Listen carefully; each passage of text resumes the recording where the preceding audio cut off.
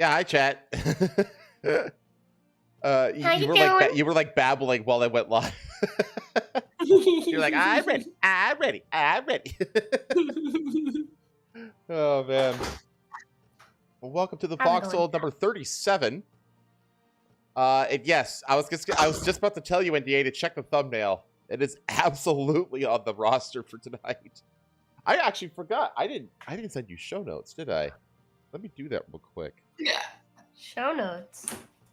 You Well, send me show like notes usually?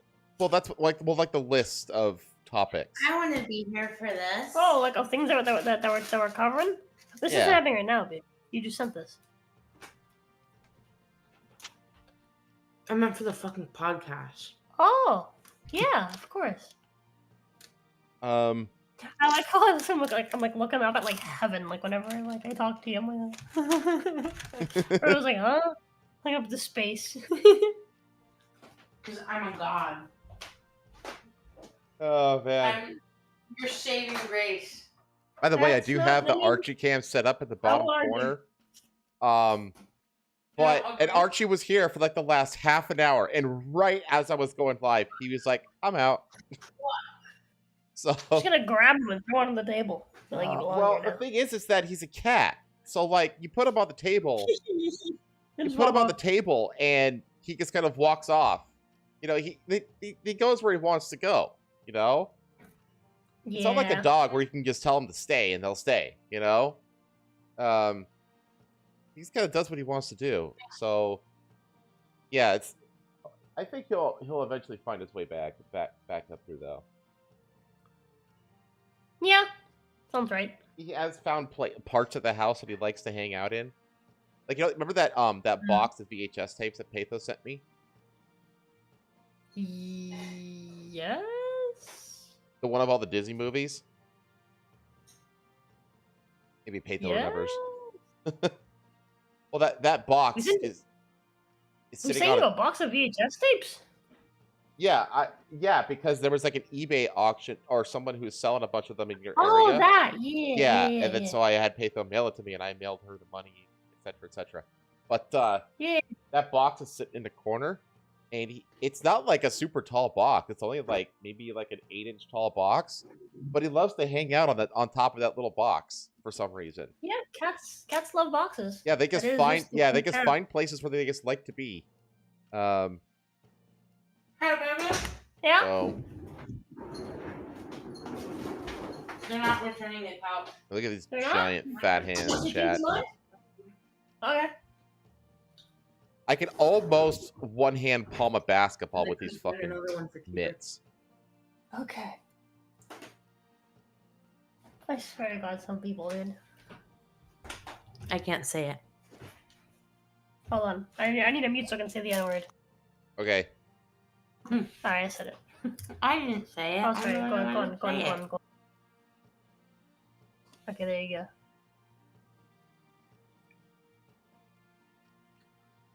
Yeah, you have to have the right. Yeah, it's a very specific thing. It's not just the size of your hand; it's the ratio of the fingers and everything. Yeah.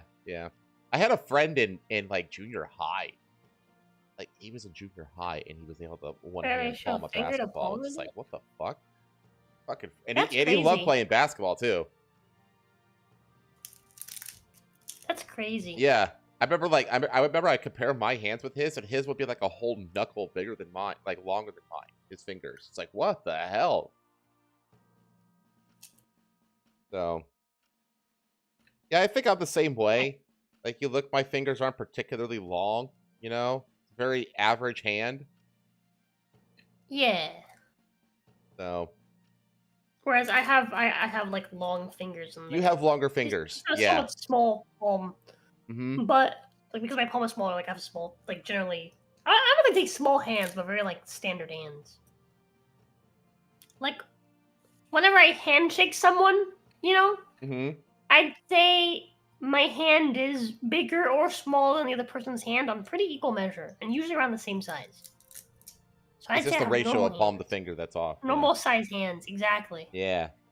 I turned the camera off because Or is that some baby Saja fingers? What does that mean? I don't know what Sacha fingers are either. I was like, what? What's baby Saja fingers? If Archie comes back and hangs out on the desk, I'll turn the camera back on. Baby Saja fingers?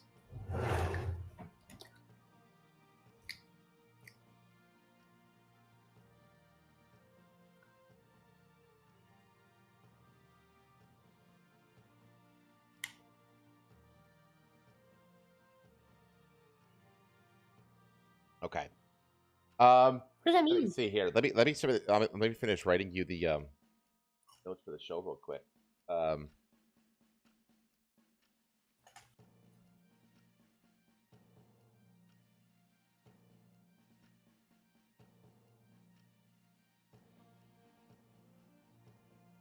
One of mine is the same height as us, but his palms end like half as far as mine, but his fingers still reach about the same distance as mine.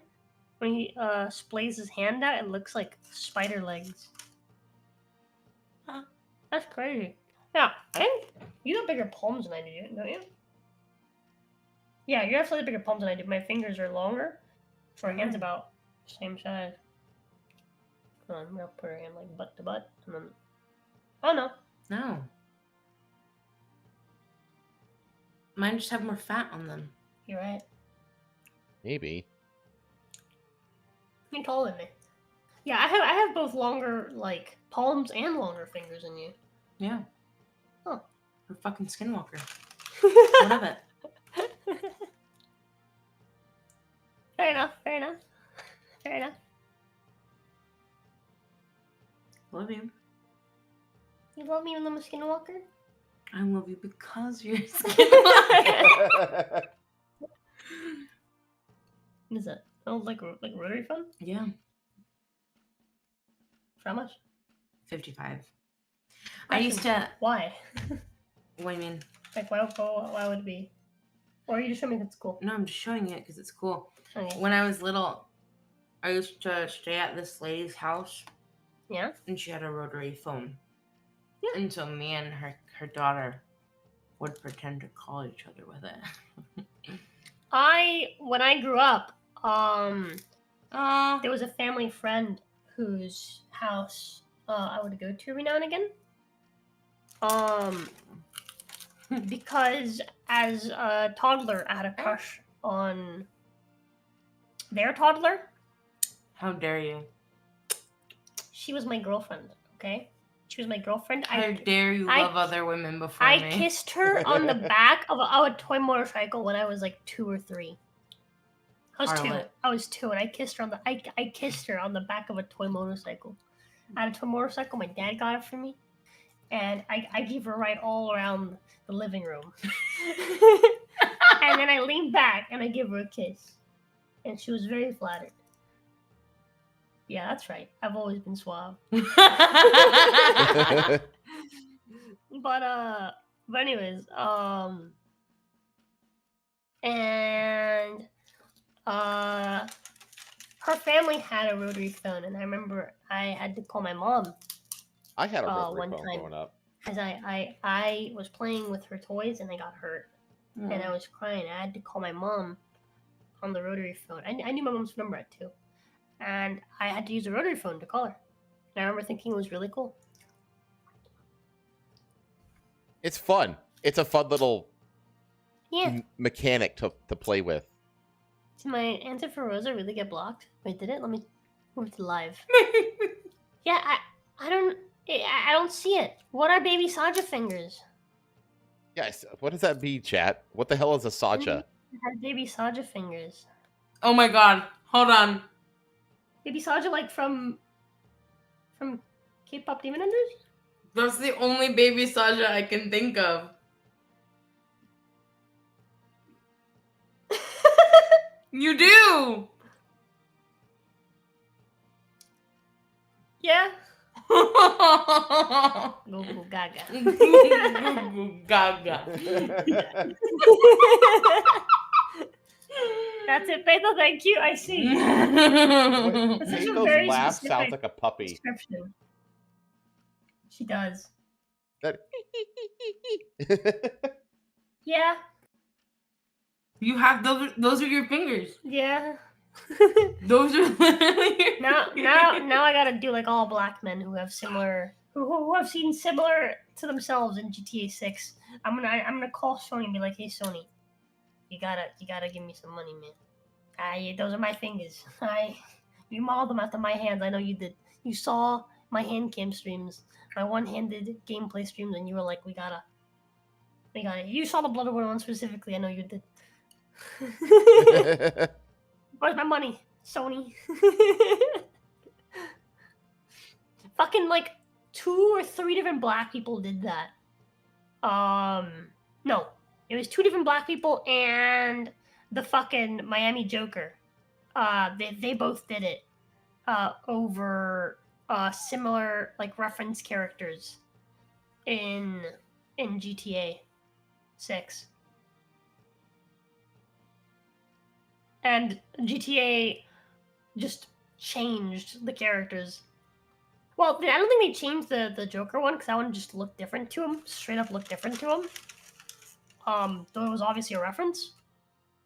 But then for the black guy who just looks similar to a character from GTA 6, well, I say similar, near identical. They just changed up what the character looked like. They're like, fuck this, man. We're not dealing with this shit. But anyways, sorry, we're just rambling. How was your week? My week is good. I just sent you the list, and it is alarmingly long. So It sure is. That is that's like double our usual. yeah. So could you please We go found a through lot, and though. maybe cross off things that? Okay. Oh man. You just read Okay, number okay, 3, okay. didn't you? I did. What Okay. the fuck? Okay. I'm only gonna keep the ones. So something I told my wife is I'm gonna try to go on a way to find wacky stories and send you less. Like from here forward, I'm trying to send you less political stuff because I feel like we've kind of just become a like political commentary channel. Yeah, we Over, kind of like, the last couple weeks. it kind of goes back and forth between politics and archaeology at this point. Yeah, exactly. So we need to have more wacky stories, and in honor of that, I'm going to, as I trim this out, I'm gonna keep that in mind. Okay, So we're gonna leave. sounds good. I'm first. I Okay, think the man felt bad when it's really funny. for sure. I'm gonna pull out the ones that I think for sure fit the theme of the show, Okay. and then the other ones, I'll if there's space left, I'll add them. Okay. Three definitely stays. Okay, so three stays.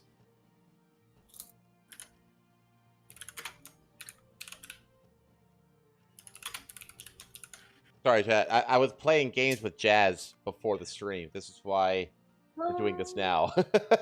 But usually the docket's only like, usually it's between 10 and 12 entries long. It's 18 entries long this week, chat. So that's why I was like, this is alarmingly long. That one we definitely gotta include because that one's just hilarious and what the fuck. I'm guessing number 7. Yeah. Uh-huh. Yeah. Yeah, we have to do number 7.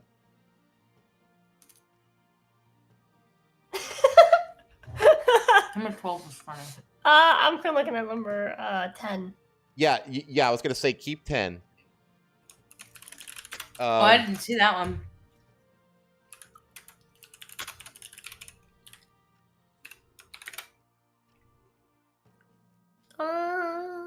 Definitely doing 12. Definitely doing 12. Mm-hmm.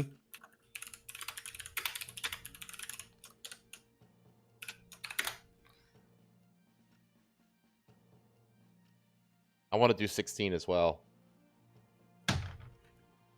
Please read this. I'm in a little something, baby. Well, once you're done. Yeah, wait a second. One thing is, like, I don't have a problem with political topics necessarily. Yeah, me neither. But it's just like, I don't want to talk about every week the exact same things that everybody else is talking about when it comes to politics. So. Yep. How far down do you want to trim this? If we can get it down to like 10. 10? Yeah. Okay, so from the remaining ones. My pet news stays. That's my segment. Okay.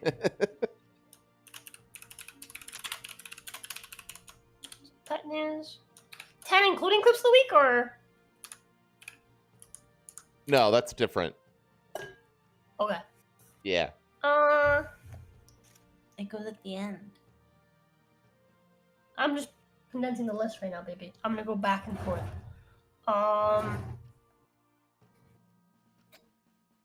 I kind of want to do this one. I think this one's pretty what the fuck. Yeah.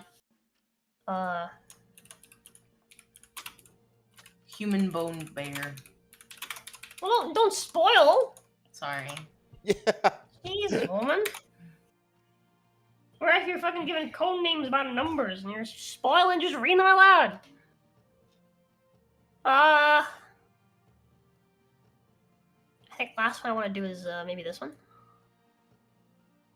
Or alternatively, I think this one's interesting. What the fuck? I definitely want to talk about 5. I'd Or say this that for one. number 6. What about 5? 5. So right now the ones I have on are 1. I have 3. Okay. I have 5. I Okay. have 7. I have 10. Okay. I have 12. I have 14. I have 16, and I have 17. Please tell me you're writing that down. Yeah, Okay. yeah, I've got them done. You I want to pick the think last one? number 6. Interesting. I think so too. I'm kind of. Is that an HOA though? In number 14. Yes. That probably is like HOA number thing, 6 is about HOAs. That's number 6 then. Fuck HOAs. I've heard so many I wanna stories keep of it people, a like, one of getting 8 themselves or 9. elected as HOA presidents and then dissolving HOAs. think- 1 of 8 or 9. I think I 8 agree. Well, Ooh. mm, I think number 9. you think 9? Out of those two, yeah. That's what I was thinking too. Okay. Okay, we'll take out the HOA one. Okay, so we're at 1, 3.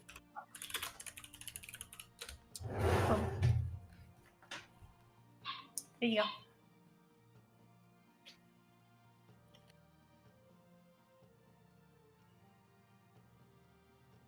Okay. Okay, cool. Okay, why don't I rearrange my browser links real quick while Okay. you talk about your week. Alrighty, chat. Well, actually, if we talk about my week, so Patho found, you know, this is kind of part of it. Patho found a group on Facebook that she joined at my request, called. This is the name of the group. The name of the group is a group where we all pretend to be ants in an ant colony. She asked me to read a post just came up that says a new ant just dropped. Name's Dirt Liquor. Hatched behind a moldy Cheez-It. Wait, did you explain the context? I did. Okay. In Sector G9. I eat crumbs and feelings. I once fought a wasp. It was a draw. I don't sleep. I don't blink. I lift leaves for sport. My pronouns are crunch, devour. I've been banned from 3 tunnels for excessive pheromoning and 1 interpretive dance incident. The queen? I would die for her. I would kill for her. I have. Long story, don't ask. My hobbies include tunnel screaming, compulsive antenna polishing, and staring at walls until someone gives me a job. Let's cause tiny organized chaos. For the colony! Whoa. What is this? It is a Facebook group where people pretend to be ants in a colony. Oh. Okay. That's a fun little writing Good exercise. morning. Oh. Another fun one? Hold on. The queen was found having an affair with a worker ant at the Coldplay concert. Oh Disappointed. Not the queen. This also reminds me. Oh, I'm keeping the chimp story too, by the way. But that's it. Huh? I'm keeping the chimp story. But other than that, That one's on the list. it is? Which one? You didn't It's show me not. that one. Well, I don't even know what it is. I don't remember. Was that one of mine? Yeah, that's one of yours. Which one? What was it? When we get to it, I'll remember. I understand. I like find things, I send them to you, and I forget about them. I know. You're good. Okay. We're good then. Oh, man.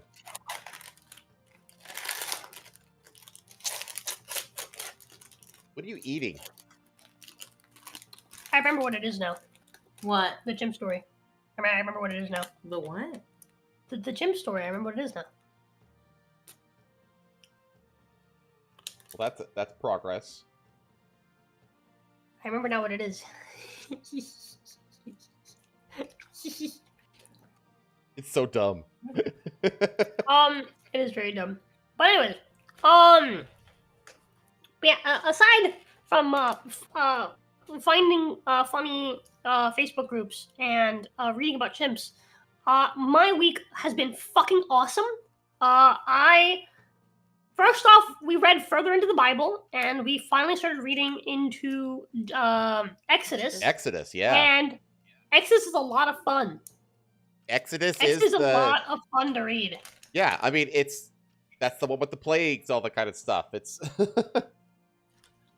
I think it's really badass that God was so unhappy with the Prince of Egypt, the King of Egypt. Fucking like Pharaoh. Like, yeah, the Pharaoh. Not not being willing to like observe his signs. Mm-hmm. That he goes out of his way to be fucking petty and strengthen the Pharaoh's heart, harden the Pharaoh's heart, so that the Pharaoh would continue to not give in to God's will, just so that God can keep punishing him, and just further show off to his followers. I know. You have to give it to him. It's like the shit that people come up with to like do others harm is pretty fucking legendarily creative. Like, Mm-hmm. I mean, it's diabolical. You know, like God dang, I don't know if I'd have ever been able to think of something that diabolical. You know? Yeah. But it's very interesting how like God goes out of his way to do this. Oh yeah, God's a prick. Yeah, God goes out of his way to do this. Hold on. God is just a prick. God chose the most fucking retarded people to make his chosen people.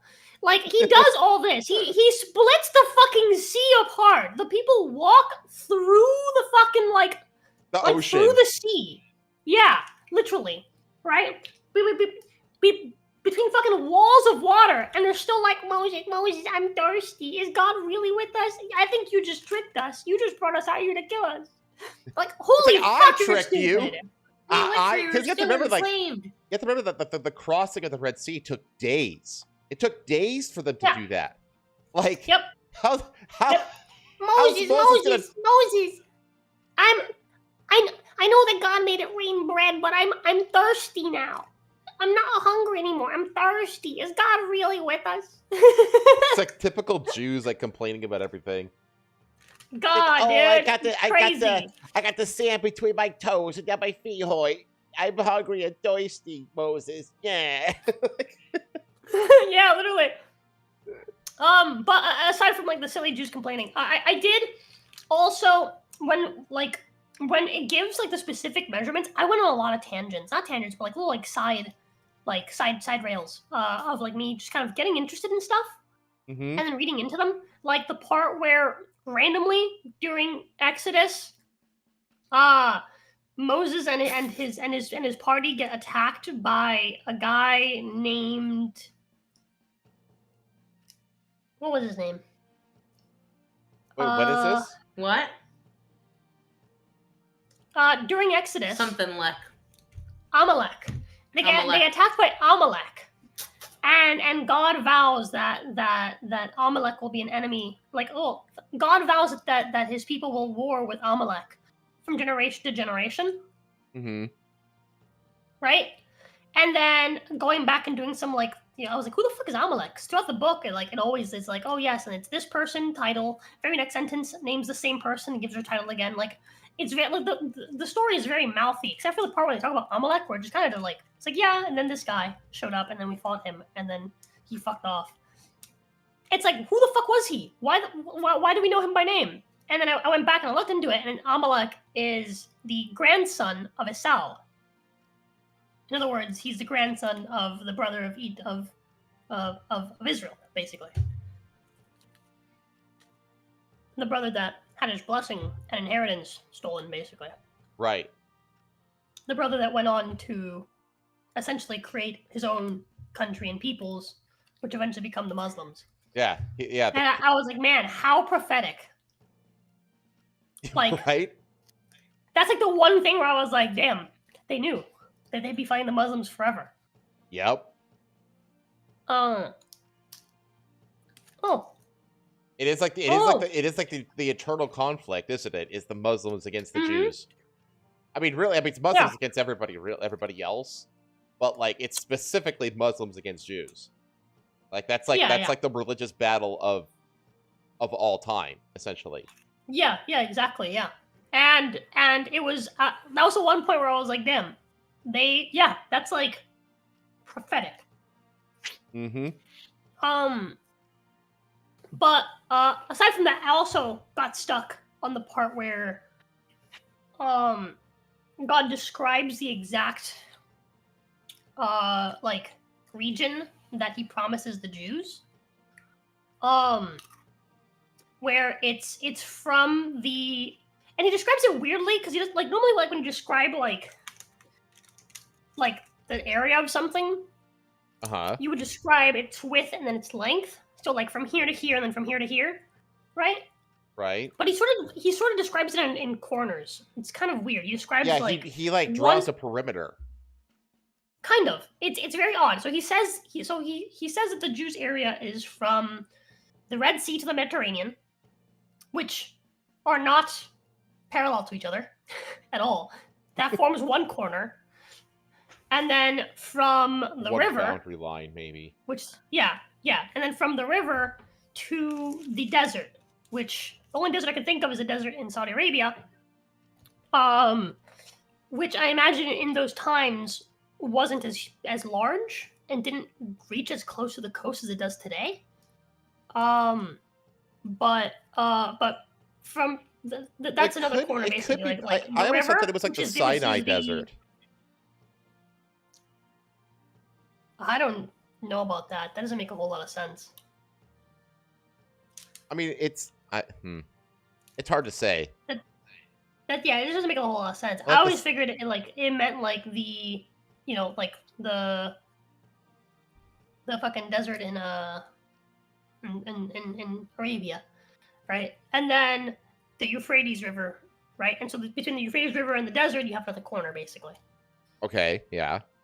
And so basically, you just follow both those corners, and boom, you have the square, vague area that was supposed to be the Jews, of which they have like a tenth of.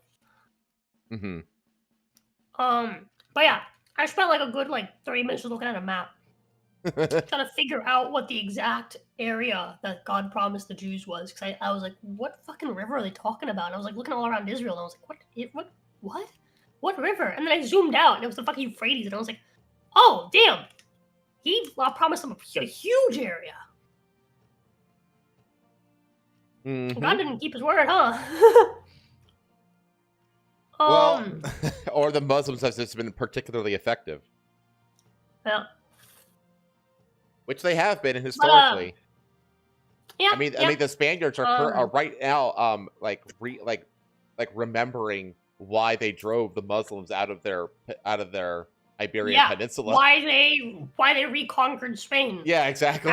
They're remembering that. They're like very quickly. They're right like, now. man, we did the Crusades for a reason. This was it. This was it. This is it right here. Yeah. But aside from reading the Bible, I also started my Bloodborne gun run, and that has been an absolute fucking blast. Literally. I was gonna say, pun intended. How far have you gotten to that? Decently far. I'm about halfway through the game. I'm only 3 out of 12 for the bosses that I have to beat, the cutscene bosses. Okay. That's just because most of the bosses that I have to beat are the later game bosses. So for example, at the point that I'm at, out of I've killed I've killed Cleric Beast. I've killed Father Gascoigne. I've killed Bloodstarved Beast. I've killed. Did you kill that swine? Yeah, I did. I did kill that. You pig. finally did kill that pig was damn optional. pig. Okay. Yeah. That pig was optional, but from like the actual like bosses in the game, that aren't like in like the sort of like randomly generated dungeons. Killed Vicar Amelia. I killed Dark Beast Parl. I killed the Witches of Hemwick, Charles Lane. I killed Martyr Ligarius. I've killed like 7 bosses, right? I don't think I'm forgetting anyone. What about that guy that you had to like kite around, like up and down the stairs? That was also part of the randomly generated dungeon. Okay. Yeah, but of the actual bosses, I've been 7, right? As far as the bosses that are left, I've got all the bosses in the DLC, which are 4 bosses, 5 bosses, right? Because it's Ludwig, which counts. The Living Failures, which don't count. Okay. Lady Maria of the Astral Clock Tower, which does count. Cause, the Orphan of Cause, and Lawrence. And so out of those 5 bosses in the DLC, 4 of them are cutscene bosses. So that right there makes up like 4 that I need to beat. But that's basically like a boss rush, because the Living Failures are like literally like right before Lady Maria. So that's basically just like a boss rush, right? Just doing the DLC boss rush. Boom, boom, boom, boom. Okay. Right? And then the main game, what I have left is the Wonderborn, Mikolash, Murgo's Wet Nurse, Gurman, and the Moon Presence. So, and out of all those 5 bosses are cutscene bosses. All 5 of those. So this is again just another boss rush where it's like boss after boss after boss after boss after boss, because every single area has a cutscene boss. So I have basically 9 cutscene bosses left and 1 non-cutscene boss left, pretty much. That I can remember. Yeah, I'm pretty sure that's it. So yeah, I'm like, it seems like I'm only like a quarter of the way because I've only killed 3 of the cutscene bosses. But as far as the total bosses of the game, I'm 7 out of like 16. So I'm like almost halfway. Yeah. Okay, you're roughly halfway. Yeah. I actually didn't expect to kill another cutscene boss last time that I played. Just because it didn't seem like it was going well, and then Patho got home, and then I beat Martyr Ligarius like my second try after she got home. Nice. Nice. It was a boss I was actually worried about. I thought I was gonna have to like fight him way later, just because he has an ability that basically makes so that bullets bend around him. Yeah, that could be a problem for a gun run. Yeah, exactly. Which is particularly problematic for my gun run. But I ended up getting really lucky and being able to basically like remove that effect from him every time that he put it up, almost immediately. Being able to like shoot him and get rid of it. And so, yeah, it was actually like, yeah, it just went really well. Nice. But yeah, so that's a Bloodborne gun run. It's going quicker than I anticipated, but I am at the point where I'm kind of stuck. On the first DLC boss, which I have to beat before I can continue, because I need to beat him to get a gun. So if there's 2 cannons in the game, right, and those are the only 2 weapons that require more than 1 bullet to fire, or well, more than 2 bullets max to fire 1 shot. So because of that, I'm very limited on how many shots I can shoot with them. I can't just convert health into bullets forever, because the most health I can convert into bullets at one time is 5, like 5 bullets, right? Okay. And they need like twice that to fire. So I have to like turn health into bullets to have extra bullets, shoot. Turn health into bullets, shoot. Turn health into bullets, shoot. Like that, I can make the most out of the health bullets. And then like that, can I get the most shots out? But I also need to farm for like a gem to actually get like the proper like most shots out, enough shots to actually kill bosses. But because I have so limited shots, there's very specific bosses I can kill with those. And the next boss in the main game, I need to use the church cannon on. And to get the church cannon, I have to kill the first DLC boss. Even though the first DLC boss is much stronger than the next mainline boss. Okay. So it kind of forces, like, to be able to actually make the run possible, you have to do things in a very specific order. Yep. Okay. So that's where I'm at right now. After I'm done beating him, I need to farm a lot so I can actually upgrade the weapons. But yeah, that's basically where I'm at. Cool.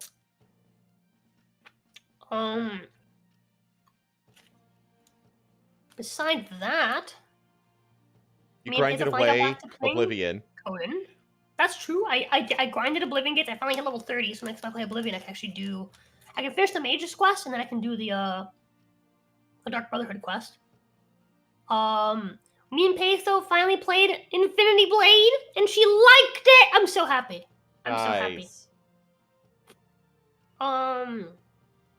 Do you know what Infinity Blade is? I feel like I've heard of it. It's like an old. It's an old iOS game from like 2010. Oh, probably not then. Games. No. Yeah. It has a very generic name, I have to say. Very, very fun concept. But I finally was able to show it to my wife, and she likes it, so I'm very happy about that. There you go. And besides that, we've just been playing some Conan, which is nice. Oh, I spent a full day, at the Ford Service Center. You thought last time was bad? Fun times. Last time was an oopsie. This time, so I didn't know that they had to completely take apart the car and put it back together again for the repairs that they were going to do. I just knew that they were missing a part and that they were going to put it, replace it. I thought we were going to be there for like 2 hours. No, we got there at 8:30. That's what the appointment was. They finished on the car at like 4 in the afternoon. Oh my god. Yeah. That's awful. I'm really, really glad that Pei came with me. Because I probably would not have eaten all day if she hadn't. I would have just sat there and waited. And while I was there, I was actually watching TV. And I was watching the equivalent of National Geographic. Mm-hmm. A show called Unearthed, where they basically go over archaeological stuff, which was a lot of fun. I learned about the Black Pharaohs of Egypt, of which there were like 5. Okay. In all of Egypt. In all the history of Egypt, there was literally 5. Mm-hmm. And Cleopatra was not one of them. No. Yeah. I learned about the Kushites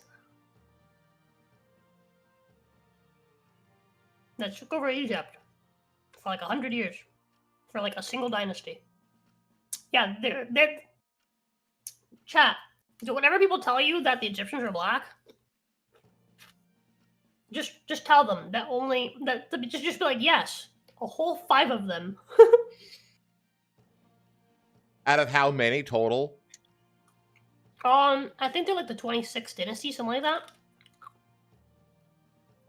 There's the Black Pharaohs of Egypt were 1 dynasty out of, a bajillion.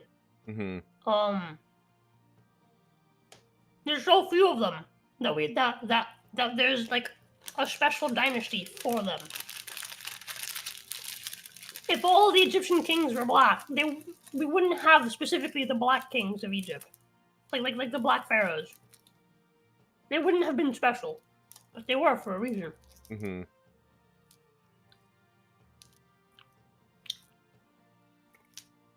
That woman's grandma said Cleopatra was black too. Are you calling that grandma a liar? Yes, I am. I don't care what they tell you. My grandma said she was black. God, dude, that was... Panther just showed me a TikTok that says, if you see me getting beat up by my girl, don't help me. That's exactly where I want to be. And it's this like Latino guy getting pushed onto like the couch by his girlfriend, his Latina girlfriend, who's like pulling out like a belt, and he looks at the camera with a smile before turning back to her like, no. Have some water. No. Oh. I'm trying really hard, chat, to get him to stay put. He's very stubborn. He's so cute. Very stubborn. It's Archie. Look at him. Look at him. Sundrop and Archie will forever be friends, eternalized by the car charger. They are. Wait, when you said, "Oh my God, look who's playing with a car charger," Archie had literally just started playing with the car charger when you said that. And I was like, I literally like double. I literally Did was you like, see the video that I sent? yeah, I did, but I was like actually confused. I was like, "What the fuck? How does she know what Archie's doing?" I gotta bring her in here now with the car charger. That's funny. Oh, look at him looking up. Hi, Archie. Stop in. He can't hear because I have the headphones on. Oh, what's that? Oh, dang. Put him on him. I want to talk to him. Here.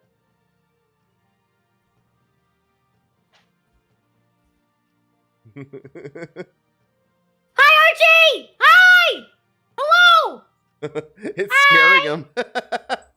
Oh no. He's scared him away.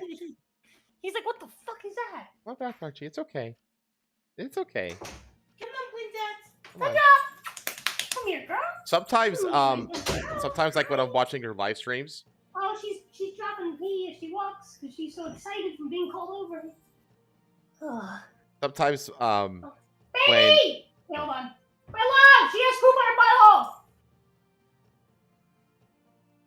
My love! Oh no. back off the desk. Give me a Okay. second. Give me a He's second. gone. He's Sundrop off. has poop on her butthole. Uh-oh. That can't be good. No, chat, sometimes if I have Rosa's stream on, like in the background or something like that, Archie will recognize the Rosa's voice and just kind of start like looking around the screen like, I know that. Are they here? Yeah.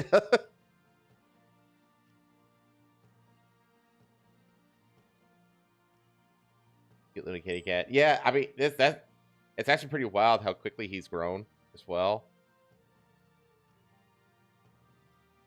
I can get him to purr. How do we get him to stay still? Purr, damn it, purr. Over here. I know he's tired. I know he's tired. See him back up. He's like, what the hell? I don't know why he's backing up. What are you afraid of over here? Nothing over here. Yeah, he doesn't want to be over here.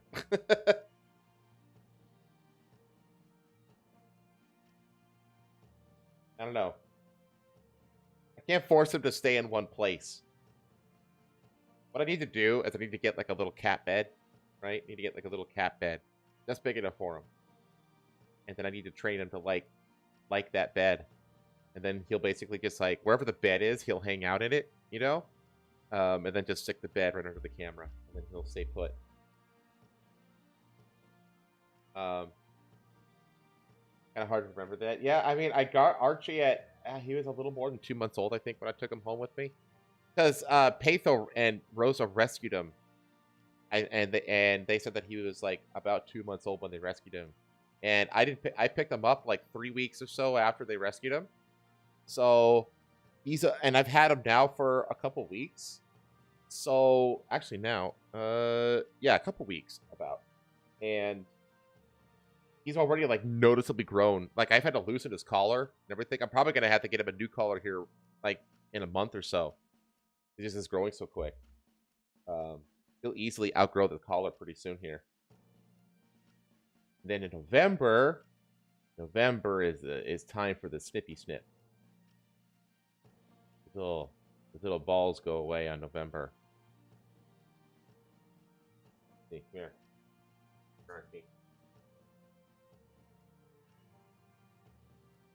Yeah. See? His little cat balls go away in November.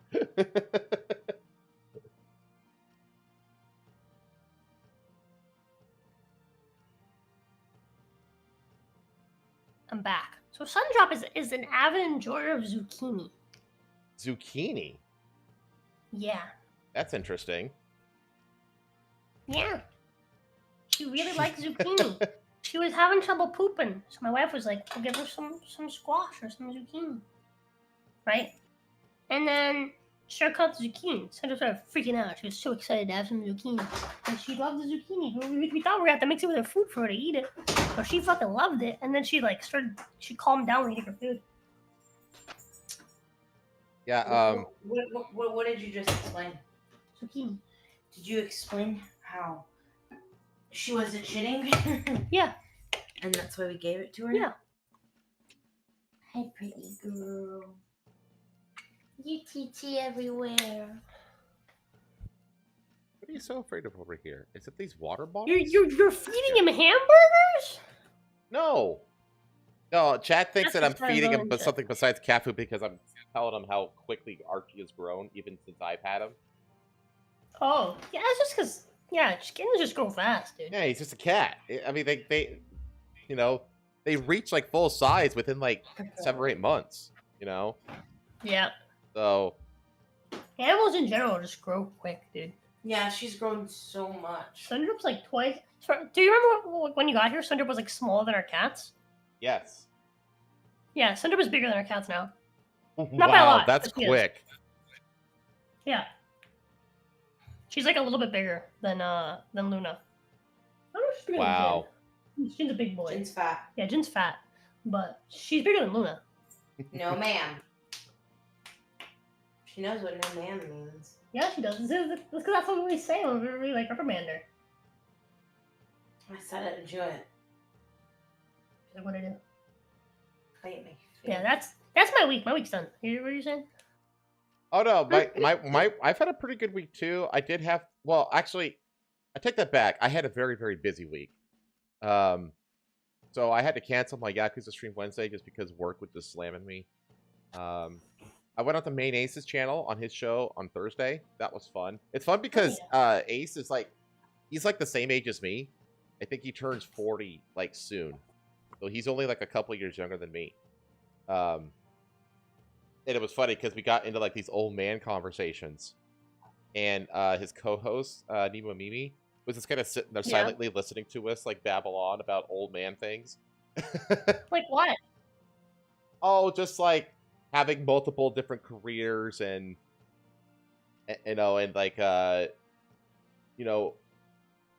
we want to go, what we want to do, and like what the ideas of like fatherhood and things like that, and like dad instincts and dad jokes and stuff like that, and tool sets and that kind of stuff, because he's like a trucker, right?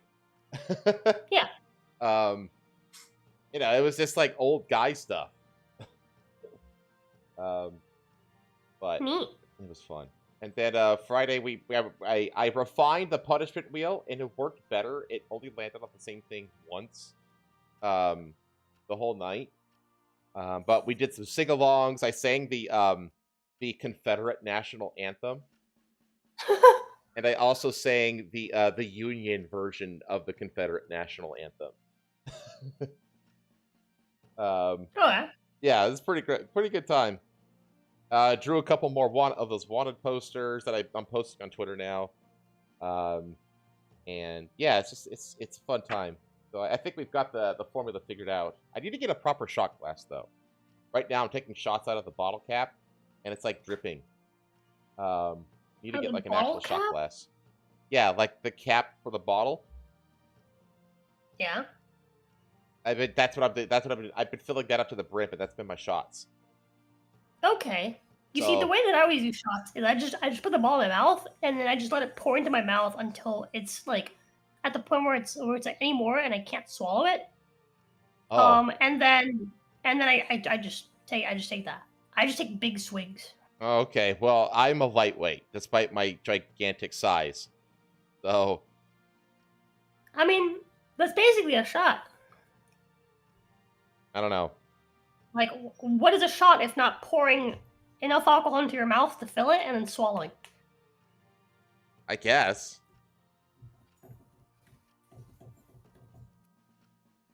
In the drinking world, we call that alcoholism, Rosa. I don't know about that. I think I just call it being handy. My hands. But, okay. I'm going to turn the camera back off. Yeah, dip these in something. But, yeah, So yeah, other than that, I did my first recording session with my dad for the new channel. Yeah. You're saying? Sorry? I said that I did the first recording session for the new channel with my dad. And we spent most of the time just laughing at him trying to figure out how to coordinate between the left joystick and the right joystick. Like, he got through the first mission. The first mission, which is like, you know, shoot a few people that Dutch confronts out in that cold place and save Sadie Hawkins. Not Sadie Hawkins. Sadie, yeah. whatever her name is. And he got through that. It took him a few tries, but he got through that because you're mostly just like stationary. So it's just like aim, shoot, pull left trigger, move right thumbstick over target, and then pull right trigger. You know? So he still struggles with that, but he got better at it during the next mission. But the next mission required him to ride and shoot the werewolves. So it's like writing and shooting at the same time. Is you probably say the most werewolves? complex. Just wolves. Sorry. I was like, wait, what? No, just wolves.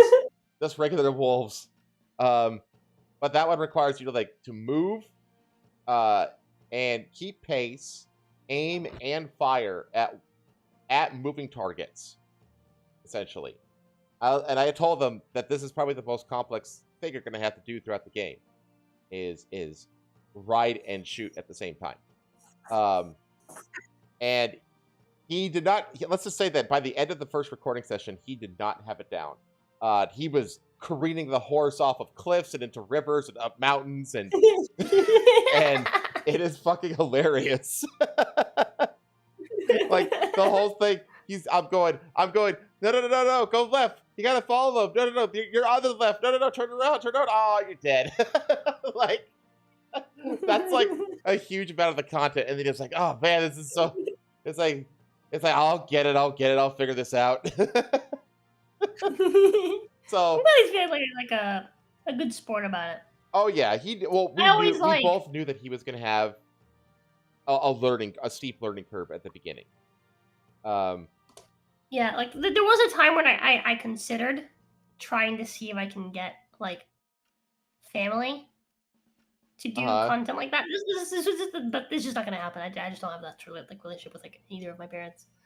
But it is something that I thought about. I was like, man, wouldn't it be fun one day? And I thought about it, and I was like, my parents would not. Neither of them would be good sports about it. They'd get frustrated and then quit. I mean, like, it's just stupid. Like, okay. Oh no, my dad is no. We knew going in that this was going to be like a process. You know what I mean? But I told him, it's like, once you all you got to do is just keep practicing it. That's all you have to do. You just keep practicing it, because he's a lifelong auto mechanic, so he has good hand-eye coordination. It's just a matter of taking that skill and applying it to a video game controller. Something else, yeah. So it's just going to take some practice. But it's been entertaining watching him just completely fail with driving the horse for like a solid hour. But the first episode is a bit long. It's like 45 minutes because that's where we do the introduction to the show, you know. And then we have like a half an hour episode, and then we have a second half hour episode. And then on Sunday we're gonna do our second recording session. I think I need to turn the game volume up. It's a little too quiet. Like, I don't want it super loud. I want the voices, our voices, to be the most prominent thing. But it's a little too. There's a little too much difference between the voices and the gameplay. So I guess you need to tweak that a little bit. But other than that, it came out really well. The channel is up as well. There's no assets or anything on it. It's literally just an app right now. Like, there's no PFP, there's no banner, there's nothing. I'm not going to worry about that until I get the editing done. Makes sense. Yeah. But I think I'm still on track to be able to get the channel, like, the first episode uploaded to the channel by the end of this month. So like literally with like so pretty soon I think we can do it. Now the consistency at which we upload videos, I am not sure about, because it all just depends on when we can squeeze in recording sessions. So makes sense. I'm teaching somebody else to play Red Dead. Yeah, I do. So Marku has been an absolute an You absolute could like post like how long was like your recording? we recorded for about I think I'd say about 2 hours was the total recording session. Okay. The total time recorded though was only about an hour and a half. Okay. We took a few breaks, and Well, I do have there is one section I want to edit out too, where we're just like sitting there in Okay. silence going through an options menu. That's fair. That's fair. But I was gonna say you could like really edit that down to like a video, or you could just edit out the parts that you don't want to keep, obviously, and then just release it as like 20-minute, like just split it into like 20-minute videos and release it Game Grumps style. Well, that's what I plan to do. Like, because I never Okay. stopped recording. I just said, okay, I think that's about it for this episode. We'll see you on the next one, everybody. And then Dad would say bye, and then the recorder would keep playing. Then we take a break, Okay. and then we come back and we just say, okay, welcome back, everybody. Last time we were, just pretending, because you have to. I mean, it's very much Yeah. the spirit of the channel is very much inspired by the Game Grumps format. Okay. Yeah. But I don't Okay. know like how long an optimal video is though. I figured between 20 and 30 minutes is like optimal. Yep. Like Game Grumps do about half an hour episodes, sometimes even longer. Yep. But because of Shorter. yeah, I was thinking that because of availability for recording sessions, it'll probably be more feasible to do 20-minute episodes. Yep. So that we can get more episodes out of each recording session. Because 20-minute episodes means you can get a whole week's worth of episodes in 2 hours. Doing it in 20-minute blocks. So I think that's probably what we're gonna do is like trim it down to 20 minutes. Yeah, that makes sense. Yeah, and but as I was saying before, though, like Marku has been an absolute fucking legend. Basically, like teaching me Red Dead Redemption 2 as I've done my playthrough. And he's done like a great job of like balancing like not spoiling stuff while also like helping me along. You know what I mean? So I'm basically gonna be, and now I get to be him. I get to be him for my dad. Yeah. Because That's I feel like I really know that game pretty damn well now, and it's really fresh in my mind because I just finished it 2 weeks ago. So Yeah. But yeah, that was my week. And I guess with that we can get into the news then. Alrighty. Anything to add? What's first? What Nope. is first? What's numero uno? Funny you can say that. So, Uno is coming to Vegas. New Uno-themed games, social clubs coming to casinos across the U.S. And they're piloting this in Las Vegas, I believe. Yeah, the Palms Casino. So according to KSNV, a social club themed around Uno is coming soon to the Palms Casino Resort in Las Vegas. It's a luxury suite that's based off the popular card game. Additionally, it's the first entry in the launch of Uno's social clubs across the United States. The goal of the club is to start a nationwide campaign that turns casual game nights into full-blown entertainment events at the Palms Casino Resorts. The suite will feature vibrant card game-inspired decor with gaming tables, private dealers, various Uno games and expansions, and multiple other amenities according to the casino. So here's what you can expect from some of the games. You have Uno Golf, PM. Match cards by colors and numbers, but your cards are laid out as you try to get rid of high cards and keep lower value cards. Strategically clear columns to eliminate cards.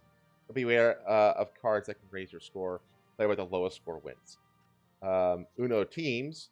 Players still match color, number, and symbol, but instead of every man for himself, they team up in pairs of 2 and play together to win. Special cards and... This is the thing in like the online Uno.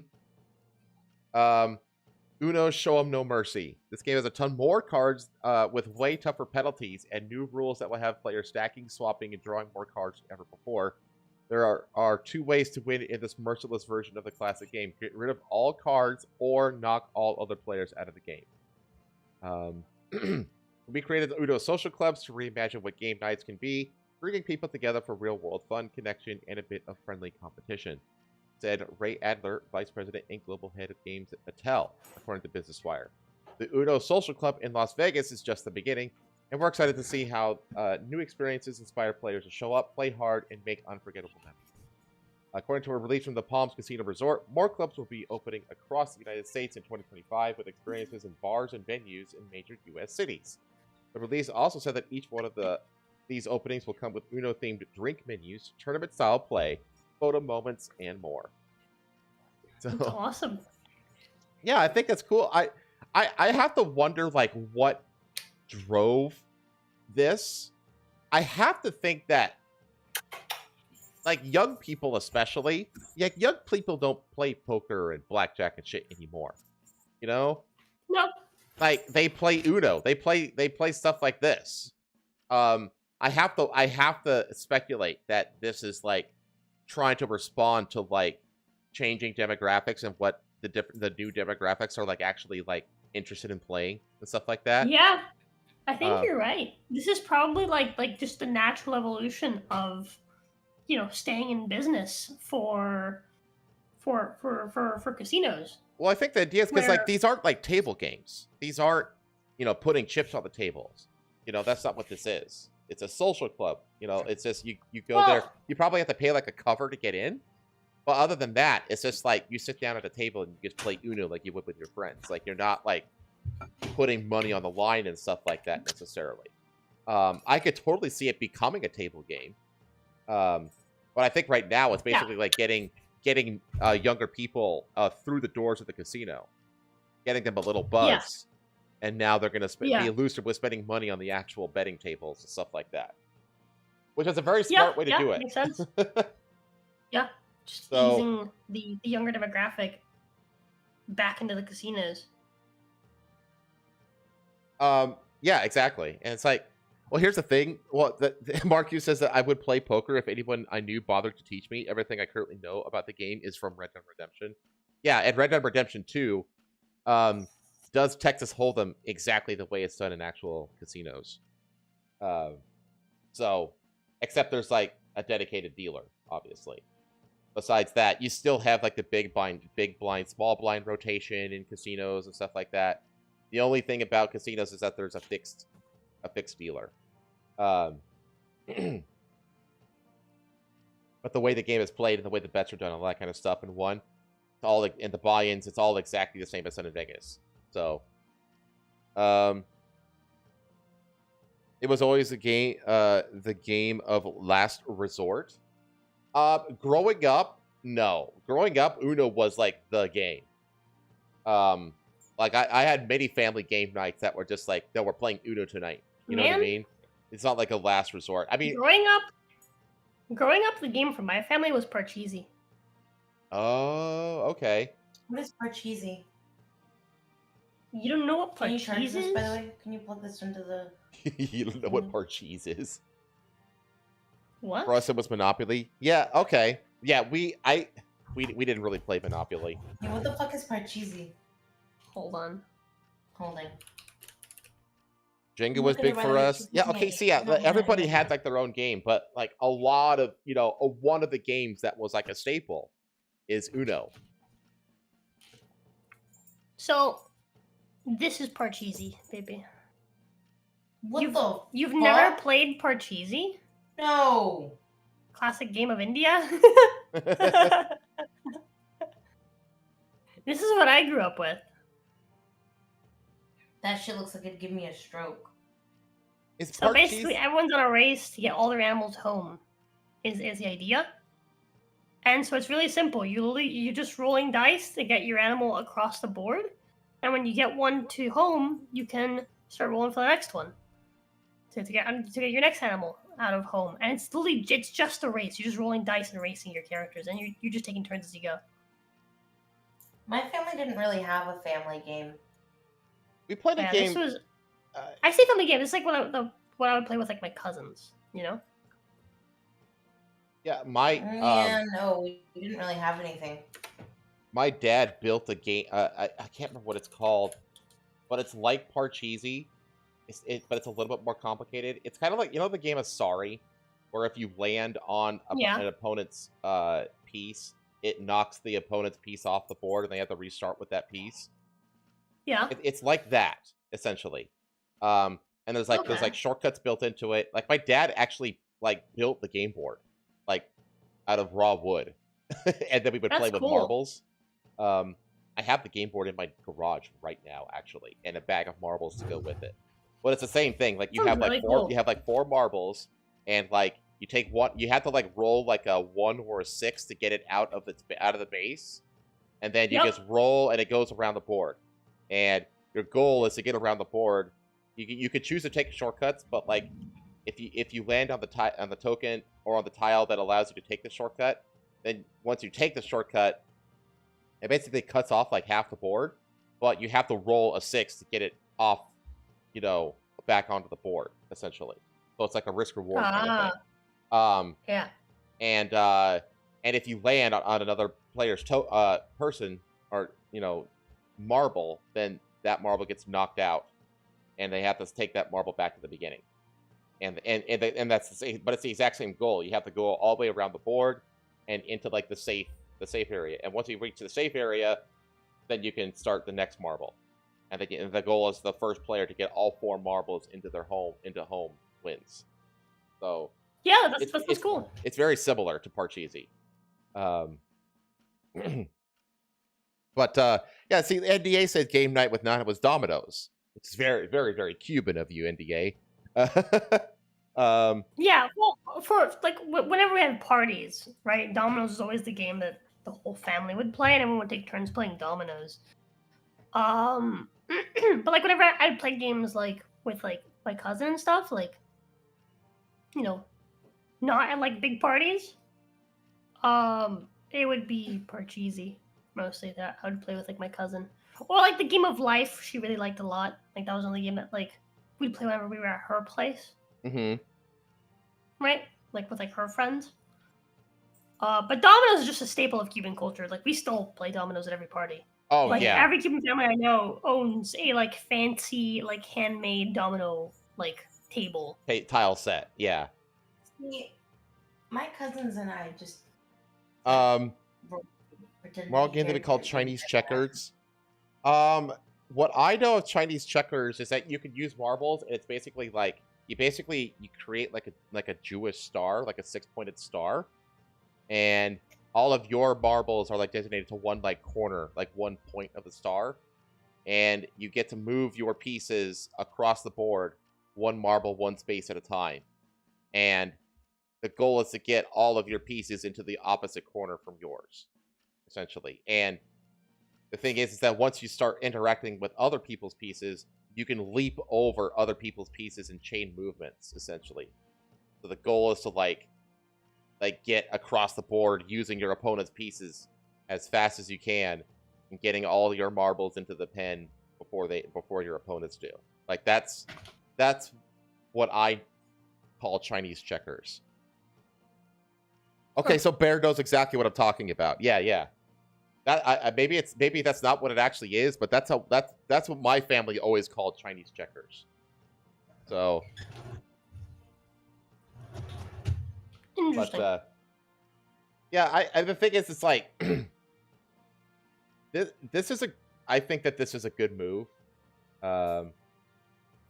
and yeah, I bet you that it will evolve into like just straight up betting games. You know what I mean? Yeah. I think so. I don't know how exactly. Vegas. Damn. Only Vegas? For now.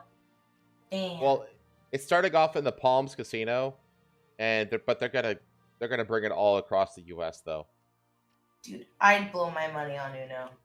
I wouldn't let you. You'd have to give me like $20. Be like, all right, baby. This is all Let's go gambling. Aw, dang it. Aw, dang it. I'd win though. I'm the best Unoer. You're not. Yes, I am. I beat you last time. When did we play last time? At your With the parents' kids. place. I Kids. also joined in like late. I destroyed you. It was over so fast. You also destroyed the kids. I destroyed everyone I know. You were so mean. You were so I was mean. merciless. Look at her, baby. Look at her. Look at I how she's tore like, apart the table. Okay. Next story. Please take a picture of her. Hold on. Hold on. They're obsessing with the dog. My wife Archie wants is a asleep picture of the on dog. the little rug that he has in front of his litter box. Oh, I She moved. It's okay. I remember the pictures you moved.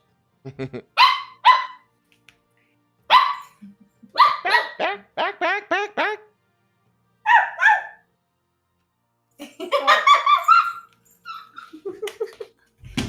Alright, let's continue. Okay. Man, quote unquote, felt bad for murdering current wife, so he killed his ex-wife who deserved it. Put the This headphones is down both, so I can hear. like, sad the and fuck? hilarious. Yeah. Well, I want Okay. to hear him then. so a man who stabbed his wife to death felt bad about the murder, so he traveled across multiple states to murder his ex-wife because she, unlike his first victim, deserved it. What the fuck?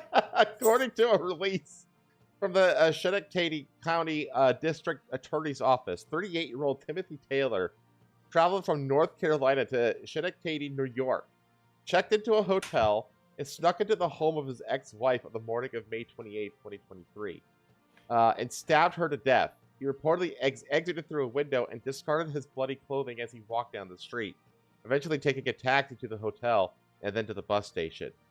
At the time of the victim's murder, the Brooklyn Homicide Squad was already searching for Taylor in connection to the murder of his current wife on May 13, 2023. Taylor was arrested in a bar in Philadelphia and extradited to New York City for questioning by the New York Police Department, where detectives learned more about his motive. Taylor told the detectives that after he had killed his then-current wife, he felt bad, and he knew he had to come to Schenectady to kill his former wife because he harbored so much animosity toward her, and in his words, she, unlike his first victim, deserved it. The DA's office said in the release. Authorities, I know there's like 2 people died, and I can't stop giggling. I feel kind of bad about it. Authorities noted that Taylor killed his ex-wife while her 3 children were in the home, 2 of which were fathered by Taylor. Imagine People, being like, so Wait, retarded he to what? marry this guy. so the ex-wife that quote unquote deserved it was in when he killed her. She was in her house with her 3 children, and 2 of those children, the murderer was the father of. Yeah, so he killed his ex-wife while the children, her 3 kids were in the house, 2 of which were his kids. Why? Because she deserved it. Duh. Well, it's fucking deserved it for fucking marrying this fucking retard in the first place. Both of them did.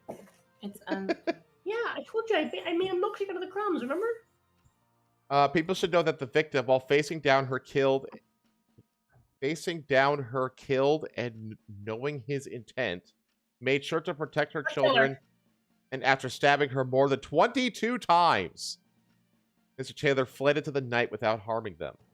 District Attorney Robert M. Carney said, "These children, particularly the oldest, who was a high school student at the time, and their extended family, were instrumental to our office in bringing in this case." Taylor pled guilty to murder in the second degree on July 1st, 2025. He faces another pending indictment for the murder of his current wife in Brooklyn as well. I feel so bad for these fucking kids, dude. These kids, yeah.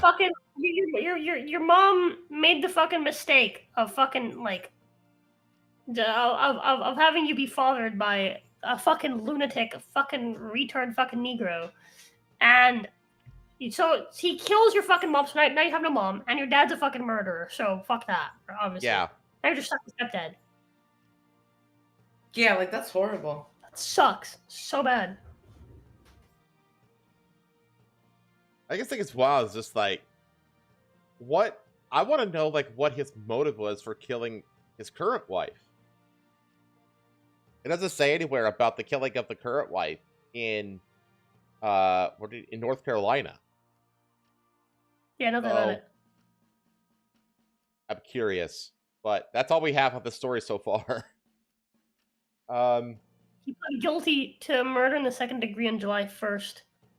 There's another pending indictment for the murder of his current wife in Brooklyn. How is that second degree? Yeah, second degree. How is it not first degree? Maybe for the first wife. Yeah, maybe. Yeah, I don't know what it was for the first wife, but for the second, for the ex-wife, second wife, that's first. For the ex-wife, I'm sorry, you don't fucking like travel from North Carolina to New York. Yeah, that's clearly a first degree. Yeah, and then like wait for someone seeking someone's home to fucking stab them. The only thing I can think of is that he pled down to second degree. That's the only thing I can think of, is that he was on the hook for a murder one charge. That'd be like life in prison. And he basically did a plea deal down, so he to plead guilty. That's the only thing I can think of. So dumb. Because otherwise, it's such a clear cut, first degree murder charge. So that's like another thing I just can't fucking stand, dude. The idea of like, oh yeah, we'll just make a deal and we'll give you less time because you admitted that you did the bad thing. It's like, yeah, pleading down is such a bullshit thing. Like the manipulation and plea deals and stuff like that is so corrupt. Yeah. Yeah, I think plea deals are disgusting. Yeah, they are. Like, when you look at all the rules around our fucking laws and you stop and you think about it, it's like, why the fuck do we have so many rules specifically for criminals to get silly little ways to get out? Like, what the fuck? It's just so obviously corrupt and designed so that certain people can get away with shit.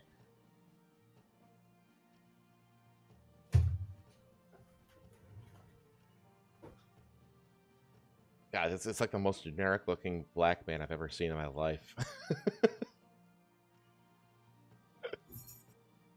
Like it is, like when you picture like black guy in your mind, this is the face that comes. Like it's the most stereotypical looking black guy I've ever seen. TJ. Yeah. That's Ramon right there, or Tyrone. Anyway. Okay. Speaking of chimp-like behavior, chimps are sticking grass in their ears and rears as they embrace a pointless fad. Okay. Wait, hold on. Go up a second. Read the line underneath the title. Coming soon to a runway near you. Grass in the ass. Thank you, Maddie Chapman. Let me zoom in a little bit here. There you go. So this is your story. Can I read this? Yeah. Yeah. It may be Paris Haute Couture Week, but the French capital isn't the only place that fashionistas are making waves. In Zambia, a group of avant-garde chimpanzees have been sporting blades of grass protruding from their ears and rears. It's called fashion. Look it up. The cutting-edge chimps appear to be doing this for no obvious reason, and the same behavior has not been seen in other groups from the same sanctuary, leading the researchers to ask, why? This shows that, like humans, other animals also copy seemingly pointless behaviors from one another. It also shows that animals like chimps like form like social cliques, just like people do. Yep. Edwin van Leeuwen said in a statement, Brain, and that in turn may offer insights into the evolutionary roots of human culture. Usually when animals copy one another, it serves some sort of purpose. Chimps, for example, learn from each other how to forage for food, select tools, and use plants to treat wounds. But not all mimic behavior is useful. Take the orca, dead salmon hat trend, for example. What? What? I'm going to click on that.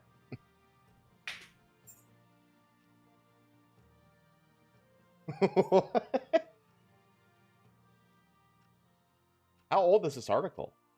Oh, this is from last year. In 1987, there was... Wait, hold on. Go up.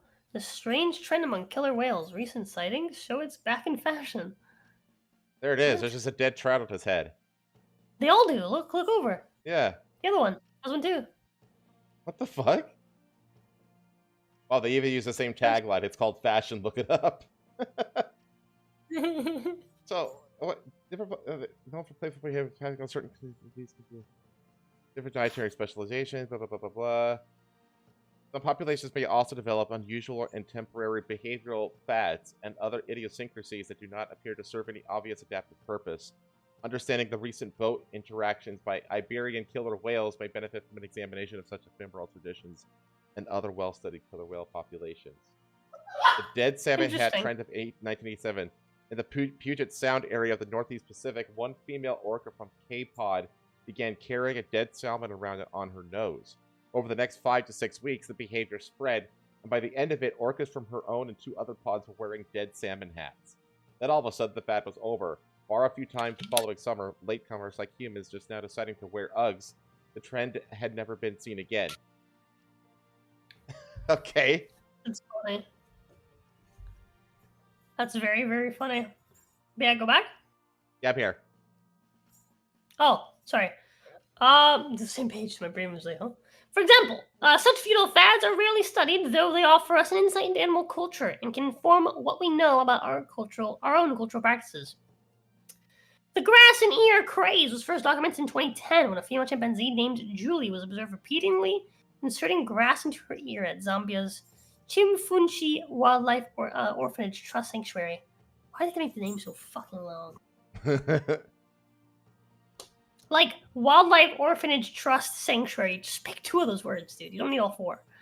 Later, the idiosyncratic behavior would be adopted by 7 of the chimps in the same group and persisted even after Julie's death, suggesting it had become a cultural tradition. The study author is right. Unlike most chimpanzee traditions that involve tool use for foraging, the grass and ear behavior more closely resembled human fashion trends, where the function may be less tangible than the instrumental context of foraging. Fast forward some 15 years, chimpanzees and another group at the same sanctuary have hopped on the bandwagon despite having no contact with the original group. 5 out of the 8 chimps were spotted wearing grass in their ears, while 6 put their own unique stamp on the tread, letting the blades dangle from their behinds. None of the behavior was seen in any other group in the sanctuary except for the 2 males in the original grass and ear group. Tracking the animals from time, team noticed that they were copying the behavior from each other and may have identified the original trendsetter. Plot twist, they're not chimp. Huh? Wait, what are they then? Both groups, where chimps put blades of grass in their ears, had the same caretakers. These caretakers reported they would sometimes put a blade of grass or a matchstick in their own ears to clean them. Oh, wow. Wow. Van Leeuwen said caretakers in the other group said they did not do this.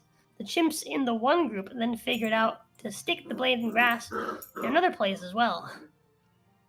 It's impressive, especially considering that some scientists have been known to believe humans are unique in our ability to replicate seemingly pointless details. This new research challenges that assumption. However, take your time. Doing that. Got it. Quit it. No. Distracting. However, the behavior may not be as useful as it seems, Van Leeuwen explained. It could also serve a social purpose. By copying someone else's behavior, you show that you notice and maybe even like that individual. So it might help strengthen social bonds and create a sense of belonging within the group, just like it does in humans. Elsewhere in the primate kingdom, a significantly more concerning trend seems to be taking root among capuchins on an uninhabited island of Panama. Abducting baby howler monkeys. Huh? What? I doubt I'll be seeing either in vogue anytime soon. What? Wait. Stealing baby howler monkeys is suddenly all the rage among capuchins on Jicaron Island? What the fuck? We're down a rabbit hole now. Monkey trends.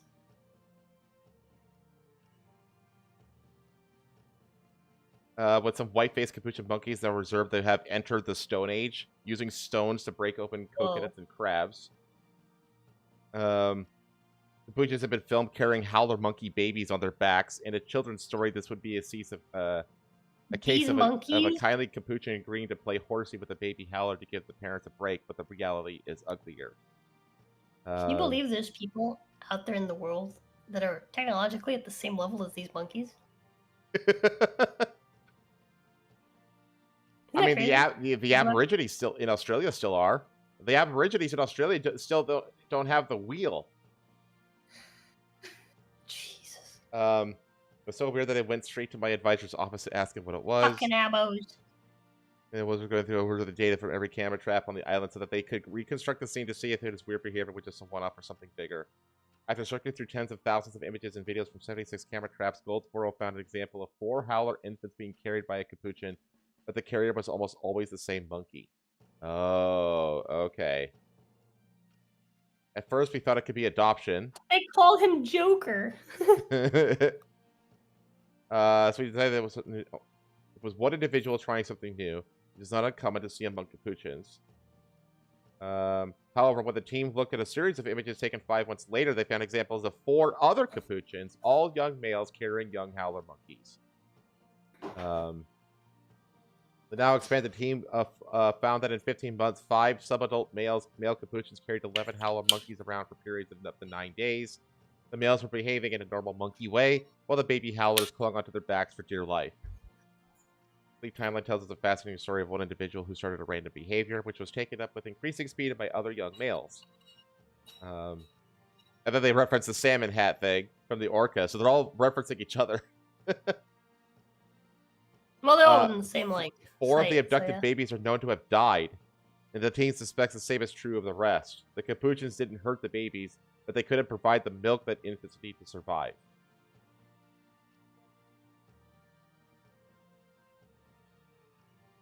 Huh. Huh. Okay. Monkeys are weird. I personally, I don't know, but a lot of people like think like monkeys are like so adorable and cute. Monkeys creep me out. Same. I am creeped out by monkeys. They're like, when you think about it, right? Monkeys are like black people. You had to say it just directly. They just had to say it. I mean, they're stealing as a social trend. Well, there's Young a reason black that like male. I mean, sorry, young monkey males. My bad. Sorry. monkeys I'm are just about saying. to go. Are monkeys is the animal Kim thing? Young capuchin males. We had black fatigue. We still have it. Are we about to get monkey fatigue either, or is that the same thing? I'm just saying, man. Well, where do you think that the term chimping out came from? You know. All I'm saying is, all right? All I'm saying is, this is the same sort of like social trend, bad behavior that we see among a certain group of people. I mean, where you're it not just wrong. becomes like, it becomes almost like a part of their culture to do this thing. Just saying. I think these capuchins are on a bad track, man. Before you know it, there's gonna be like inner city capuchins, and they're gonna Before be you know it, they're gonna start burning buildings. and looting their Never own know. stores. Yeah, they're gonna start burning down their own trees. Well, have you seen Never like know. those those monkey migration patterns in India, where like these giant hordes of like thousands of monkeys just sweep across a fucking city? Have you seen that? Yeah. And they jump on top of cars, and they ransack like businesses and all kinds of shit, and they attack like motorcyclists and stuff like that. It's crazy. It's just a gang of chimps just fucking freaking out inside of the city. Francis Capuchin and Capuchin violence is the real issue, but nobody talks about it.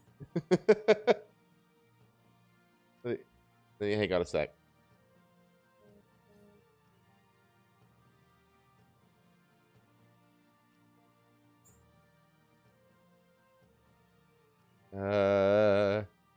Yeah, like this.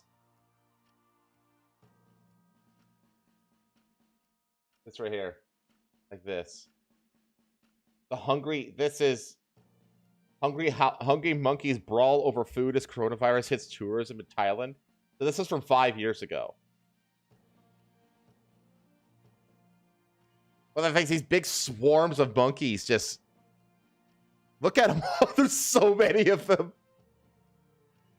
And they like go up into businesses.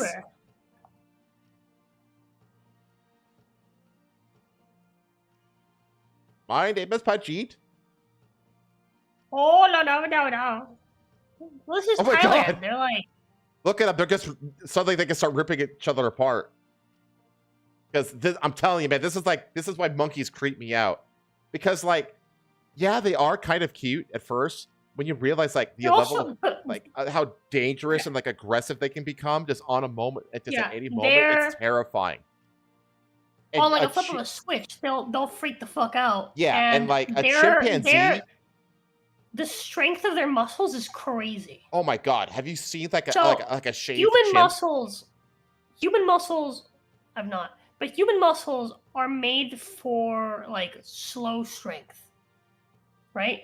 Where like you can the more time you put into pushing something, the easier it is for you to push it, because you can leverage your body into it, and you start to your muscles engage slowly. They don't engage explosively the way that they do for animals. You can train your muscles to engage more explosively, and this is what you see when like people do combat sports. They'll train for that sort of like explosive strength, which is the same sort of explosive strength that you see in like apes, because their muscles don't work like our muscles. Their muscles don't do the whole slow lift thing. Their muscles just, you know, like if a gorilla wants to lift something, he doesn't like have to like slowly lift it as his muscles engage. He just lifts it because it's explosive strength, and then he probably drops it. Look at this thing. Look how fucking insanely jacked this fucking thing is. Yeah. Look at this thing. Look at this fucking thing. That's like this is a normal fucking chimp. It looks like Joe fucking Rogan. Yeah. What? He said this is a normal fucking chimp. Look how jacked it is. It looks like fucking Joe Rogan. It does. Oh my God. It looks like Joe Rogan is vile. They will fucking. But yeah, look at it. These things will tear each other apart. You know what I mean? And they will, because like chimpanzees are cannibalistic. You should look up. Actually, don't. You probably shouldn't look this up. But I remember, like as a kid, time when I was like, I want to have a monkey. That's cool. And then Google, rightfully so, immediately recommended me an article on a lady who had her face rearranged by a pet chimp. Oh God. I remember that. Yeah, she had her face rearranged, like straight up, like the monkey grabbed her nose and her cheekbones and just rearranged them. Oh So my they God. like all of the bits of like her, like he broke several bones on her face, and then just rearranged the cartilage to like her nose was like on like where her cheek is, and like her lips and like all of everything that's supposed to be attached to the lips. Like one of her lips was just gone straight up. He just ripped off her lip. But he like dislocated her jaw. He like broke bits of her face. She had bits of bones from different parts of her face and different parts of her face. Yeah, it's fucked. And it took like nothing. It took nothing for that monkey to do that. No. They did it all in like a second. A second that it grabbed onto your face and just blah, blah, blah, blah, boom. Oh, Marcus says that... You can find videos of orangutans like lifting people against like their cages. This is true. Orangutans are apes, though. Apes do tend to be more chill, but it's the same thing with apes. Like, they seem chill, but like, you see like a gorilla, like something decide out of nowhere because you just happen to make eye contact with it. It just decides, I'm gonna kill you now. And it just starts charging at you. That's just fucked, so dude. so eye contact is we talked about this when you were here, but eye contact is like a very, very big thing in the animal world. Yeah. And it's one of the ways that like I've talked about how you could use this to train animals. Something I do with Sundrop and something I used to do with Archie when he was here is that whenever there's something wrong, I just stare at them. And that's what you really have to do sometimes, because even like across humans, a harsh glare carries a lot more emotion than words do sometimes. And like, you know, in the animal world, that's like tenfold because they don't speak to each other. And so the way that like gorillas, for example, communicate is when you look a gorilla in the eye, you're challenging him.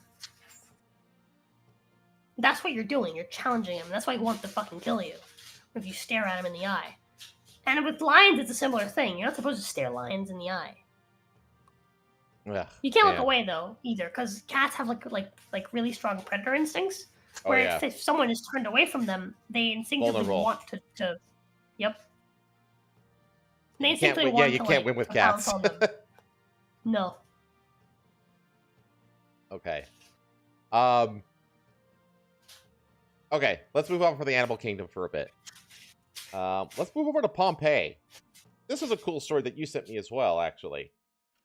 The ancient Girls Roman... have a problem that if you look at them, they show teeth, like smile. This is a challenge. If you just look away and act meek, they will feel in charge and leave you alone, just like black people. Like that. It's true! It's true! You don't want to stare at a black person because they're like, what? What, nigga, what? Huh? You got a problem with me, nigga? I'll fuck you up. Read the next story. It's, yeah, that's exactly what they fucking are. Don't tell me it's not true. I fucking lived around them for, like, my entire fucking life. It's exactly how they fucking are. Look at her again, baby. But yeah, it's the same thing. It's the same thing, I'm telling you. Sorry, you continue now. You're fine.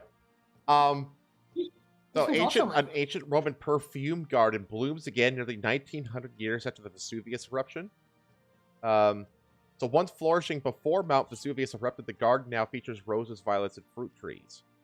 That's What- crazy awesome. Which kind of Yeah. it really does make sense too, because like volcanic ash is extremely fertile ground, essentially. Yep. Like there's so many minerals and nutrients in volcanic ash that plants just eat up. We want to play this. It's only 37 seconds long. Let Yeah. me turn on. That is true, but it does take a long time for that ash to like sort of like settle and become Yes. become soil. It takes a basically. while for it to become soil. Exactly. Exactly. Okay. Chat. Please do a mic check on the audio on this. See, Junebug agrees, and Junebug is black. you have black people, man. Just be proud. Oh, wow, it's really quiet. Hang on. I think I've said this before, but I think everyone of every race should strive to be one of the good ones of their race. And yeah. and that's how you create like the best people. They're making a. They're puzzling. This is why you do jigsaw puzzles, chat. It's an actual application of jigsaw puzzle mastery.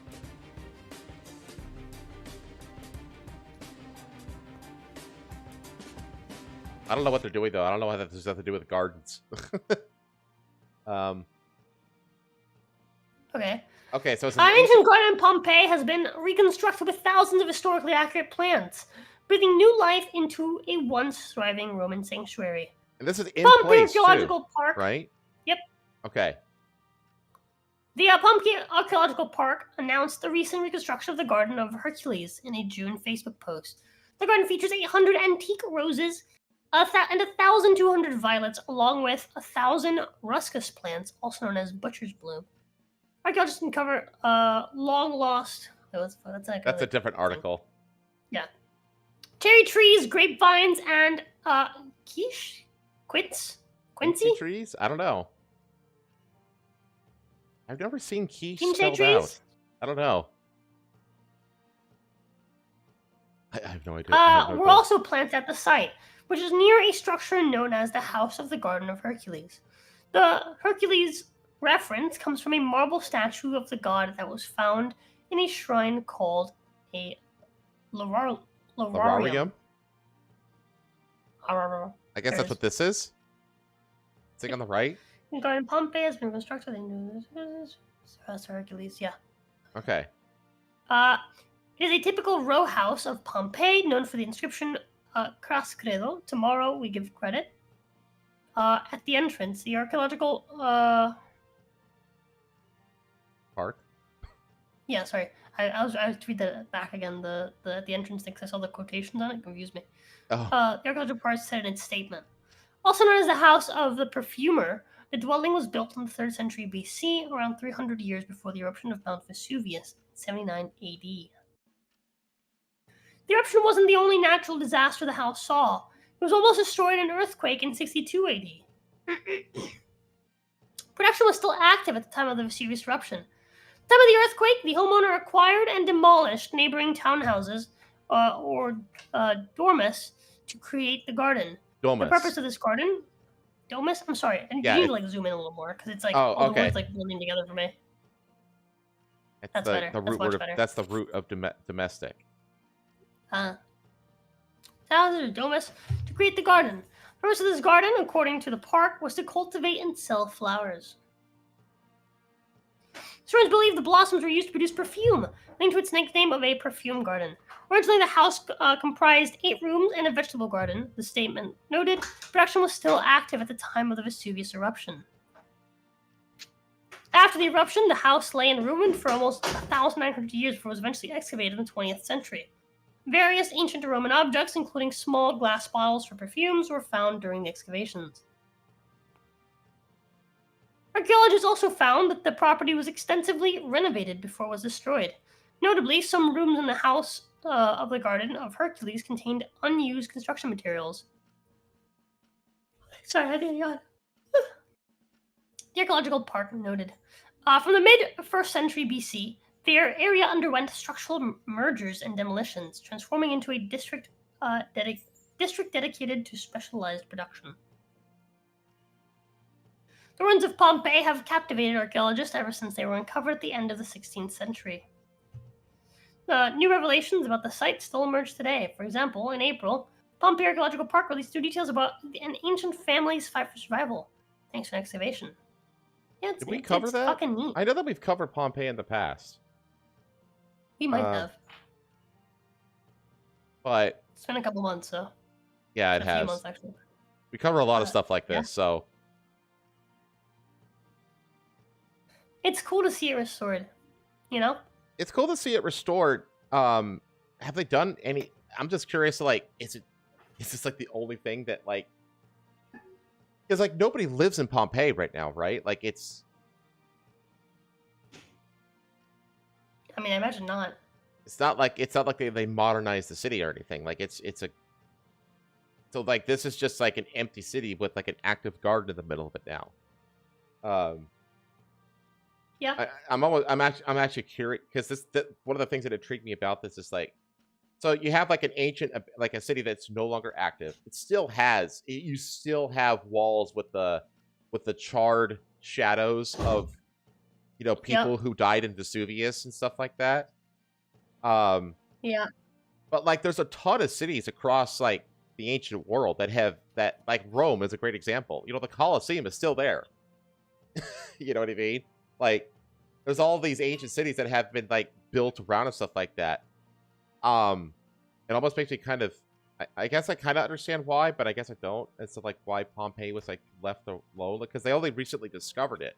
I guess. I don't know. It seems like you can do more with Pompeii than just a garden.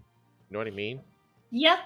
Well, I hope they reconstruct the rest too. They don't just reconstruct the garden, but they reconstruct the whole place. Yeah, but I imagine that the excavations going on at Pompeii are similar to like what they're doing in Egypt. Like, there's no active, you know, like, there seems to be a new like little subcity that's discovered every other month in Egypt, stuff like that. But it's like people are living there. Yeah, but you know what I mean? Even in Egypt, yeah, but they also have tourist attractions there.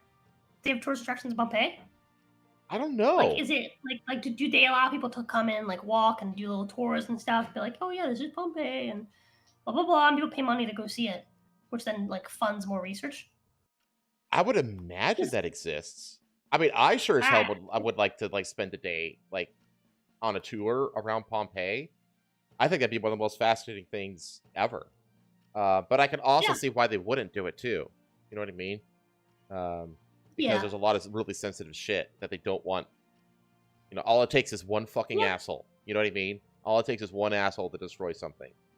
To throw a bucket of, a bottle of water onto that super fragile, ash shadow with the shape of a person that's still there from the eruption. You know, all it takes is one asshole with a water bottle to fuck that up. So I could totally see like why they wouldn't allow these kinds of like tours into the area. Like, I did a tour of Carlsbad Caverns. I don't know if anybody in chat's ever been to Carlsbad Caverns, but it's a very touristy cave, right? When you go down there, I mean, there's it's a concrete walkway that has like railing, or maybe it's like a wooden walkway in parts as well. And like the tourists have to stick to that. And that's because of like how ludicrously fragile like cave formations are. Like all it takes is like a little tiny press of a thumb to leave enough like oil from your skin that will stop the growth of like what's called like cave bacon or a stalactite or something like that. It'll actually stop the growth of that shit. Like that's how fragile these like cave formations are. So they like really, really, really rope in tourists inside that cave to make sure that they just can't touch all this sensitive shit. I got lucky because I was a part of the research team, so we got to go on the other side of the barriers and stuff like that, and all the super, super sensitive shit, that the tourists aren't allowed to see and stuff like that. But I could see the same thing being issued right here. Well, I mean, I think it's really easy. It's just, hey, we check you at the gate. You can't bring anything with you. You leave it here, and then we'll give it back to you when you come out. And then they just walk you around, and then it's just, yeah, you just can't go certain ways. Mm-hmm. It's like a very guided tour. That's it. Yeah, I'm curious. It's got to. Yeah, I guess I don't know what the extent of the tourism. Like, is there tourism around Pompeii? Pompeii tourist attractions. Let's see. Okay, so they do have this thing called the Pompeii Archaeological Park is the main draw, allowing visitors to explore the ancient city's streets, buildings, and artifacts. So they do have an actual tourist there you go thing, but it's just like you said, it's a specific park that's very, very specifically monitored and controlled, and they're watching everything that you do inside that park, I'm sure. And that's like that's where you're. So it's very much like what I just described for Carlsbad. Yeah. So I imagine that's probably why they renovated this. Mm-hmm. It's so that they can basically expand that, so people can come see it and be like, hey, and to your right is the Garden of the Perfumer, which was recently renovated by our team of blah blah blah, and that sort of thing. It would be cool if like they offered an option where like tourists could like go through like a check and and pay a bunch of money and actually be able to like pick like a pomegranate or something like that from this garden. You know what I mean? During like the growing season. That'd be cool. That'd be cool to be like go into the perfume gardens of Pompeii and like actually be able to pick a piece of fruit out of it and eat it. Like that'd be like really that would be cool. super cool. Yeah. But I could totally see why they wouldn't allow something like that as well. Totally understand it. I mean, they used to allow, like, way back in the day, they let people visiting, they would actually give a small hammer and chisel to visitors to fucking Stonehenge and let people take away little chips of stone from Stonehenge. Yep, it's ridiculous. Which is insane. It's absolutely insane. So... It's just one of those things where, like, people forget how many people live on this fucking earth. Mm-hmm. It's like, it sounds cool until fucking like 1,000 people show up and you're like, oh, that's 1,000 pieces of stone. Oh yeah, when I was in Korea, I went to this super beautiful, like seaside Buddhist temple. But it was kind of a miserable experience because of how fucking crowded it was. There's just so fucking many people there. Like you're shoulder to shoulder with other people almost the entire time you're there. And it's like it kind of ruined the experience, to be honest. Like, isn't it supposed to be like a spiritual place? It's like flooded with tourists. Like, I don't know. I wouldn't like if I was like someone who actually was like a Buddhist who worshipped at that temple. I would not be happy about that. Yeah. Now, even then, at that temple, like they had like buildings where you could like look inside them, but you absolutely could not go inside them or take pictures or anything like that. So they still did have like sensitive off-limit areas that you were allowed to go to. But Asia is a general high trust society. Yeah. So again, all it takes is one Johnny Somali fucking prick to ruin everything for everyone. So. That's why what NDA said.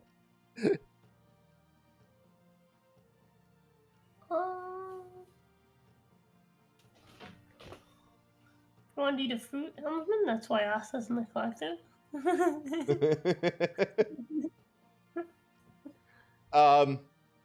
Okay, let's move on to what is easily the funniest story of this last week. I'm gonna show you a video. Yeah. Oh, look at these two. All right, come on. You're okay? Oh, what? Either they're having an affair or they're just very shy. Funny thing is that announcer was absolutely right. Oh yeah. This is such a funny story. Okay, so what happened was Astronomer CEO. So Astronomer is like this. It's like a data encryption something or other bullshit tech company. So Astronomer CEO Andy Byron and HR chief Kristen Cabot were living the American dream with their own families before Coldplay scandal exploded. You can see how many articles they've written about this because of how fucking hilariously juicy it is. Yeah. The tech tycoon and his head of HR mistress, whose affair was exposed on a kiss camera at a Coldplay concert. Mitsubishi. Oh, you can go pick up your brother. Yeah, Yeah. we're probably gonna get cookout or Chick-fil-A. Can you bring me some? Yeah, duh. Thank you. Where do you think you're going? You're staying here, ma'am. Where do you think you're going? Come here, Sam. I'll go wait for the manor to sort itself. Mom. Come here. Okay, you're good to go. Sorry. Okay, so the tech tycoon and his head of HR mistress, whose affair was exposed on a kiss camera at a Coldplay concert, both appeared to be living the American dream, complete with happy family photos in big suburban houses before the cheating scandal torpedoed their lives. So, Megan Kerrigan, wife of philandering astronomer CEO Andy Byron, 50, shared joyful family photos with him and their apparent sons on Facebook before he was exposed as two-timing with the company's chief people officer, Kristen Cabot, 52, which basically translates to HR hag. Yeah. Her wholesome Facebook photos showed the Byron gang grinning with arms around each other on a hike at graduation before Kerrigan deleted her married name and the entire social media account Thursday. Oh man. In the hiking shots, the tight-knit family is posed in front of a creek with the married couple looking cozy and beaming, flanked by the two teenage boys. It wasn't immediately clear when the photos were taken or posted, but Kerrigan had used the outdoorsy image as her profile picture until her husband was caught in jumbotron footage canoodling with Cadot at the rock show outside Boston on Wednesday, prompting a disastrous viral scandal for the pair. This is so good. I love the fact, too, that, like, the announcer at the concert was like, either those two are having an affair or something else is going on. Like, he just straight up real said shy. it. Meanwhile, Cabot appears to be married to the CEO of a booze company, Andrew Cabot, and bought a sprawling $2.2 million abode at the seaside town of Rye, New Hampshire, with him less than 5 months before the affair came to light. Oof. Oh my god. He was fucking her boss. You should have made her the fucking CPO of your own company. Oh my god, this woman That's is. where you fucked up. Yeah, it's like I expect nothing less from an HR hag like this. Like, she is living the dream. She already she's an RQ lady. She had already nabbed the CEO and lived in a $2.2 million house with this guy and had a happy family. But nope. I got, you know. You need another one. You need another CEO. one. Yeah. Dude, that's crazy. And what's crazy is, like, as an HR lady, you're supposed to be specifically super against any sort of, like, shitting where you in eat. company. Yeah, you're supposed to be super against any sort of, like, company fun. You're like the company fun hater. This actually happened Right, at my old company. This happened at my old company where, like, the company hired, like, a front desk lady who was, like, I guess you would call her, like, an office 8. An office, they basically like office hot is like whatever this, you know, it's like average normal person. She was a little bit below above average to be fair though.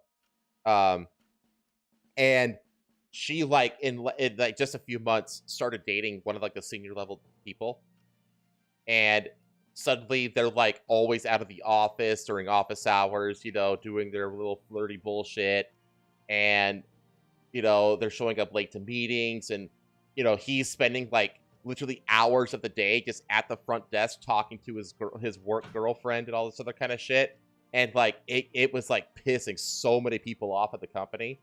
It was one of many reasons. Like, I had a lot of reasons for leaving that company, but that was one of them. Yeah. So, I've heard stories about people having sex in like the fucking back room in Yeah. GameStop. like the storeroom and stuff like that. Yeah, like the mall store that I worked at before I worked there, there was this whole dilemma that I learned about from my manager who did work there, about this girl who basically cheated on her boyfriend with one of the employees, like with one of her coworkers, Mm-hmm. and got caught because she was in like the back room with him. Yeah. And it's just like, dude, women, It's men just, as well, people. they will fuck. Yeah, don't hire female security guards. They will fuck the night shift guy. Oh, dude, don't even get me started on women in any kind of like security, or especially like law enforcement and military. Remember we covered that one story of the woman, the female police officer who fucked like literally every single dude in the precinct. Yep. Yeah, remember her? And then there's like, don't get me started on like the whole thing in the military where it's like actually normal for established like married couples to have like a military mistress. Like, they'll go overseas. What? Like, no, this is a normal thing in the military where like a married military man will basically pick like a woman in the military who's going to deploy with him, and actually have her meet his wife, so that his wife gives the okay that that's the woman that he's allowed to fuck while they're deployed on the other side of the world.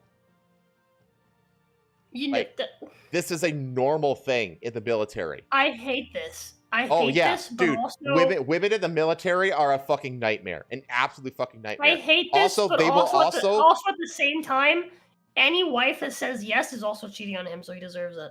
I agree with that, but also, like, women in the military, they will also like they will fuck deserve each whoever they have. Like, they will actually get themselves pregnant to avoid like going to like for fobs and stuff like that.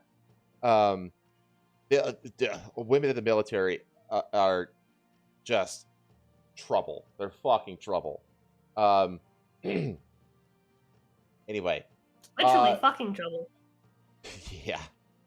Let's see. The duo paid for the 2-story 4-bedroom New Englander-style house, located just minutes from the Atlantic coast in February. Property records show Cabot, whose maiden name is Stanek, who has also shared a second home in the same town with Andrew Cabot, the chief executive of Privateer Rum, a Massachusetts-based alcohol maker, since at least 2023. Privateer Rum's website lists Andrew Cabot and its CEO and COO of the company, and his bio notes an ancestor. The original Andrew Cabot was a merchant, rum distiller, and successful American privateer during the American Revolution. That's fucking badass. Yeah, it's awesome. You fucking married like the ancestor of like a bona fide fucking rum smuggling pirate, and that wasn't good enough for you. Like, yeah, it's awesome. a photo purportedly showing the pair posing with 2 children has circulated on social media this week, but the post cannot confirm where their apparent marriage took place. Kristen Cabot's now deleted LinkedIn account showed that she had served as an advisory board member at Privateer Rum since September 2020. On Wednesday, Byron and Cabot scrambled to hide their faces when they were unexpectedly broadcast locked in an embrace on a kiss cam at the rock show at Gillette Stadium Wednesday night. During the deer in headlights moment, Cabot covered her face and Byron quickly ducked out of view. What? Lead singer Chris Mann? Oh, so that wasn't the announcer. That was the lead singer of Coldplay. Either they're having an affair or they're just very shy. Shit, I hope we didn't do something bad. He had it. No, you didn't do anything bad. It's this hoe with the you did something CEO that did the amazing. bad things. Oh my god. Just moments before the two tiny co-workers were ousted, they repeatedly locked lips and embraced while appearing to belt the lyrics to the band's hit Yellow to each other. Astronomer, which specializes in AI-driven data, was also thriving in the months before the scandal struck, reportedly raising nearly $100 million from big investors and rapidly growing. In May, the firm announced that it had secured $93 million in Series D funding. I think that's like I think Series D, I think that's generally like the last round of funding is what that is. From backers that included Bain Capital, Salesforce, Venrock, and Meritech. While this is just one step in Astronomer's journey to build a durable, lasting software company, we're thrilled to have one of our earliest investors, Bain, leading the ground. Byron said in a statement at the time. On Friday, Astronomer said that it had launched an investigation into the embarrassing incident, suggesting the intimate relationship was unknown to the firm's board. Astronomer is committed to the values and culture that have guided us since our founding. Our leaders are expected to set the standard in both conduct and accountability, the Tekken data firm said in a statement. The board of directors has initiated a formal investigation into this matter, and we will have additional details to share very shortly. So this very well might not even be necessarily just a family destroyer, but also a career destroyer. Byron was negotiating an exit package Friday after he and Talbot were placed on leave, according to an Axios report. So he already knows, like, he's fucked. He already knows. He knows where this investigation is going to lead. Yeah. Astronomer confirmed Byron was on leave in an email on the Post late Friday night. Co-founder and chief product officer Pete DeJoy is currently serving as interim CEO, given Andy Byron has been placed on leave. We will share more details as appropriate in the coming days, the company said. On Friday, the Coldplay fan who accidentally exposed Byron and Calbo's affair in a viral social media clip had a blunt message for the canoodling couple. Play stupid games, win stupid prizes. Fucking exactly. This is such a FAFO moment. I had no idea who the couple was. Grace Springer, 28, who filmed the moment, told the UK Sun. I just thought I caught an interesting reaction to the kiss cam and decided to post it. A part of me feels bad for turning these people's lives upside down. No, don't feel bad. Don't feel bad. They put themselves in the situation. Yeah. But play stupid games, win stupid prizes, she said. Exactly.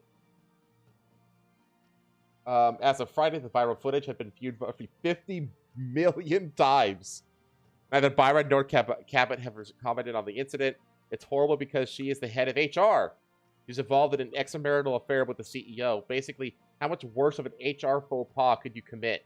Employment lawyer Willem Cafaro, co-counsel at Big Apple-based Booz & Law, told the Post. Yeah, it's like the ultimate violation of don't shit where you eat. Yeah. The only way it could be worse is if the head of HR was having an affair with someone who worked for her. Yeah, that's true. But that's the only permutation I could think of that could be worse, but this is pretty high up there. I mean, and this is the thing that you'd be surprised at how common this shit is. Like, oh yeah, HR women are fucking hoes.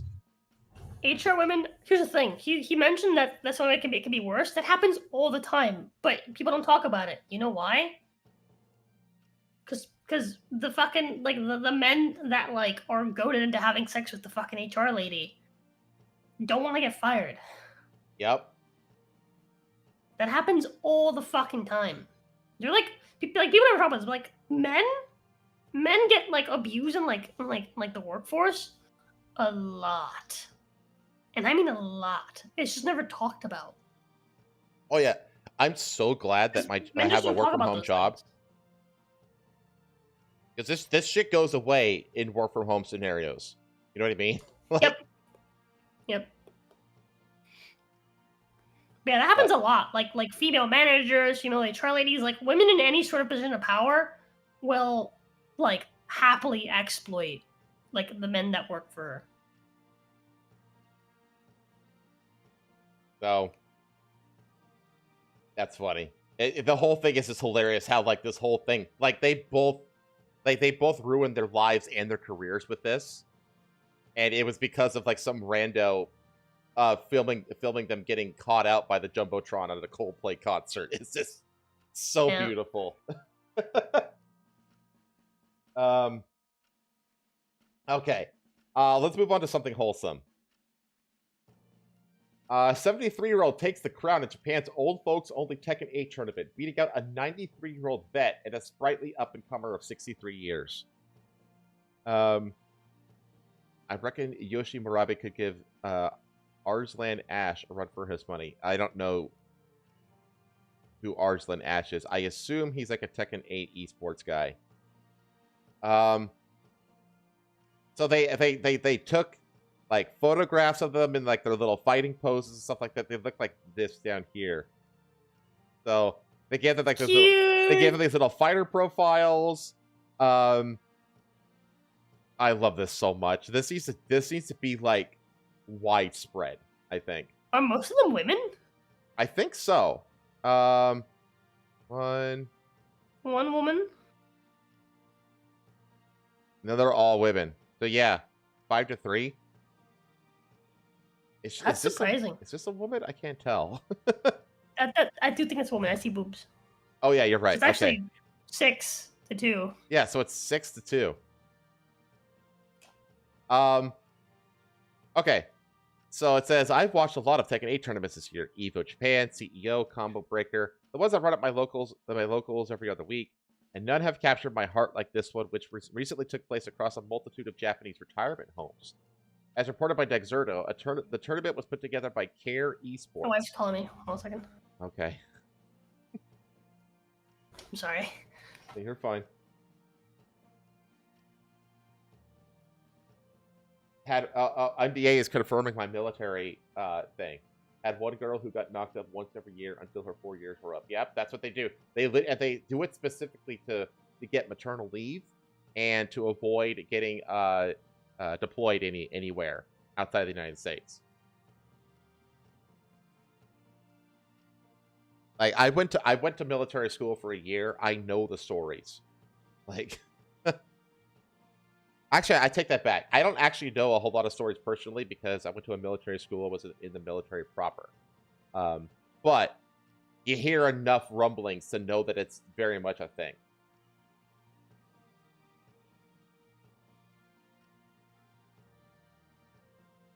Let me scroll through chat here. What else we got? We had to send a first sergeant back from Iraq because she banged an entire platoon or the first subordinate. She was married to a sergeant major too. Well, sounds like something from American Dad. Yep, looks like yep. Yeah, see, I'm telling you, that military thing that I was talking about is absolutely real. When a girl got knocked up every year until her 4 years were up, that's so fucked up. Mm-hmm. I'm telling you, man. Women just deserve less in general. Yeah, NDA says that being a DoD contractor is bad enough. I've seen some BS firsthand. I imagine so. You're the one with all the stories, NDA. I just know about it. I feel like these geriatric game trainings are going to be more common as we go on. Oh, dude, absolutely, as it should be. It totally should be.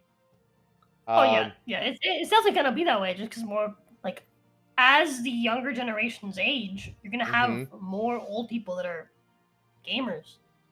Oh, but yeah, don't we have the statistics that like the percentage of like the younger generations of the percentage of them that play video games is lower than like yours and my generations.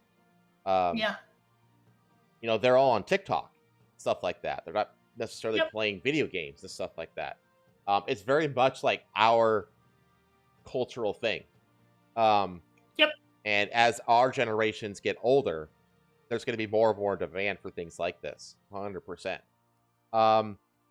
I can't wait to be an old person and be like, dude, damn kids going outside. Sit down and play some video games. God dang it. Dude, if I ever get stuck, I mean, I'm probably not going to be, I'm probably not going to die in a retirement home. I'm probably going to die alone in my house, to be honest. But if I do ever get put into a retirement home or something like that, I will organize these fucking things as long as my brain allows me to. Are you kidding me? Okay. Let's see. So it hosts 2 events a year, giving elderly residents in care homes across 3 prefectures in Japan the opportunity to participate in a game, complete with commentary and all the other gubbins. Gubbins. These are like trinkets. We looked it up. You would expect from a primo esports tourney. A number of virtual Shogi and Othello Cups have been held by the organizer, but there's been another favorite cropping up in the last few tournaments, Tekken 7, and as of last year, Tekken 8. This year is no different, with 8 elderly residents, ranging from 67 to a freaking badass 93-year-old, duking it out from their respective facilities to become the king of Iron Fist. Whoa. The whole thing is straight up wonderful to witness, and I saw some glimmers of very good-ass Tekken, an immaculately timed rage art from 93-year-old Sanae Hitori as Lily, and some sweet launchers courtesy of 84-year-old Machie Maki's Jin, and 84-year-old Kinuka Watanabe busting out Heat Smash with June. Before each match saw the players getting their moment on screen alongside the commentators, and it's super endearing to see just how into it everyone seems to be. The whole thing's in Japanese, unsurprisingly. I wasn't able to get a vibe of what was being said, but it seems like there was plenty of support and cheerleaders going around at the facilities and from the commentators themselves. I will tell you right now that the vibe and the energy level of Japanese commentators in basically everything is on the next level. It is just far and above and beyond American commentary. Like I watch like New Japan World Wrestling, and the commentary of Japanese wrestling commentators is so like you don't even know what they're saying, and it's just like so fucking hype. It's so much better than fucking like Jerry Lawler and those douchebags that we have now in the WWE. There's just something about Japanese casters that they just hit different, man. They're just better. They even get little post-match interviews. But we can make this thing. When can we make this thing at Evo, please? I need that right now. And it's moments like this, like these, where I wish I'd kept up with my Japanese coach on my Nintendo DS. Eventually, just 2 were left standing: 73-year-olds Yoshi Murabe and Sadayuki Kato, playing Panda and King, respectively. The latter opens up into a pretty gnarly string, ending with a grab to tornado his opponent, leaving her open to continue the combo. He whiffs that, but manages to snag the first round with an onslaught of classic grappler BS, ending with his heat smash. Murabe doesn't take that lying down, though. She comes back strong in the next round with some nice launcher combos that help secure her the win and gets a wild rage art off in the subsequent match to put her up 1 round against Kato. Panda clinches the first game, but King comes back strong and secures a point, leaving the 2 1-on-1 with the final game to determine the winner. It's close, too. Final game gets down to the last round, with both players having low enough health to deal extra damage and execute their rage arts, which Panda does, narrowly avoiding a hit from King before dropping him on his head and nabbing the win. It's a ridiculously fun couple of hours to witness, and I'm just happy to see people playing and enjoying my favorite fighting game. It's also nice to see how seriously it's taken on a production level. It's all fun at the end of the day, but I'd love to see each player being given their time to shine and commentators to make the whole experience feel like attending a real tournament. The next step is to bring this energy to a full fighting game major. I want an over 60s Tekken bracket stat. Yeah, me too. I want more elderly interacting with the youth. Yeah. That's what I want. I agree. Really. I agree. Especially like in the realm of the youth. You know what I mean? It's a great way to make them feel like they still belong in society, like they still matter. We remember, like, we covered last week that the Rent-A-Grandma service in Japan. Yeah, exactly. Yeah, this feels a lot like that. Like, yeah, it gives them purpose. It makes them feel like like they're still in it. And that goes a long way. That goes a really long way for elderly people who are struggling to find a purpose to keep going. Especially ones that are stuck in retirement homes. Yeah. So, no, I am all about this. This needs to spread fucking everywhere. Yeah, it's just great to hear. By the time a generation gets into assisted living, they're basically going to be extended LAN parties. Started over any Minecraft server. I'm for all of it. I'm for all of it. I'm all for younger generations engaging with the older generations. I think that's only a good thing. So I agree.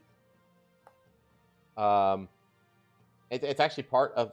I mean, this is kind of like partially the spirit of why I'm doing my the new channel with my dad.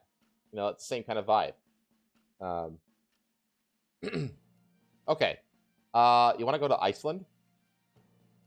Yeah. Okay. Iceland volcano eruption forces evacuation of town and iconic geothermal spa. Oh. Yeah, this is like... So, I'm trying... Okay.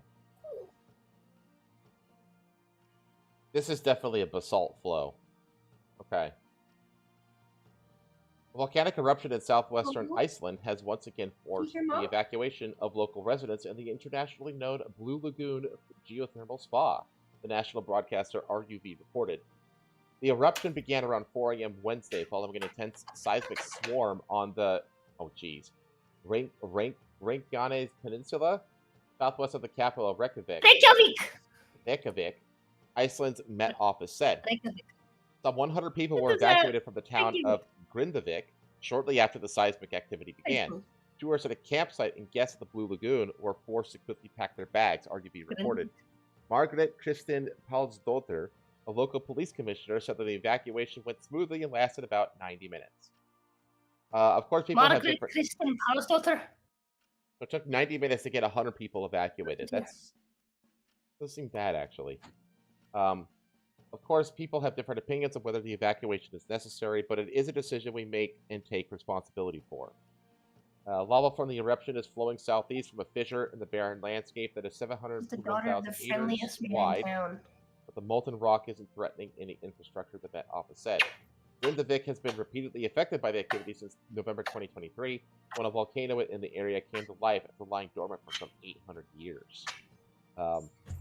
Yeah, this is, it said, like, it's coming from a fissure. That it is. This is a basalt volcanic flow, and it's part of what's called the Morb. Morb? Yes, it's called the Morb. This is a real thing. It's an acronym. It stands for Mid-Oceanic Ridge Basalt. So if you look at a map of the seafloor of the Atlantic Ocean, there's basically this there's this mountain range that basically just travels, like the peak of the mountain just goes right down the middle of the Atlantic Ocean, all the way from like the north all the way to the south. Essentially, actually let me show it to you.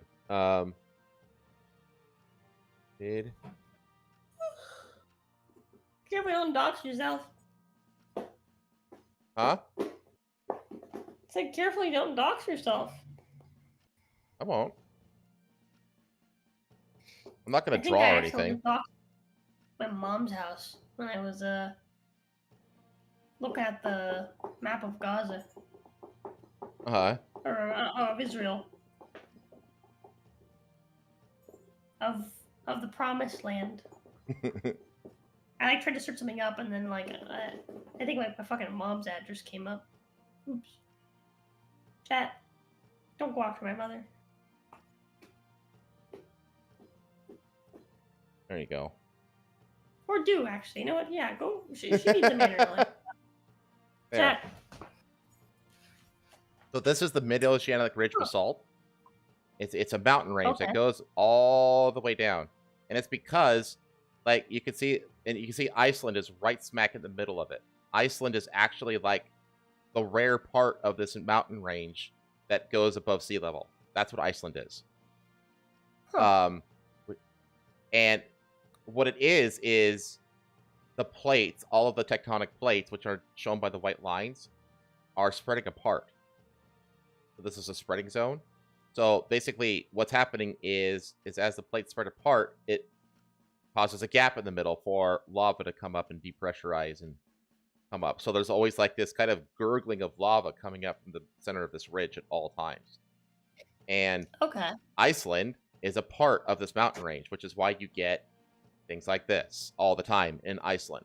And you're always having to evacuate villages and shit like that. It's also why the landscape is very black.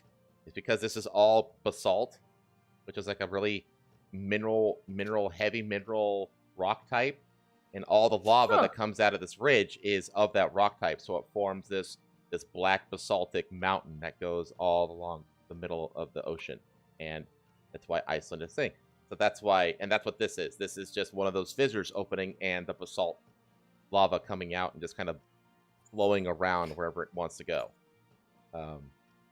And it Cool. flows around, and it threatens villages and all kinds of stuff like that, and it's a big problem. So, this is really the reason I included this is because I got to be, I haven't been a geology nerd in a while. So this was like my chance to do it. And it's called the Mid-Oceanic Ridge Basalt, or the MORB.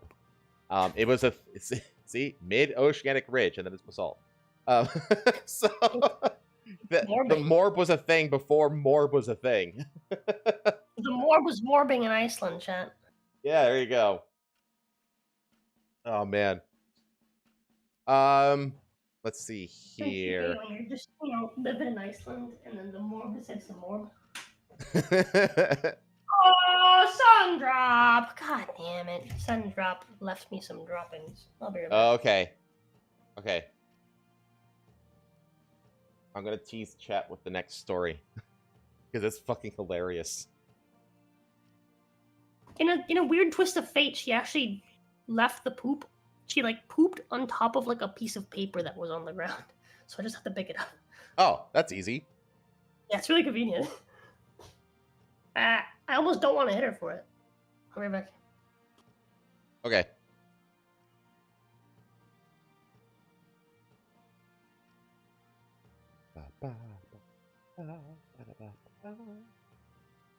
Yeah, I don't care how unpopular it is, I will always find excuses to be a geology nerd from time to time. I actually got to be a geology nerd a little bit, because Patho had this collection of random minerals and rocks and stuff like that, and there was somebody online who wanted to buy them from her, and so she sent me a picture. She sent me a picture of all of them, and she even took little individual videos of her rotating all the rocks so I could see all the faces of the rocks, asking me to identify the rocks so she could know how to price them for the old lady.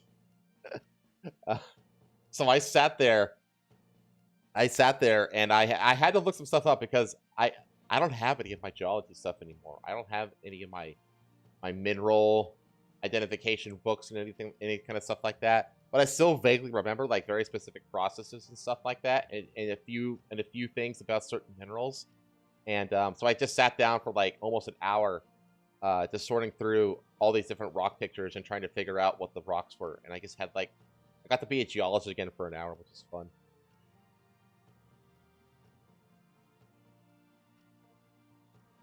For God's sakes, I do not want to be a geologist as a job anymore. Oh my god. It's much geology is very much like streaming. It's a thing that I never want to be reliant on money for. That I enjoy. I think I'm a better geologist than a streamer, though, to be honest. I'm back. Okay. The white man who pretended to be black to get published. I want you to read this. And definitely read this little subline. A young poet pretended to be a gender-fluid member of the Nigerian diaspora and wrote intentionally bad poems. He says he got 47 of them published. You know what this immediately reminds me of? It immediately reminds me of... Remember there was a trio of academics that have all since gone insane, like James Lindsay and two others. I think Peter Boghossian was another one, and then the third one was some lady, I can't remember her name. But they basically tried to get a bunch of fake gender studies papers published just to kind of prove how corrupt academia is, and how they launder dog shit, non-scientific propaganda, and they through their otherwise credible journals and stuff like that. I think it was Helen Pluckrose was her name. I guess it just came through. Yeah, it was James Lindsay, Peter Boghossian. Peter Boghossian is still all right. James Lindsay has gone crazy, and Helen Pluckrose was always kind of crazy. But they published one they actually got an award for, and it was basically observing misogyny through dogs at dog parks or something like that. And they also took a chapter out of Mein Kampf and just swapped the language with feminist language, and then submitted it to a journal, and it got published. That's funny. Yeah. So they basically just kind of showed how academia, as long as you believe the right things, you can get any bullshit published. Essentially, that's what this reminds me of. It's because it has nothing to do with the quality of the work. It has only thing to do with his so-called identity. But anyway. Wait, what is this? Oh, come on. It wasn't giving me this shit before.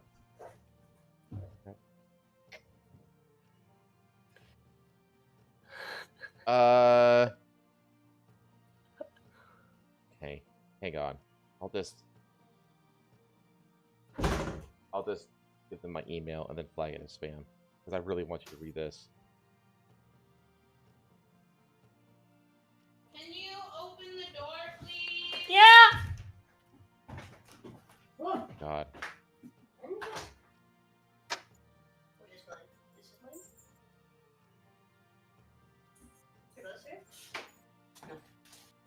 Oh, which one? Huh? I'm staying here. Oh, you got me 2 cherries? Oh, hell yeah. Which one's Okay. yours? Huh? What? Okay, got it.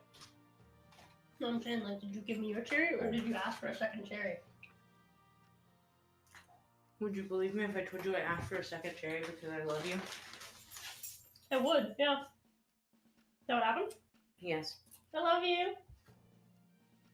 Go to paper was like in 2017. How did it go crazy?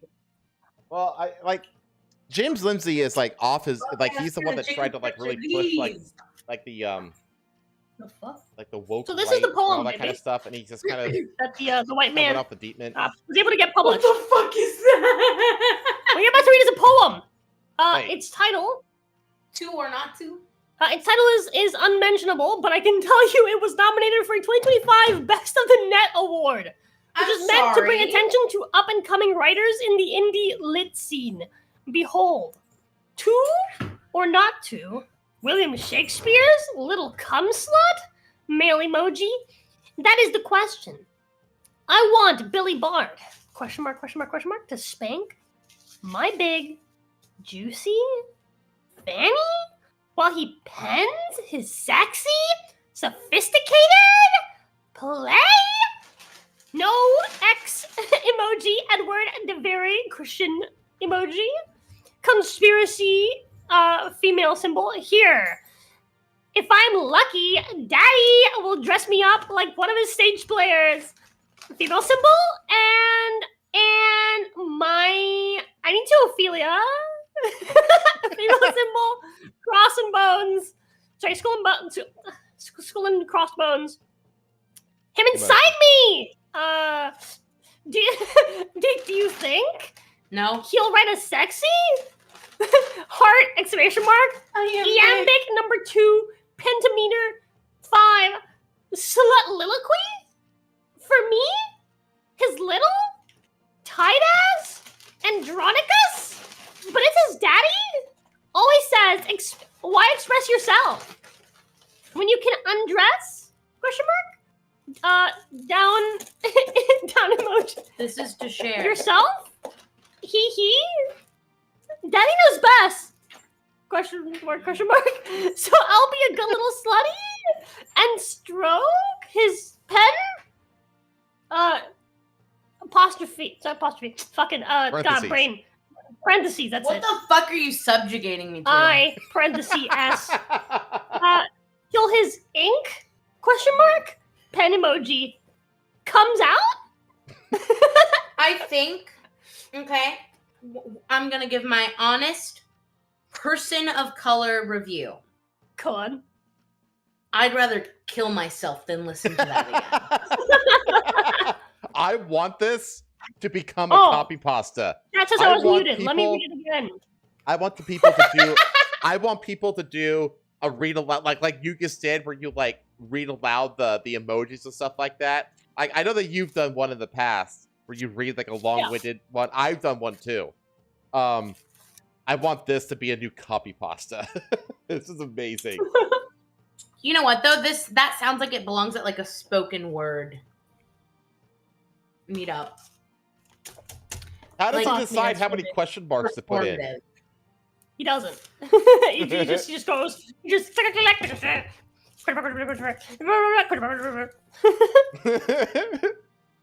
it or not. Okay. Keep reading. Go on. My wife is feeding me. Oh, if you're eating, I'll If you're read worried it. that I'm about to tell you why this poem is good, and imply, sorry, my brain, imply you're a bumpkin for thinking otherwise, don't be. The poem isn't good. It's bad, and it's meant to be. The author told me so. This poem was originally published with a very crude title in the online magazine Jake under the name B.H. Fine. Pronouns, it's complicated. But B.H. Fine does not exist. It is one of many pen names of a straight white Canadian man who recently told me he spent the last few years inventing minority identities and publishing terrible poems under these pseudonyms. What a That's fucking glorious, legend. dude. I love this dude. He has pretended to be, he said, to be Dirt Hog Sauvage respectfully, author of poems such as Non Be God or What Deity Would Be a Turf, as well as Adele Nwankwo, a gender-fluid member of the Nigerian diaspora, who has published dozens of comically bad poems in a wide array of indie literary magazines across the Anglosphere in the past 3 years, including one about a lesbian WWE-style wrestler that features lines such as, "You want to know how I feel after being cheated out of a victory over patriarchy at Survivor Series? I'm furious. I'm hot. Ooh, I'm so mad I could kiss a woman I don't even like right now." In April, the man That's how I behind feel when I'm so mad. in April, the man behind these identities came clean, writing on Substack that he'd assumed a series of attractive pen names to test the limits of the poetry industry and just how much buffoonery he was willing to permit in the present day. He claimed he'd spent 2 years tricking editors into thinking that his pronouns or skin color were less regular than they actually are. And in that time, he said 47 of his intentionally bad poems had been published in numerous indie literary magazines. That's His literally, name, he wrote, that's like more than 2 a month. That's like, that's horrible. That's impressive. That's actually, now that I think about it, how often is that? That's, because if there's 12 months in a year, or 2 years, that's 24 months. Yeah, that's 2 a month. Yeah. Holy shit. His name, he wrote, was actually Jasper Ceylon. When I first spoke to him a couple months back, he laughed when I insisted that his name must be fake too. It's like calling yourself Jared Sri Lanka or something. He told me that, yes, it was another pseudonym, a tongue-in-cheek homage to some very distant Sri Lankan ancestry on his mother's side.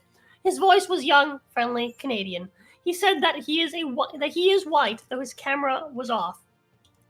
I was talking to a profile picture of a cartoon elephant with the name Adele Nwankwo in the corner. Ceylon told me he'd created online accounts to match all the identities he invented to maintain the illusion. This, I mean, the level of commitment is... How much free time does he have? Yes. This is like, again, this, like, when it comes to, like proper, like, channeling of autism, this is it. This is a great example of that. Why did he go to such lengths? Mostly because he was mad. Several years ago, the man calling himself Jasper Ceylon was trying to break out as a poet, writing under his real name, which I'll share in due course. And he noted that certain journals had what he described as really weird and quite specific requirements. It was not the demographic they would even consider accepting in some cases. I just was not. What's she doing? Book bag fell on her. She's learning her lesson. I just was not in the demographic they would even consider accepting in some cases. They were openly advocating on their websites for the voices of the disenfranchised and all of this stuff. I'm like, wow, it would probably be a lot easier to get in if I had some sort of connection to one of these identities. Pause. This is extremely real. So back when I was in a career transition between being a geologist and what I do now, I actually tried my hand at writing fiction, and I did manage to get a short story published. And I got into like a little little critique group and all this other kind of stuff. But then I quickly realized that all when you look at the websites of all the different we're asking for submissions for our anthology of short stories. Like, there's websites that are just, all they do is, like, just list, like, what we're looking for, when it's due, what are the requirements, etc., etc., etc. And they were, like, all, like, queer this, woman that, gay this, black that. And it was literally nothing but that bullshit. I was like, I literally couldn't write a story to get published because I literally didn't fit the racial or gender requirements for any of these anthologies that were getting made. Highly illegal. It should be. Yeah, so I was just like, well, I'm fucking out then. You know what I mean? So Yeah, I know exactly. It's so very, very real. This isn't just a thing. This isn't just a thing in like liberal arts bullshit. There was like a time up until I guess probably recently where that was a thing in the workforce too. I once applied to a job with a black friend of mine. We both wanted to apply the same job. It's like right after high school. Okay. And I actually had some experience within that field. Because when I was in high school, I can't remember what it was. I think it was like photography thing. Because I wasn't into photography when I was in high school. I was in like the photography club. I took photography like 2 years in a row. So I had some experience in that field. He did not. He just wanted to do it because we wanted to work the same job because it'd be fun. Straight out of high school. And he ended up getting it. You did not. No. I think he worked there for like 2 months. But yeah.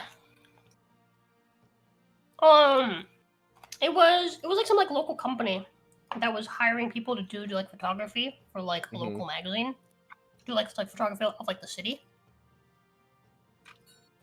And I was like, yeah, I'll do that. It was in Miami. It was like in like the like Miami downtown area.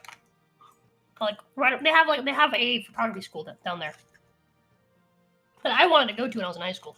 Oh God. Yeah, I'm glad I did. Dodge a bullet there, Patho.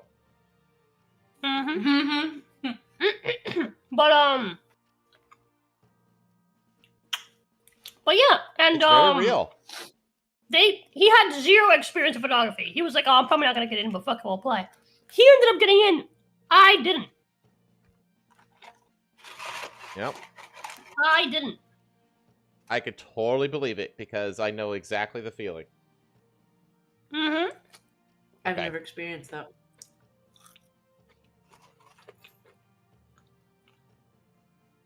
I was once almost denied school lunch at school. I told you about that one too. When I was in middle school, they just didn't give me a paper to apply for school lunch because they assumed I was white. I never would know. My school district had free lunch, just in general. Yeah, no, for us it was only for like low-income families, and so because they saw that I had white skin, they just didn't offer. They just assumed that you weren't low income. I think that's funny because you'd been going there like for forever. No, just a year prior. Middle school is only 6 to 8 here. Oh, in Florida, sorry. It was only 6 to 8. But anyways, sorry, continue. Yeah, I've had to deal with racial bullshit because I'm white. Because I'm white-skinned. For, like, a lot of my life. I don't want to fucking hear it. Yeah. Anyways. Alright, I'm reading. Yeah, you're reading. Salem is far from the first person to argue that English language publishing is overrun with what my colleague Coleman Hughes calls the new racism. That is, instead of giving everyone equal opportunities... That is, instead of giving everyone equal opportunities, regardless of the color of their skin, editors actually perceive certain races as worthier than others. This view of the publishing industry has been disputed. Nor is he the first person who's attempted to expose it. Sorry. Archie hopped up on the desk. You good. 2015, Michael Derek Hudson, a middle-aged white librarian in Indiana, saw his poem, The Bees, the Flowers, Jesus, Ancient Tigers, Poseidon, Adam and Eve, rejected by publishers 40 times. This inspired him to try submitting it under the pen name Yi-Fen Chao. Yi-Fen Chao. After that, his poem was promptly published and included in that year's annual Best American Poetry Anthology. What the fuck? When he was found out, Hudson was accused of yellowface. He's the bad guy in this. Okay. Yep.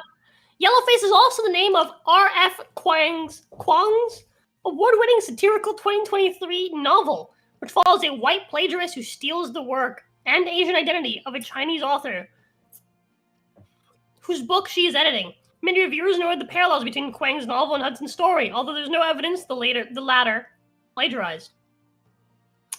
According to Ceylon, this preference for minority voices disadvantages those who society sees as most privileged, namely white men. Statistics are hard to come by, but anecdotes are plentiful. As a novelist, Joyce Carol Oates tweeted in 2022, "A friend who is a literary agent told me that he cannot even get editors to read first novels by young white male writers, no matter how good. They're just not interested. This is heartbreaking for writers who may, in fact, be brilliant and critical of their own privilege." Their own quote-unquote privilege. Now, 3 years later, we have a president who has declared that DEI mandates are over and white men deserve civil rights protections. But it's much harder to change an industry. I don't know why my brain struggled to, to change an industry and a culture than it is to change the occupant of the White House. For now, there are still plenty of young, straight white men who feel publishing's obsession with identity politics has kept them boxed out, and they're angry about it. This is the story of one of these men, whose obsessive quest to expose what he saw as absurdities of the publishing industry quickly spiraled out of control. The first poem to ever get picked up was the Yajagaha one, Ceylon told me when we first spoke. He was referring to one of the 2 poems he published under the name Adele Nwankwo in a print edition of Tofu Inc. Arts Press, a publication dedicated to amplifying the voice of the underrepresented and marginalized. Ceylon was shocked at the poem, which begins with a Toni Morrison quote about navigating a white male world and contains lines like "Voodoo practic casta oil drip drip." Was accepted. It was very obviously nonsense, he laughed. Just fake bad Creole. Tofu Inc. Arts Press didn't respond for a request for comment. Yeah, no shit. Fucking retards. Ceylon told me he was inspired by various literary hoaxes, including the 1943 Ern Malley hoax, where conservative writer James McAuley and Harold Stewart published many parodies of modernist poetry to make fun of a genre they found superficial and stupid. He also mentioned the more recent so-called oh, this is the one that I was talking about. Yep, with the academics Peter Boghossian, James Lindsay, and Helen Pluckrose published a number of bogus papers in academic journals between 2017 and 2018, including one that claimed dogs engage in rape culture, and another that included passages from Mein Kampf rewritten in modern jargon. What? Yep. Yeah. They like Ceylon, were trying to prove that in their intellectual sphere, you could get anything published if its politics were progressive, even if it was bad. Yep. This is the true idiocracy. Yeah. It's identitarian tribalism over merit and actual skill. Mm-hmm. Ceylon walked me through his process of creating elaborate characters with over-the-top biographies and terrible writing styles. According to him, whenever editors asked to meet on Zoom or record his voice for readings of the poems, he could just brush them off with comments like, "Oh, I don't like the sound of my own voice." When they asked for pictures, it was easy to just decline. In April, Ceylon decided it was time to reveal his hoax. He wanted to promote Echolalia Review, a 168-page book filled with his prank poetry that he independently published earlier this year. So he wrote the Big Reveal Substack post, and to drive traffic to it, wrote an email to one of the people he tricked. This person uses they-them pronouns. They is Chris Talbot, and they are a freelance editor and DEI consultant. Talbot's website states that they charge white, cis, and abled authors $10 per page for freelance editing services, while they only charge Black, Indigenous, and people of color, gender variant, or disabled authors $5. How is that legal? What the fuck? What difference is $5? Double, 50%. No. What I'm saying is, like, the whole DEI thing is like, yeah, reparations, blah, blah, blah, blah, blah, blah, blah, blah. $10 per page. They still get charged $5 per page. What I'm saying, Yeah, but $5. poetry is a joke. $5 in a 100-page like novel, right, full of poetry, That's true. right, is $500, whereas $10 is $1,000. It's 50% increase, baby. It's What I'm saying actually, is they're stupid. It's yeah. Like, what do you For the DI consulting work, Talbot charges different rates based on the demographic makeup of the company's C-suite. Organizations whose leadership is more than 50% BIPOC, gender variant, or disabled get a steep discount. Talbot is also editor of the BK magazine, which published one of Adele Nguyenko's poems in 2024. Ceylon figured they'd be sure to make some noise. Were they to find out Nguyenko wasn't real? So he said he posted as a fictional Vancouver-based poet called Luna, who was emailing Talbot to say she'd seen Ceylon being kicked out of a poetry meetup for bragging about tricking poetry magazines. Wow. Soon, there were posts on BK Magazine, various social media accounts announcing and taking a $10 token payment reserved for marginalized creatives only. Per its submissions guidelines, white men do not qualify to be paid for their work because the magazine doesn't make enough cash to pay everyone. So the $10 is reserved for racially and ethnically marginalized, gender variant, and disabled submitters because these creatives are the least likely to be paid for their published works, or equitably for their day jobs. Ceylon told me he donated the $10 Talbot gave him to a charity. BK Magazine did not respond to a request for comment. Oh my god, this guy is brilliant. According to Ceylon's preference, This every is a voice prop is that. quote. Oh, yeah. You've read that. Yeah, there's a quote. Ceylon's strategy worked. Talbot's complaints on social media brought attention to his work. Within 2 weeks, this controversy inside the indie literary scene was being discussed outside of it, including on popular podcasts like Blocked and Reported, and of course, Welcome to the Foxhole. Yeah. But Ceylon's elaborate marketing campaign wasn't over. He told me he'd written 2 novels, both under another pen name.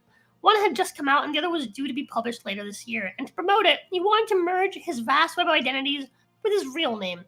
A big, bombastic reveal, and a launch party dream. Bombastic side-eye. Criminal offensive. I suggested he reveal his name sooner, and preferably to me. He said he'd think about it. The next day, he sent me an email. I spoke to the head editor at Publishing House for the first novel, and they dropped the project because I was a white male author, Jasper wrote. I'll give you the exclusive of my real name and past credentials. I've got nothing to hide now. I looked into the camera on my phone, and he looked into his. At last, the man with a million names had a face. A pale, boyish one. It looked younger than it was. He was clean-shaven, with a tuft of curly brown hair, sitting in a cramped... Wait a minute. Slightly. Hold on. It's in their nature. Slightly disheveled bedroom. A guitar hung on the wall. His name, he told me, is Aaron Barry. And he's my age, 29. Such a white to prove this, he name. sent me his ID. Yeah. Aaron Barry. That's like the He explained that whitest he is name. English language tutor from Vancouver who'd been writing contemporary haiku in 2018 when he was in his early 20s and recovering from an illness. I didn't have much stamina for anything else, he said. Look at this guy. Look how smug he is. He's like, I fucking knew it. yeah, look at this guy. He's like, I fucking owned all of you motherfuckers and you know it. He was described and I was like, yes, it's in their nature. I knew right away. I'll take it though. It's base. That's base. Yeah, this is super base.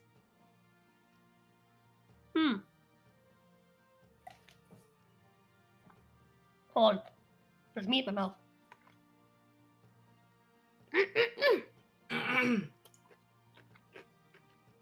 Here, and that smug? Yeah, he did. Shortly Totally thereafter, he earned the went on. smug.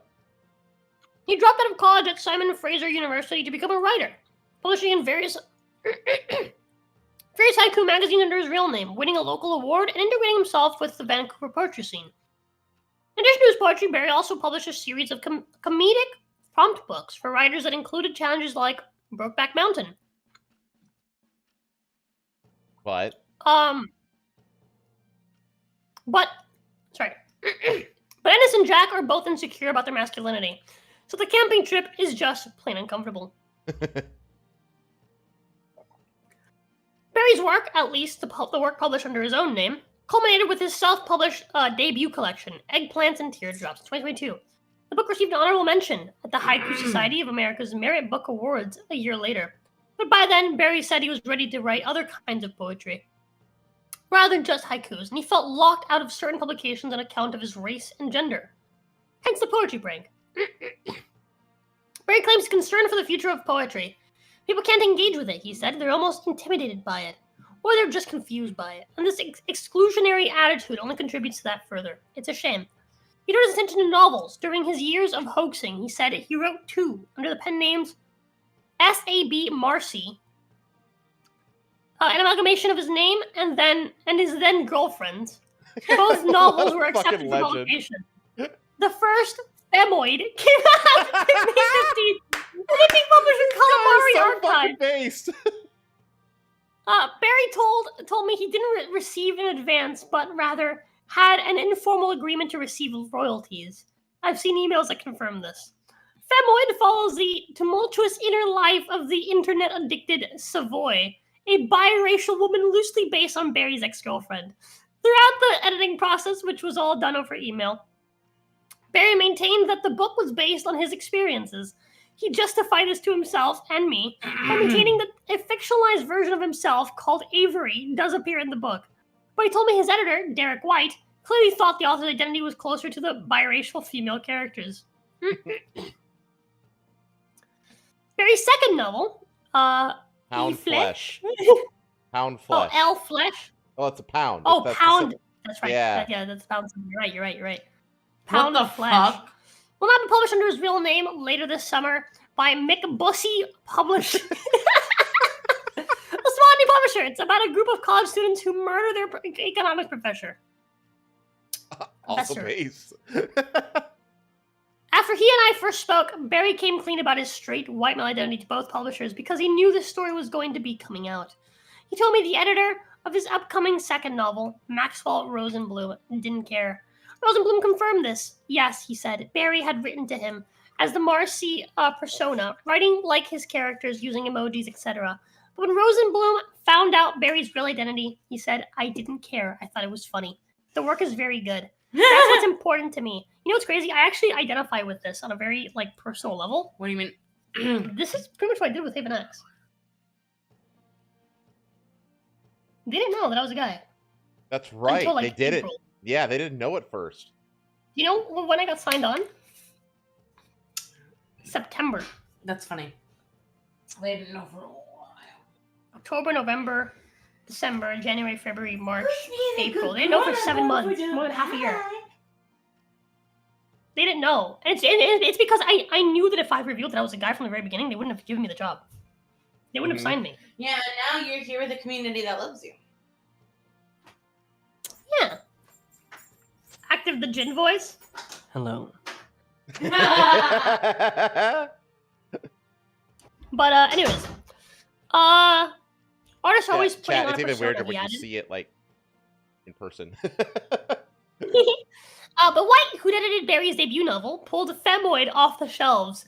He told me I was a terrible person, Barry said. He said, I haven't published a white male author for 2 years because I don't want to deal with you guys. And if I had known you were a white male author, I would not have accepted the book. Yeah, thanks for proving you're a fucking racist asshole. White's anger hit their... Wait, go up a second. Their last name is White? Yes. This is why I wanted you to read this. I know this is long. But That's amazing. It's an White's amazing anger was- story, though. White's anger was audible to the phone when I called him. No, it's not that I don't deal with straight white men, he said, but if you looked at the context of the book, for a white man to write this book is absolutely wrong, and it would be unethical for me to publish it. White noted that the book makes use of the N-word. When I asked Barry about this, he said it was used ironically. It was never necessarily for the authenticity of the story, and said he'd felt deceived by Barry, who had told him over email that the pseudonym S.A.B. Marcy was necessary in case of doxing. When I asked White if he was under the impression that Barry's biracial ex-girlfriend had written the book, he snapped. I wasn't under the impression. This is what he told me outright. He completely lied to me about his identity. In response to his allegation, Barry said, yeah, I essentially had to operate under this persona. That's what having a pen name is. And I thought someone who championed running a press that published pseudo-anonymous works would be okay with that. I also claimed that Barry couldn't even write, and that he'd agreed to edit the book under the assumption that the author was like the character in the book, an uneducated black woman from Vancouver. So I was trying to help her write this book, right? And wasted 3 months of my life. What a fucking imbecile. I know, right?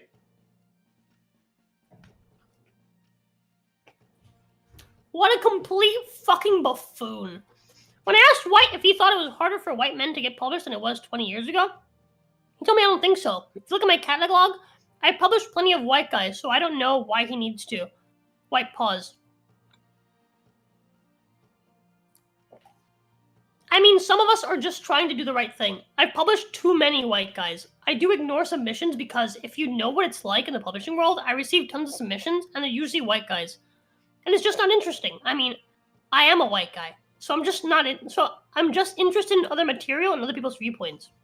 He's assuming that he right there. He's just assuming that white people can only write about white people, which is insane. Yeah, this person's mentally deficient. He added, you can call it from the whole point of being creative creative is to invent experiences outside of your own. Yeah, you can call it what you want. I was trying to give someone a chance. I think it's harder for black women to get published. I mean, clearly not. This black woman got published 47 times. Yeah.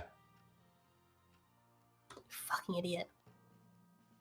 As for the black woman who inspired the novel, White said, this actual Marcy, his girlfriend, he's exploiting her, if she even exists. Oh, fuck off. Go blow your fucking brains out, you dumb fucking faggot. I know. You dumb, white cock fucking faggot. As for the black woman who... Wait, I just read. To his allegation, Mary responded, she'd give me permission to do this. For the record, the actual Marcy is real, and I was able to confirm her identity via a WhatsApp conversation that included a proof of life video. She is indeed a black woman from Vancouver, although she didn't strike me as uneducated. She told me that she'd received a copy of Femoid before it was removed from circulation, adding, I haven't actually finished reading the entire book. But from what I have read, I would say that the parts that are genuinely my experience are written respectfully, she said. Of course, there's plenty of content that isn't quite me or mine, but that's just how fiction works. So the black lady gets it. Yeah. In our penultimate conversation, I asked Barry if he felt he had to take on the persona of a biracial woman in order to get a novel about one published. Absolutely, he said, adding that White had confirmed it by pulling Femoid after learning the author's true identity. But what has he achieved? Australian writer Matthew Sinai, who interviewed Barry in the guise of Jasper Ceylon on his literature podcast, Getting Lit, told me Ceylon's project reveals a growing rot at the heart of publishing. Oh, publishing, the whole, you look at, book, basically these days, everything is written for book talk. So it's all middle-aged and younger women fantasy novel bullshit. And it absolutely is a fucking depressing wasteland at this point. You know how the whole because they followed into the whole same trap that the video game voice actors fell into, and even the animation voice actors fell into, where you have to be the race of the character you're voice acting. You know what I mean? Where they force these racial silos based on the assumption that it's impossible to present a character that doesn't look like you, which is an incredibly racist self-report. Oh yeah. But the whole industry is based off of this assumption. Like, you cannot write about if you're a white guy, you have to write about white people. You're not allowed to write about any kind of minority or anything like that. It's really disgusting. It's ridiculous. And again, I think you said it's such a fucking self-report that you're like unable to that you yourself are unable to like properly empathize, I guess, with other people. So you think other people around you also can't. Exactly. Or I guess in this case it would be sympathize, but yeah. Yeah. Anyway. Isn't it sympathize? Isn't empathize the one where you put your, Well, empathize is basically experiencing the exact same thing that, like, I, as a white person, can't experience the exact same thing a black person might not be able to experience. It's the idea of empathy. But, like, you can sympathize with it. Like, that's what drives people to creatively pursue things outside of themselves is sympathy. Like, I want to know what it's like to do this. So I guess it is empathy. It's kind of both, I guess. No, yeah. So sympathy is just feeling sorry for someone's misfortune, not necessarily sharing their feelings. Empathy is what I'm thinking of, which is putting yourself in someone else's shoes. Yeah. Okay. Okay. Yeah, that's right. So it is empathy. So if you're trying to write a story from the perspective of a character, you're putting yourself in that character's shoes as you're writing. Right. That's empathy. Right. Okay. Yeah, you're right. You're right. Yeah. The way I remember it is a little song by Jake the Dog from Adventure Time, which goes, "Empathy, empathy, put yourself in place of me." Okay, that works. And yeah, that just rings in my head whenever I think about those two words.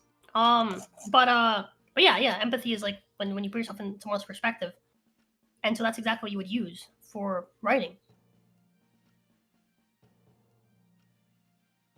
Okay, it's easier to remember if you remember that psychos are capable of empathy. Oh, okay. Yeah, that makes sense. That does make sense, actually. Okay. Okay. Yeah, they just kind of like pathologize it, don't they? Okay. Continue. We're almost done. We're almost done with the story. It's been an amazing story so far. Yeah. Voguish privileging of increasingly arcane identities categories, he said, not only hurts the arts in general terms, it hurts budding artists, especially those who are from marginalized groups. The soft bigotry of low expectations quite often co-signs these writers to an embarrassing spectacle of publishing undercooked and poorly constructed work. The Coldplay Review Project has proven that identity fetishization in the poetry world literally comes at the expense of the art form. It's not just poetry. True. It's like literally all art as we know it today. Here's the thing. There's a reason why, and I feel bad for black people that did it on their job, who are getting accused of DI. Because that's what happens when you do this sort of thing.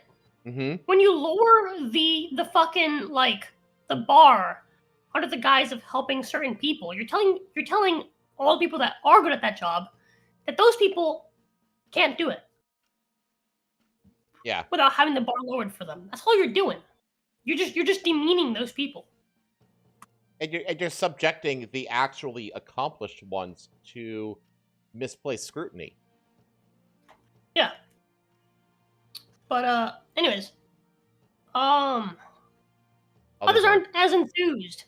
Alex Perez, associate editor at the publishing imprint Pan America, would be a natural ally for Barry. He has criticized the state of identity politics in the publishing industry and has been lamenting the lack of masculine affection for years. So they actually hit upon it.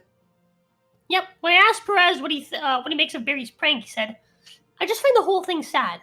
From the magazine publishing anything if it's written by the correct writers to Jasper's experiment, it seems like the literary world will forever be stuck in this performative identity loop.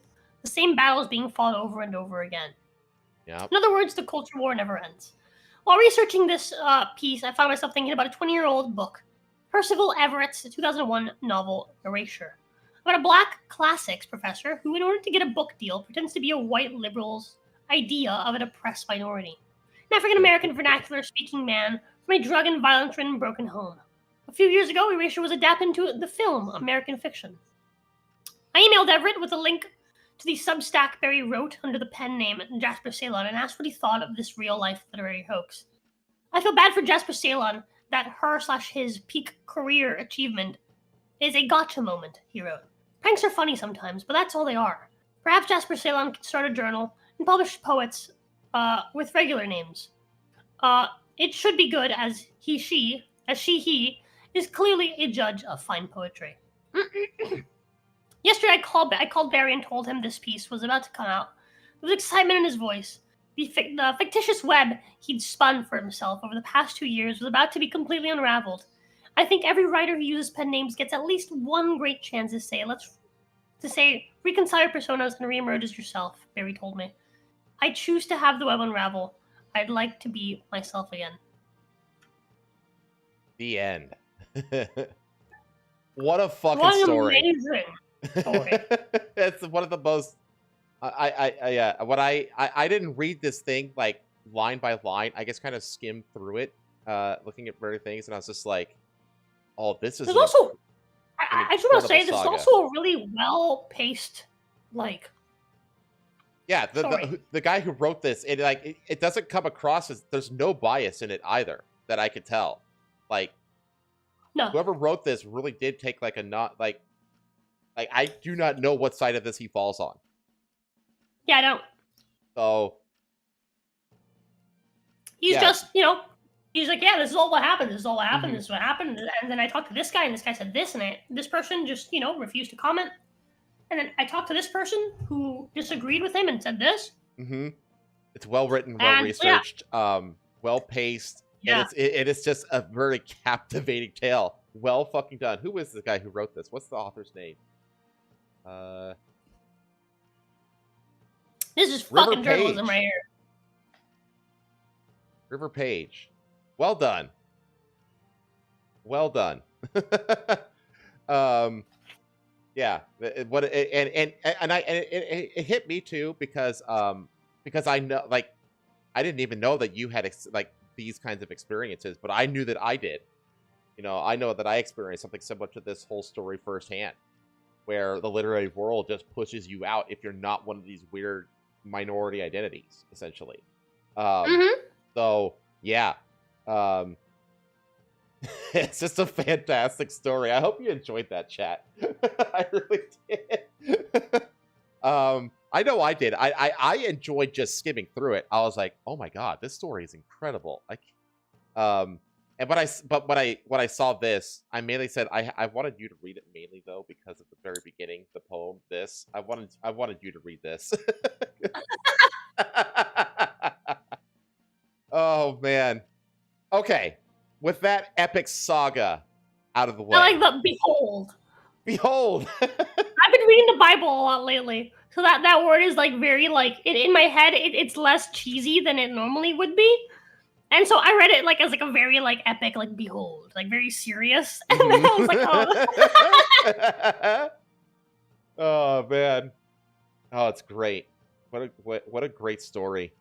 I'm kind of curious what the comments are actually on it. Oh my god, same. Why not? Oh, I have to subscribe. Only to paid subscribers. Okay. So. Fair enough. Fair enough. This was a great story. I kind of want to I almost want to like PDF this, download it, because I'm not going to have access to this forever because it's a paid site, But anyway, okay, let's move on.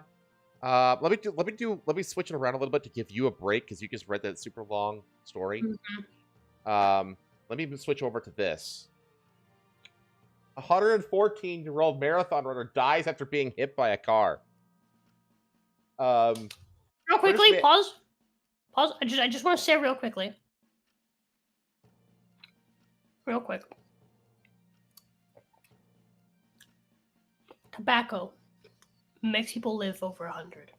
Just saying. Tobacco?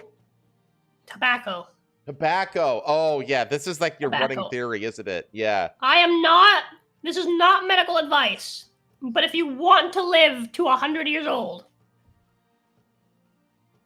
smoke tobacco. And if you don't buy fucking cigarettes, like roll your own. Get yourself a cigarette case, like a little cigar case, right? Roll your own. Have a great time. All right, you're gonna live to 100. If you don't get cancer, you're gonna live to 100. If you don't get cancer, that's the key thing there. Like you're yeah, which even then is like it's not. It's like you're either gonna get cancer or you're gonna live to 100. That's the gamble. But the odds of living to 100 are higher than the odds of getting cancer. So, have fun. There you go. A British man who held the world record for I'm not a medical running. professional. A British man who held the world record for marathon running by people aged over 100 has died in India. What a fucking Chad. So this is what is it? What's the religion? It's like the religions where they're like fucking the Sikhs.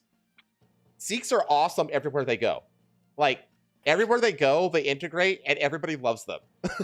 Like this guy that is a Sikh headdress. Singh, believed to be the oldest runner to complete in a marathon, was hit by a car and suffered fatal injuries while trying to cross a road in his birth village of Punjab. He has died in a road accident in Punjab, India, aged 114. The athlete, believed to be the oldest runner to complete a marathon, was hit by a car and suffered fatal injuries while trying to cross a road in his birth village on Monday. So he ran a marathon at 114 years old. Yep. Just like, what the fuck? That's crazy.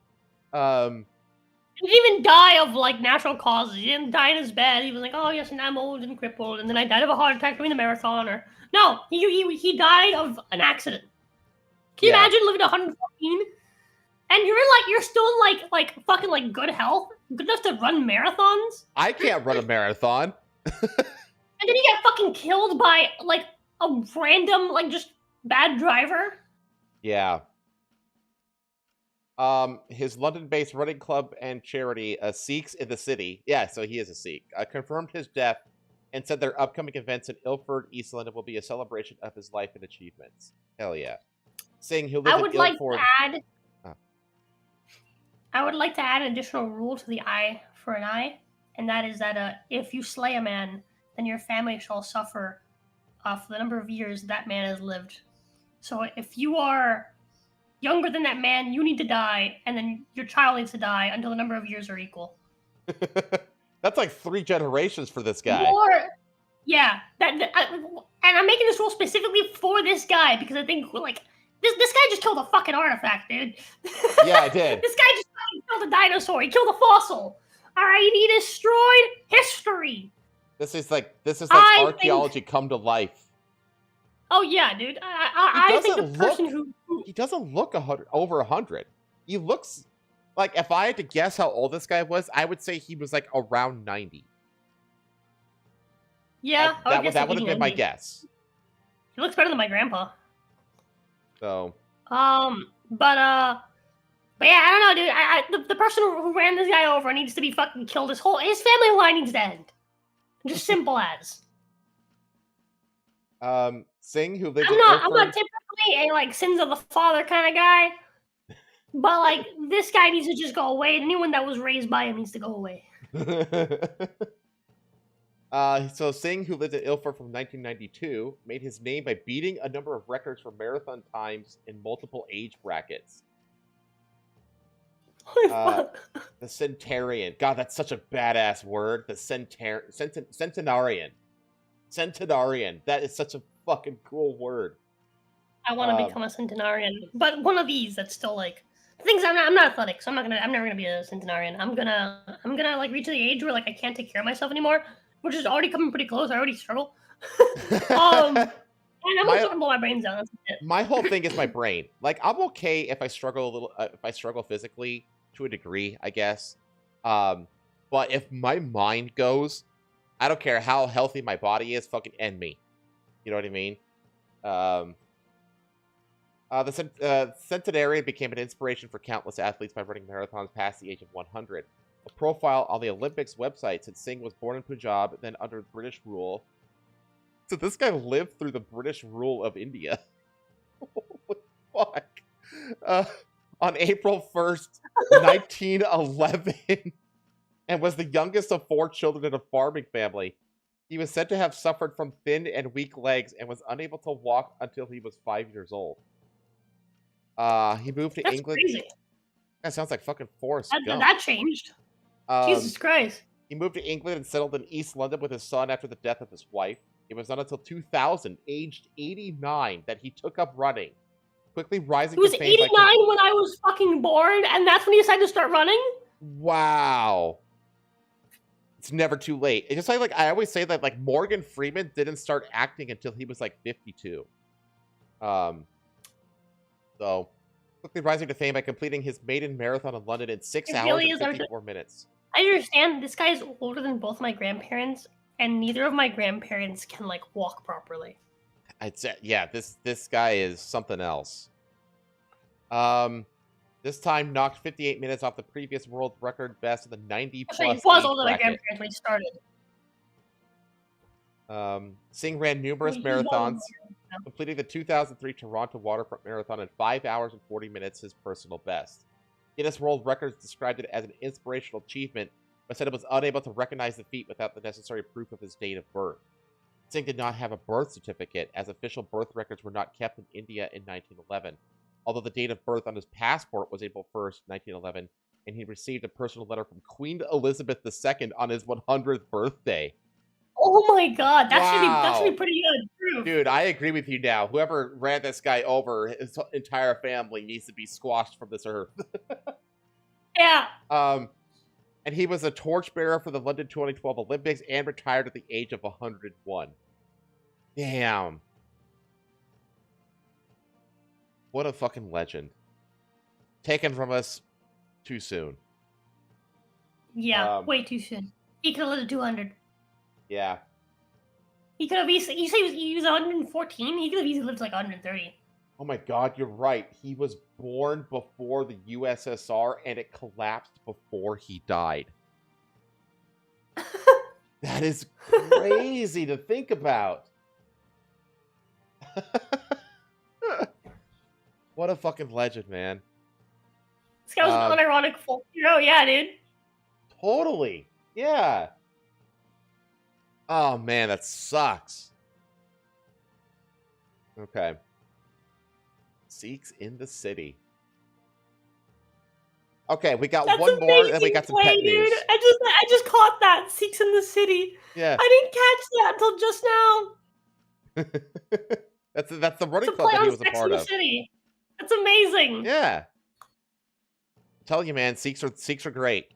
Sikhs are like super humble people that like really go out of their way to integrate and like be like a productive member of like every society they go into. Okay. Here's one of yours, and then we need to bring Patho in. Alrighty. If he's not sleeping. Let me think I could use my fucking inhaler. Okay. You want me to read it? If you need to use your inhaler, you want me to read it?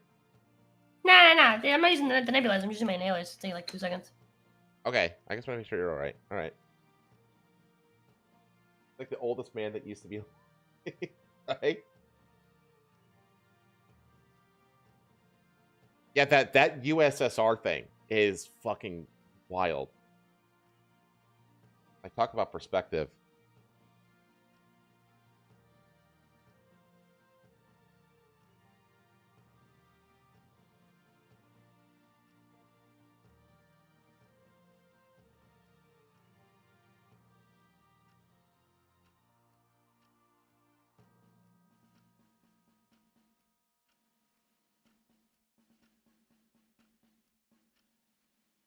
Well, hold on. Let me put this a little bit further into perspective. He was alive before Queen Elizabeth II was born. God. And lived till after she died. That's incredible. And got a letter from her personally. Man, Yeah. That is fucking cool. I wish he got the opportunity to like write like a memoir or something like that. Okay. He went through, let's see.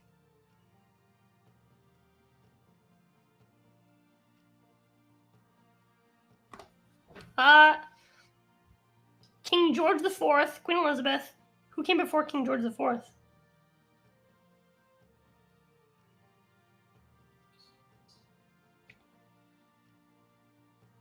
So he lived through. Because he died like this week, right?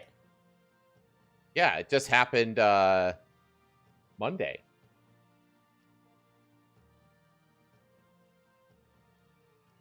He lived through 5 British like kings, or I guess queen with Elizabeth. God. Yeah, he lived through 5 British monarchs. And spent a significant time under British rule in India. Yeah, I was gonna mention like how many like I was gonna be like, damn, that's like a lot of U.S. presidents. But that's like every 4 years. 5 British monarchs is crazy. Yeah, it really is. Really.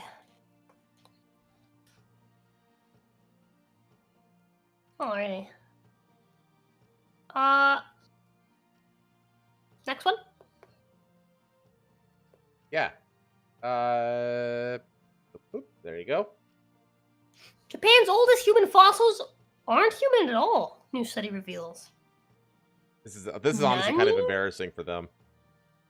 Yeah, I'll never forget the buzz in the lecture hall when my professor first shared these Toyohashi bone fragments, once hailed as Japan's earliest human remains. Fast forward to today, and advanced CT scans at the University of Tokyo confirm these fossils aren't human, but belong to a prehistoric brown bear, Ursus arctos. It's a humbling twist that shows even celebrated discoveries can be upended by fresh evidence. Oof.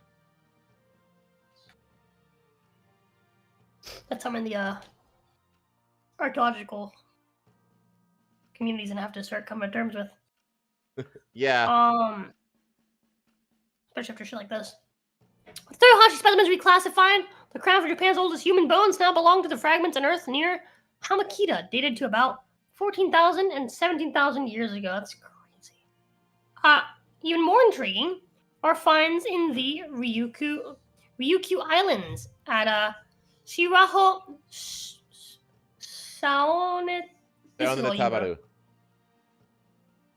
Cave in Ishigaki Island. Researchers have recovered human skeletons radiocarbon dated to nearly 27,000 years before present. That's crazy. These provide dates on just shuffle museum labels. They reshape our understanding of how and when people first settled in these islands.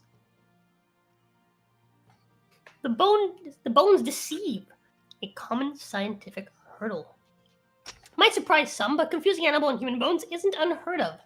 In a well-publicized case from Alaska, a 3,000-year-old bone fragment found in Lawyer's Cave was initially identified as bear, but later proved through genetic analysis to belong to a Native American woman. Such mix-ups underscore how fragmentary evidence and limited tools can steer interpretations, and why every fossil merits a second look with better technology. This has been a problem with like reconstructing like dinosaur fossils and stuff like that as well.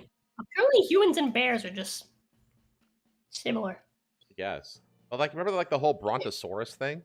Like the Brontosaurus was like the initial interpretation, and then like over time, like they realized like actually it's like this Brachiosaurus thing. We had this bone in the wrong place. It's not actually like that. You know, like this happens all the time actually. Yeah. A technological leap forward for fossil research. Thanks to breakthroughs in imaging and DNA analysis, paleoanthropologists can now detect subtle anatomical cues visible half a century ago. As Jen Suwa's team demonstrated, modern CT scanning can reveal internal structures that instantly distinguish a bear's radius from a human's humerus. These innovations are more than just high-tech toys. They're essential for reconstructing our evolutionary story with accuracy and humility. After all, science thrives on questioning, even its own cherished assumptions. Mm-hmm. Short but sweet. Yeah, But it is true though. Like, story. I remember like things like this would happen like while I was in school, where like I would learn one thing like in a freshman year, and then like my junior or senior year of college, that thing turned out to be wrong, and it was actually this new thing. You know what I mean? Like that actually happens more often than you might think. And especially in this kind of like archaeology, paleoanthropology, paleontology kind of fields and stuff like that. Bone identification can be very tricky. It really can. Like I remember like one of the first things they did that kind of proved how difficult it was is they just took like a cup, not a cup, but like a bowl of bones and just kind of dumped it out in front of us and said, "Okay, tell me what's what." And they all just looked like rocks, and they all looked the same. And we're like, "What?" You know, and they're like, "That's an elephant tooth." You know, that one's a saber-toothed tiger thing. That one's like a dinosaur, like a stegosaurus bone. You know, that's like 60 million years older than the rest of these fossils, etc., etc., etc. You know what I mean? They just to hammer home that like very different things can look very similar. So, and then they gave, but I remember like paleontology, they gave us examples of like, I don't remember any of them. I just remember it happening. It's been so long, of like museums, like, you know, changing the story of things and stuff like that because, we put this bone in the wrong place. Yeah. Happening all the time. So, I mean, still though, Japan, 14 to 17,000 ain't too bad. You're okay. That's crazy. Okay, time to go get Patho because it's time to talk about dogs. My wife! My love! Come on! Hello? It's doggy time. Yay! Move, bitch. Bring your doggy. You talk to your doggy? Yeah, it sure is. She's a bitch. She do be a bitch.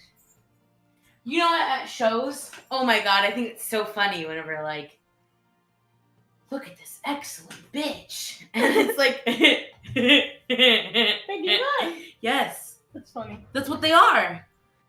They're female dogs, Yeah. especially if they're intact. Meaning? They still got their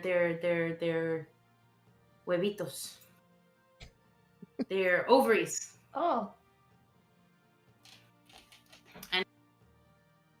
Here. Wife is here. Okay, hang on, one sec. My girl. Do you want to read these? Yeah. Okay. I'm going to swap to your model.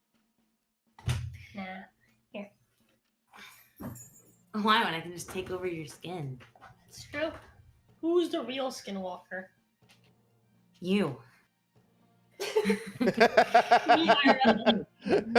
Very straightforward answer, though. Okay. Chat, are you ready? Stop trying to walk in my skin. Quit it. Stop that. Anyways, family returns dog with terminal cancer to shelter. Then, pet finds a new home with a familiar face. Staff. Hold on. Yeah. Macchiato doesn't have much time left, so she is filling it with love. In November of 24, the 75-pound pit bull terrier mix appeared to have found her forever home. Best Friends Animal Society helped rescue the dog, discovered on the streets of New York City, where she was living as an abused and emaciated stray. Macchiato decompressed in a foster home following her rescue, and soon the 9-year-old canine was adopted. Unfortunately, Macchiato's new home didn't last. After 6 months with the dog, Macchiato's adopters made the difficult choice to return her to Best Friend's care, as their changing and demanding work schedules prevented them from being responsible pet owners. Upon her return to the New York City shelter, staff quickly noticed that the pit bull terrier mix had a mass on her neck, per the nonprofit. Shortly after, a biopsy of the mass revealed devastating news. Macchiato had aggressive, inoperable cancer and had already spread to multiple lymph nodes. There is no cure, but it was clear to Best Friend's staff that Macchiato still had more life to live. The pup just needed a new place to spend the remainder of her time, and thankfully, she didn't have far to go. Didn't have to go far. It's No, same it's, thing. It's not. Shut up. You misread shit all the time, and I don't correct you. I correct myself. Fuck you. A familiar face stepped up. Mo Hussein, who is not only a longtime volunteer with the organization, but the very volunteer who fostered Macchiato after she was rescued. When asked if he would consider taking on a fospice case, fostering a terminally ill pet, Mo said yes to reopening his heart and home to Macchiato. My bond with Macchiato is like no other. From the moment I took her in, I could tell this girl was special. So demure, I actually nicknamed her Lady. Now that she's back with me and sick, I treasure each moment and want both her and I to enjoy each moment because this dog truly deserves it. There you go. You She's got home now. can see the mass on her fucking neck. Yeah. That's how they This. returned her to the rescue. Those people knew something was up. They didn't return her because I'm just so busy. I don't have time. My busy schedule to take care of the dog. What'd you do in the first place then? Go ahead. Yeah.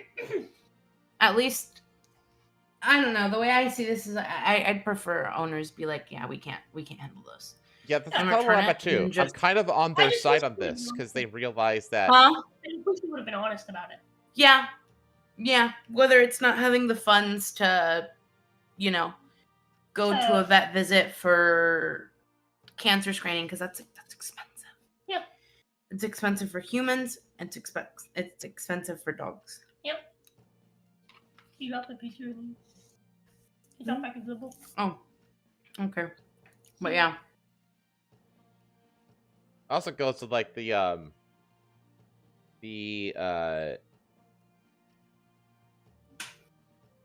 adopting just older pets in general.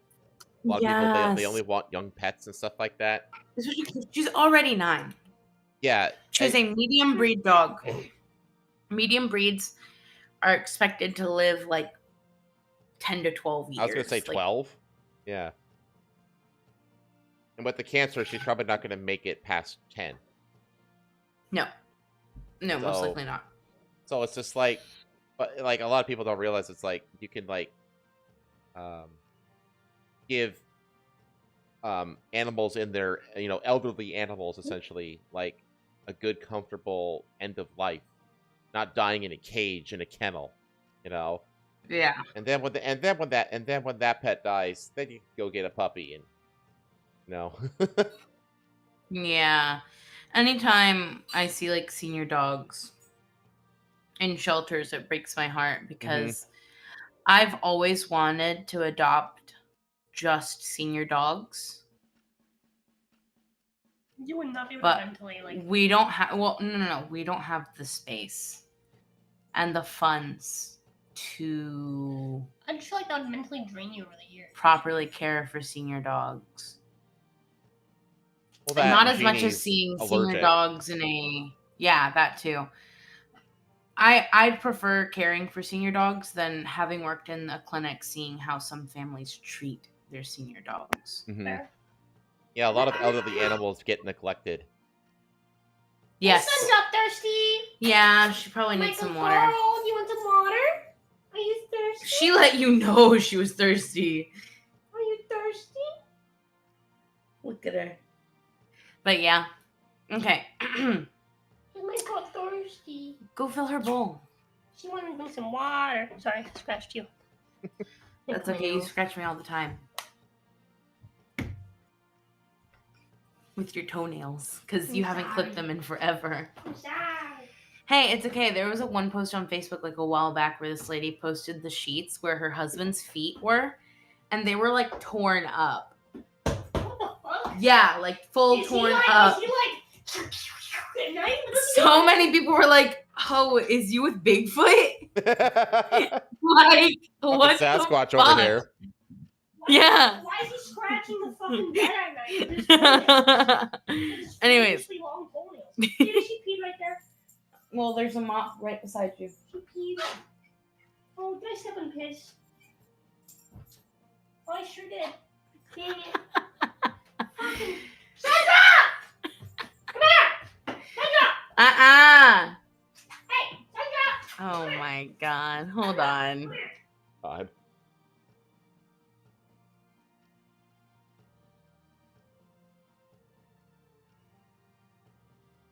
Oh, Villain says that caring for senior dogs is hard. I have 2 of them. One just this year went blind and deaf. Yeah, it's difficult. It is. It is very Mhm. difficult once they get older. They start having like serious medical issues and stuff like that.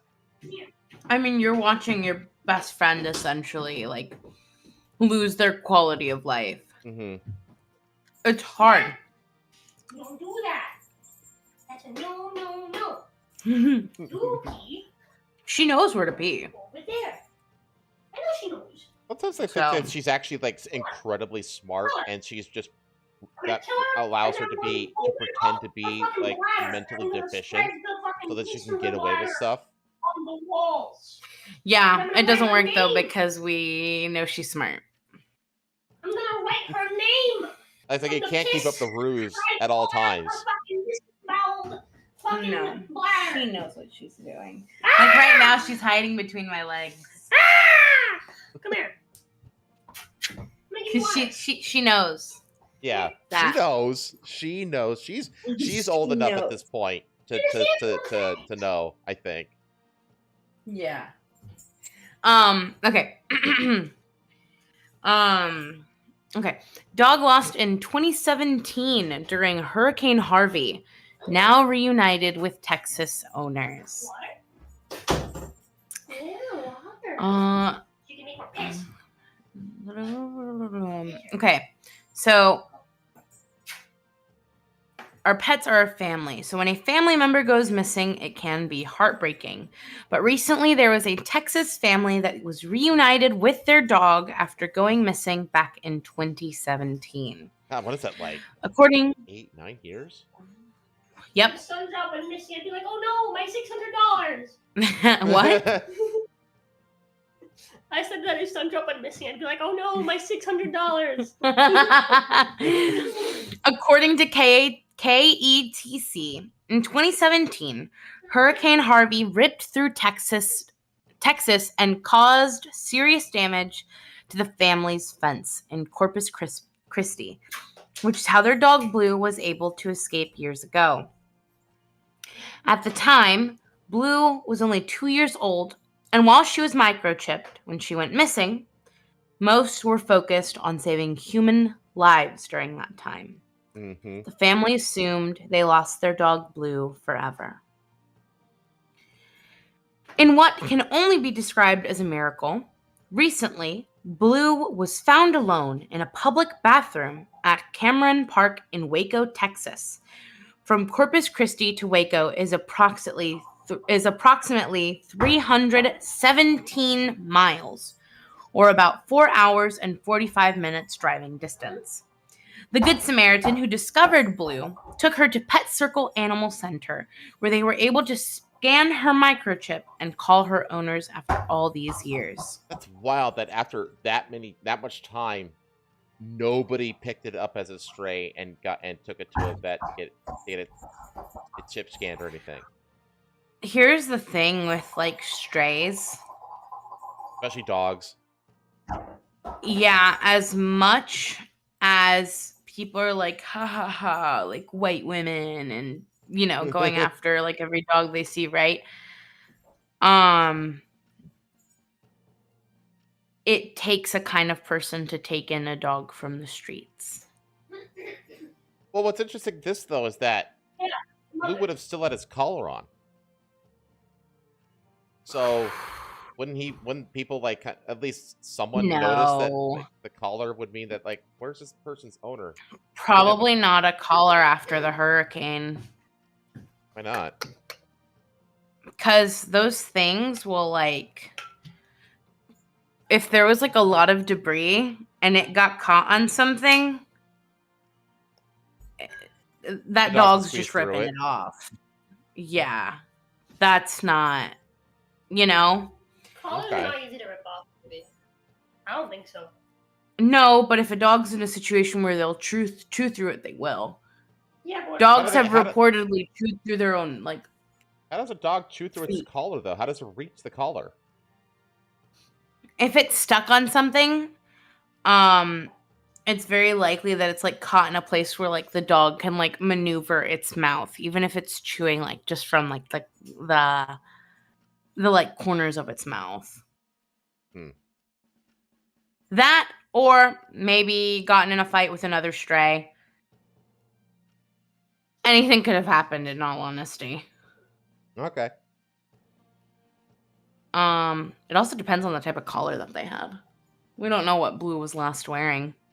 He might have been wearing like one of those like breakaway collars Might that have. people get for cats. Well, like, like- what's in this one right now? He might not have even had a collar. Like my parents, you know, their dog is an indoor dog, and he doesn't wear a collar when he's inside.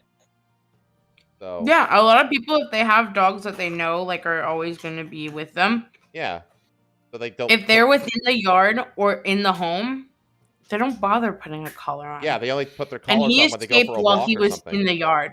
Yeah. Yeah, so And Blue escaped while he was in the yard. that's probably the most likely scenario here, actually. Mm-hmm.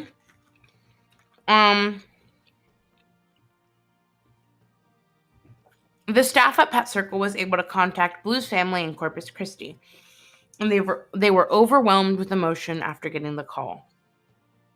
After almost 8 years, Blue was going home. This amazing story of family being reunited was only possible because the dog was microchipped and up-to-date owner contact information. And then it's just a huge thank you to everyone who got Blue back home. I remember I called Rosa about one of these situations when we were together. But it was a cat. Yep. It was a cat that had traveled. We covered on the show. No. When I worked in the clinic, baby. And we had this like old guy who had bonded with the stray. Yeah. And it got microchipped. We covered a very similar story on the show. Mm-hmm. And this old guy had already gotten attached to him. And it's just procedure for us to check if there's a microchip when a stray is brought into the vet clinic for the first time. Yeah, makes sense. And we scanned it. And it did have a microchip. So we contacted the owners. They had the same phone number that they had had at the time they lost him. Those owners were like crying, bawling their eyes out when we told them that we had their cat. Hmm. And the cat had been missing for like 10, 12 years. Oh my god. And it had traveled all the way from, I think it was in New England. Oh my god. Where you are Yeah, now, roughly? it had traveled from New England. Yep, to Holy about crap. where I live now. Holy Yeah. crap. Yeah. The old guy who had brought in the stray was really sad. Mm-hmm. And he knew. And we ultimately found a kitten for him. Okay. But the owners literally bought a next day ticket to come get that cat. Wow. Yeah. Well, where did they live? They lived still in New England. Oh, the cat just traveled over here for why? It'd been lost for 10, 12 years, baby. Yeah, but why did it travel here? They had came over here on a vacation around that time. Oh. And the cat, they were driving with the windows down. And the cat had jumped out of the car. In between here and New England. Oh. And it had traveled back down. Oh, that's from heading to New England, traveled back to it. That makes sense. Yeah. Yeah. Crazy shit. That's wild. Crazy shit. Yeah. You imagine all the near misses I had every time I crossed the street from a Panda Express. Yeah. Yeah, I mean, it is incredible. Like, you gotta think like, you know, it's like They're like a family they don't have like Are they- they've been living comfortably inside of a Intense house for pleasures most of their love them. lives. You know, Yeah. those survival instincts, they're there. I mean, especially with cats, they're there, but they're not, you know, necessarily enough to survive in the wild again. Yeah. So Yeah. So actually, the kid whose his like cat it was Yeah. one of the ones who came.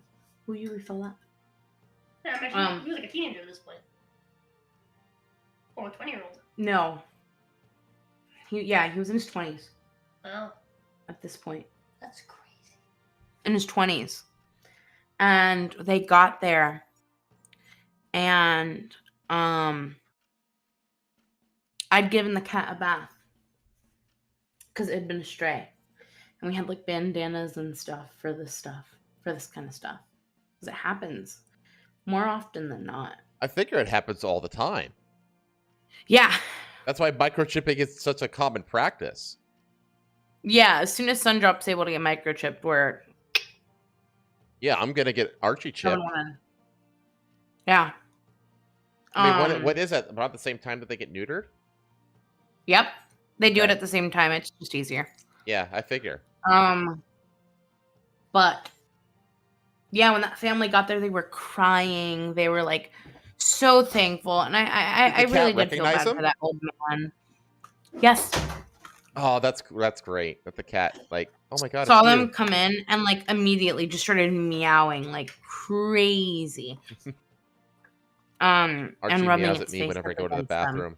The moment that door closes, he starts meowing. What a stinker! But yeah, oh, I'm happy this pup found its way home. Totally. Could not imagine that sort of stress. I actually have.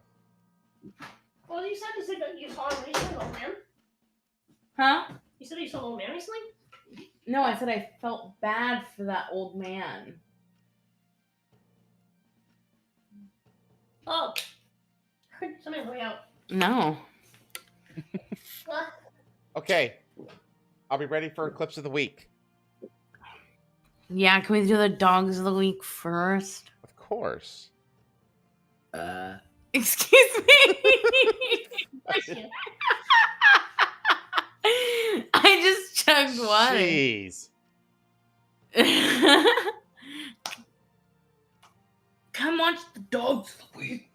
I already have my My dog. top 5. And I hate the fact that this thing just auto starts. I hate it. I hate it. Okay. Yeah, I know. She's been my Okay, dog. okay. Look. number 5, we have Mako. He loves to steal the kitchen towel. Hey, girl. What are you doing? What? No. No. No. No. Number 3, we have Susan. She has a smile that can light up a room and independently finance her local orthodontist. And number 3, we have Zuko. He doesn't like it when his balloon hits the floor. Look.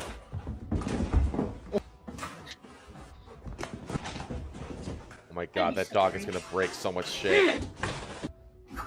If I was that dog, I would be like, The TV. that TV is there. I would not have that TV up. And number 2, we have a dog who survived the Central Texas floods by hiding in a washing machine. Cody Vlasic, a high school senior in Hunt, Texas, woke up on July 4th to the river behind his house rapidly rising. While evacuating, the family dog ran off. With their home quickly filling with water, they were forced to leave him behind. They set out through waist-deep water to the neighbor's house uphill, where the only thing they could do is wait for the water to recede. They were able to return the next day. I had to break my window, and when I climbed through, I heard scratching and kind of like a whimper. So I turned my head around the corner, and I saw him just floating there in the washer. The Vlasic's home was completely destroyed, but they're grateful to have made it through the storm. You can replace a house, but you can't replace lives. You all helped us fund several transport flights of shelter dogs from Texas to communities across the country ready to adopt them in order to make space for pets displaced by the floods, the first of which took off yesterday morning.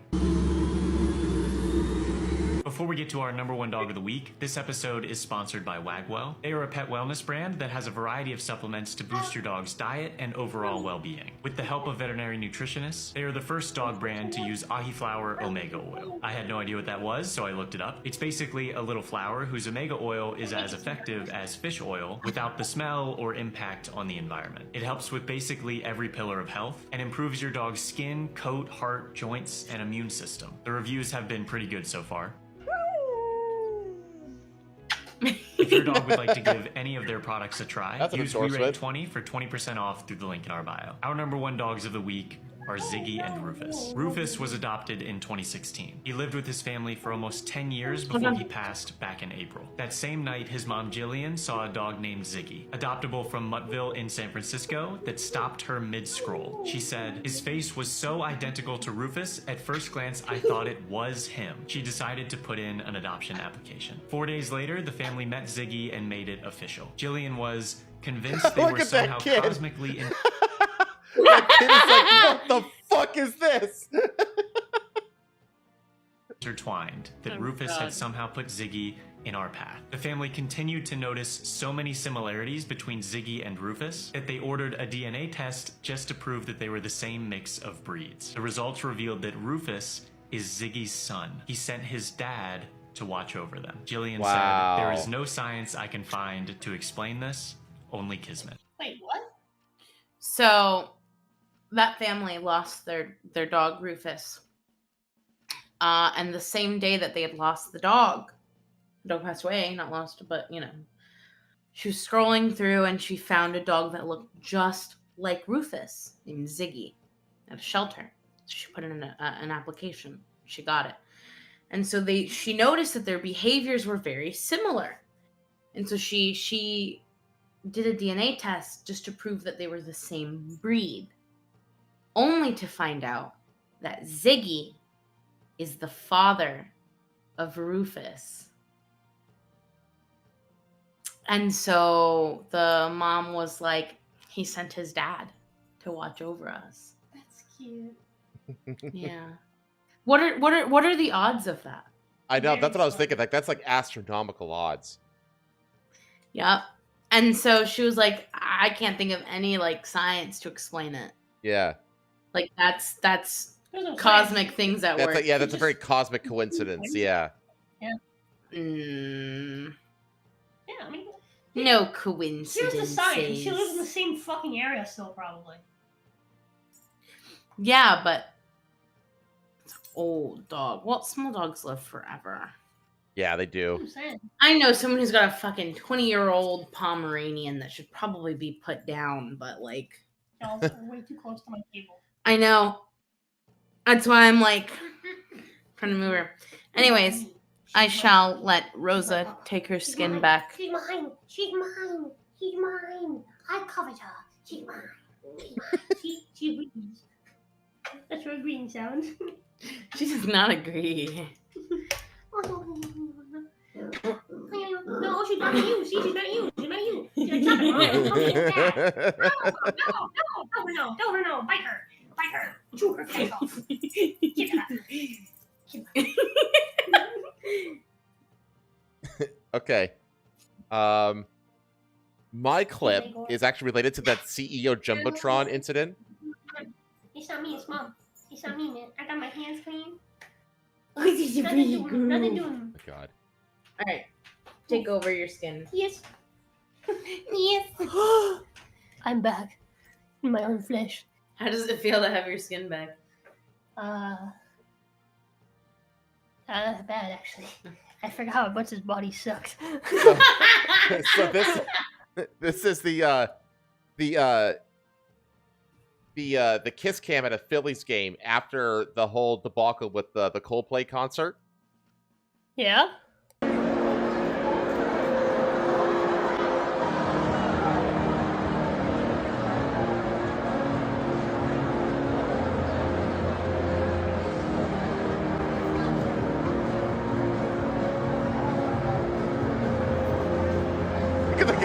thumbs up. They do the mascots. Oh, and they replay. God. They mimic the CEO and the harlot. Oh, That's it's funny. So good. That's so funny. Oh my God. That's peak. Such a great. That's peak American sport. I think that they go back to him.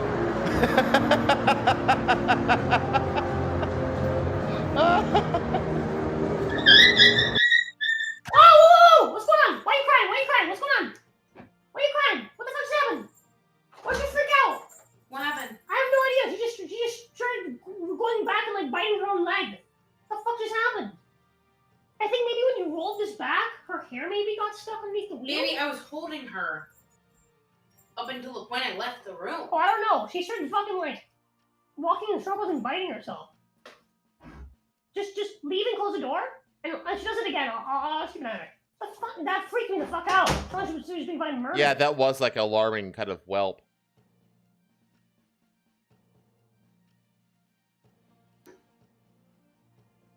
If I see you do it again for no fucking reason, I'm gonna fucking beat you. I'm gonna give you a fucking reason to cry. Maniosa. Oh my god. Gotta give you a reason to whelp. Yeah. Fea. Horrible. Go and close the door. Go and close the door. I want to see if she'll just do it Hold again. on. I have to recreate the exact moment. Oh my god. This could happen. Okay. Okay. Walking out. Peak American sports.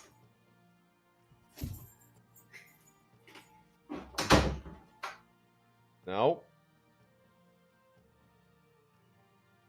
Wait.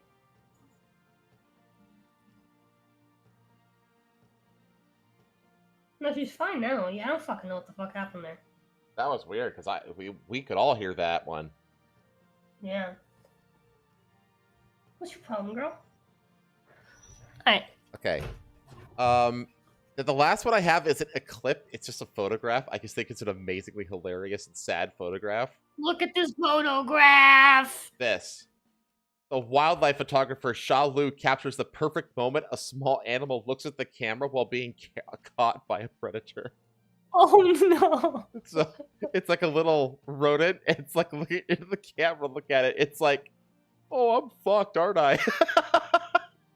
This isn't up close. Oh no! This isn't up Ow. close. It's like, oh no. Sandra. Oh, cuentas. It just knows. It knows it's screwed. Baby. Baby. Yeah. Frozen zucchini. I like how Can you get her? someone asked Grok on the side here. Grok, how cooked is the vole? That vole is thoroughly cooked, clutched in a raptor's talons mid-flight with zero chance of escape. Nature's brutal ballet.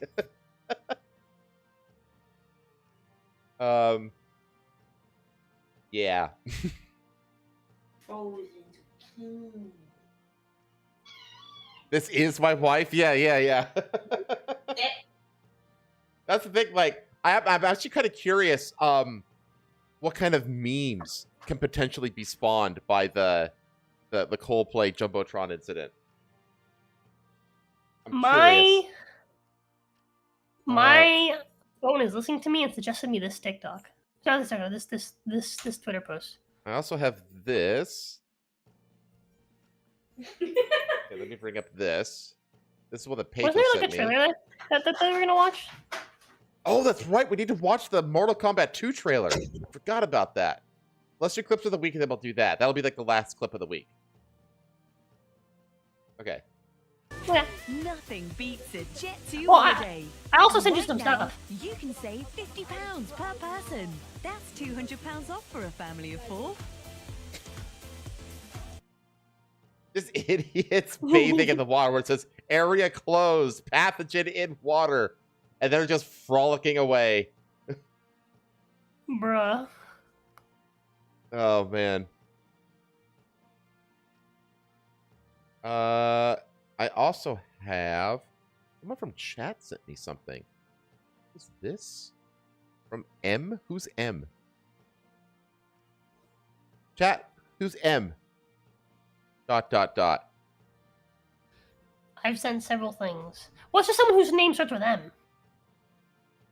The meme? It's You the Jurassic haven't said Park so- one. Chat. You have a set, so I won't tell you.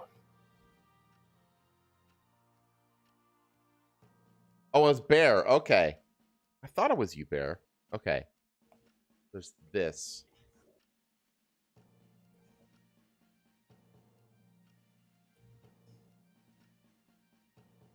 The Cretaceous period. I mean, this thing's So this is Jurassic Park ruined by AI. the Cretaceous period. I mean, this thing's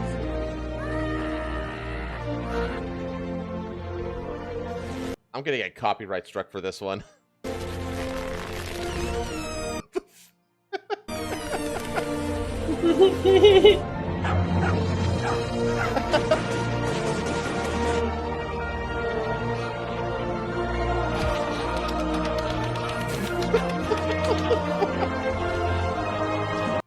I gotta keep pausing it for the music. I was...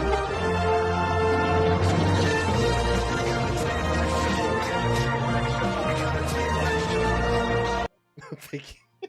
That was a Hey, horrible yo. freeze frame. Sorry, Goldblum. You've been outed. They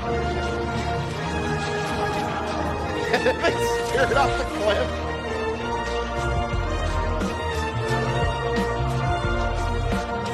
God, this feels like early AI too. Like this is like AI video from like the time when they those first like super creepy videos of Will Smith eating spaghetti got released.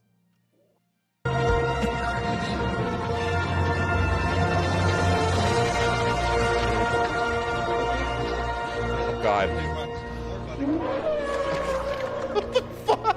Lamau, what Look the at fuck? John's face. Look at Hammond's face. Yeah, we'll go back to that. Oh no.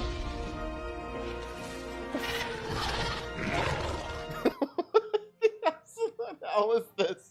This is like the AI. This is like the AI version of YouTube poop. Is what this is. Thank you for that nightmare fuel, Bear. Oh man. And then okay, you sent me a few others here. Yeah. Let's see here. Oh, I forgot. I fucking forgot about this. I fucking forgot. I need to buy a fucking snack wrap. I need a baby. Oh my God. It's not too late. It's not too late. My love. What's going on? I just got ads for McDonald's. I forgot. They brought back the snack wrap. They brought back the Oh. snack wrap. I have They no finally idea. did it. Okay, let's watch this Deadpool thing.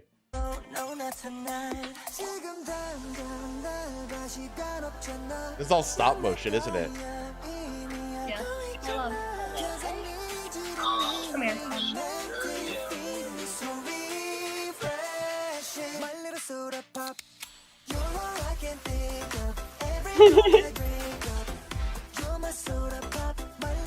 How long do you think it took to make this?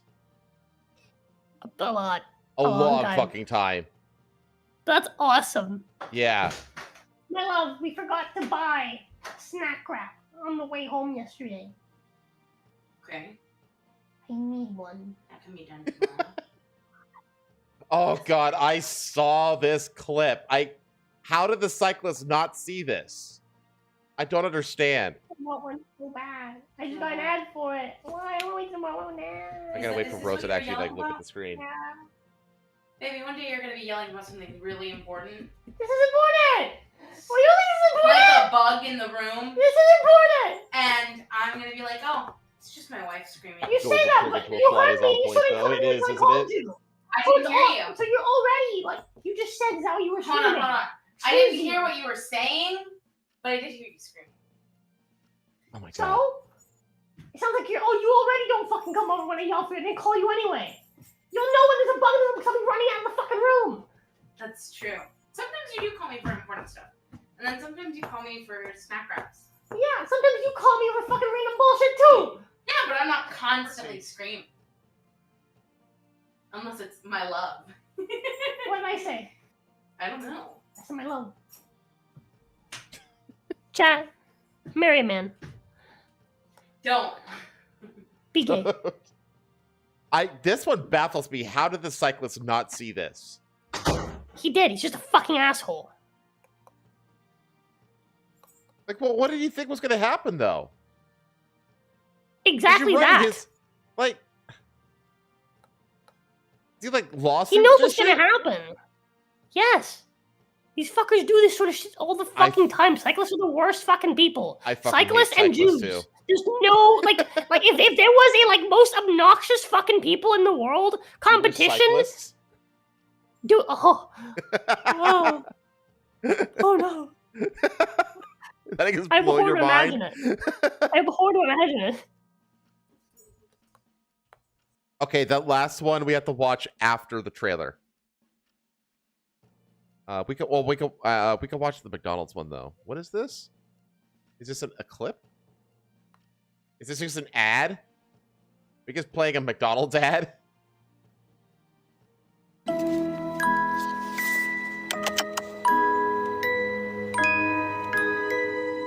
They have brought it back. They have brought it. Look at that. The snack wrap. It's back. And the spicy snack wrap. They have ranch and spicy. No! Wrong! They should have ranch and honey mustard! I'm mad. McCrispy strip. Did you see the thing I sent you after the Deadpool one? Yeah, but we gotta watch the trailer first, though. No. After the Deadpool one, there's one that says I seem to have already seen it. I don't remember where. You should click on that one. Oh. It relates to something that I told you earlier. Oh god. What's happening? Why did my Whoa. My mouse just stopped working on the video for some reason for a second there. Oh my god, it's still doing it. What the fuck? What's happening? Close some windows.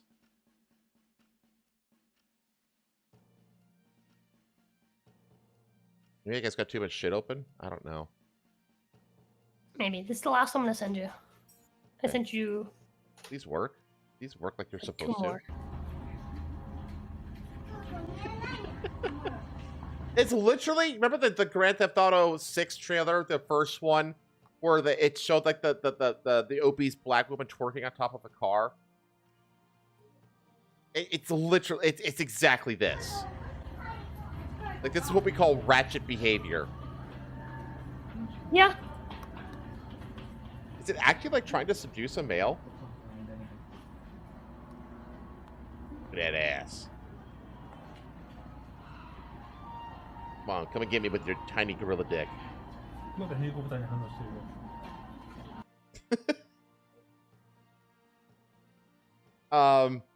This is how female gorillas seduce males. Okay, so it is true. Yeah. Wasn't working on that dude though.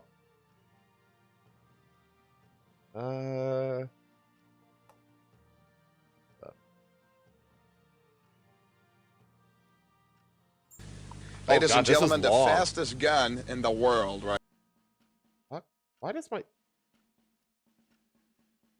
Okay. Ladies and gentlemen, the fastest gun in the world right here. Holy shit. Wow.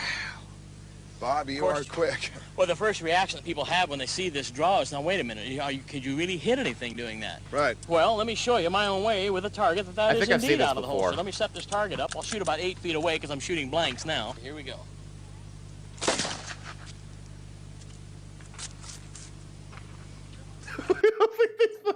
Who are these guys? Now, in terms of time, Bob. Why are there a bunch of 17th century Puritans here? How quick was that? I draw, cock, level, fire this gun, hit what I'm shooting at in less than 2/100ths of 1 second.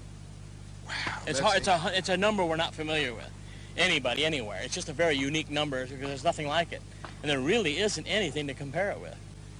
Okay, Bob. Now, what exactly are we going to do We're here? going to do something very special for you. At least give it a good try. Now, we're going to take this 45 Colt single action. We got an empty gun here, right? Mm-hmm. We have 2 shots here. Here's one going into the gun. There's one, and here's 2 shots going into the gun. Now we have 2 shots in the gun, right? Mm-hmm. Now, what I'll do is I've got the 2 shots, and what I'll do is draw the gun once. I'll fire it twice, and while I'm at it, take the targets with me as fast as I can. Okay. The idea is to shoot the gun fast twice. Now let's give it a try, and I'll try and do it right the first try, okay? Okay, go ahead. Good luck to you. Okay. That's not a like close distance here. Whoa. You shot both? Hold them. Hot and fired. Hot and fired. That wasn't even a good one. That wasn't even a good one, and both of them are gone. He shot 2, and it sounded like it was 1 shot. We can do that again, make it even better. So let's try that again here just for fun. There's 1. Here's 2. Let's give it a try. Okay? Okay, 2 shots going to sound like 1, and he's going to hit both of the balloons. Wow. It still sounded like just 1 shot to me. On the other but hand. Both of the bullets are gone. And the gun's empty, right? Yep. Both the balloons are exploding. It's absolutely unbelievable, Bob. You are very, very, very quick. The guy with the camera just like, yep, this is where I should be. Yeah, I was thinking. Well, I figured You know- I figured you know this what out a this guy. reminds me I figured this out a guy with the camera. I figured this camera is just set up, but because he's shooting blanks, he No, said. no, go back. Look at how that camera moves after he shoots. Oh yeah, it's all zooming in and everything, isn't it? And moving and wobbling. Yeah. That's a manned camera. Hey. This is also an old video.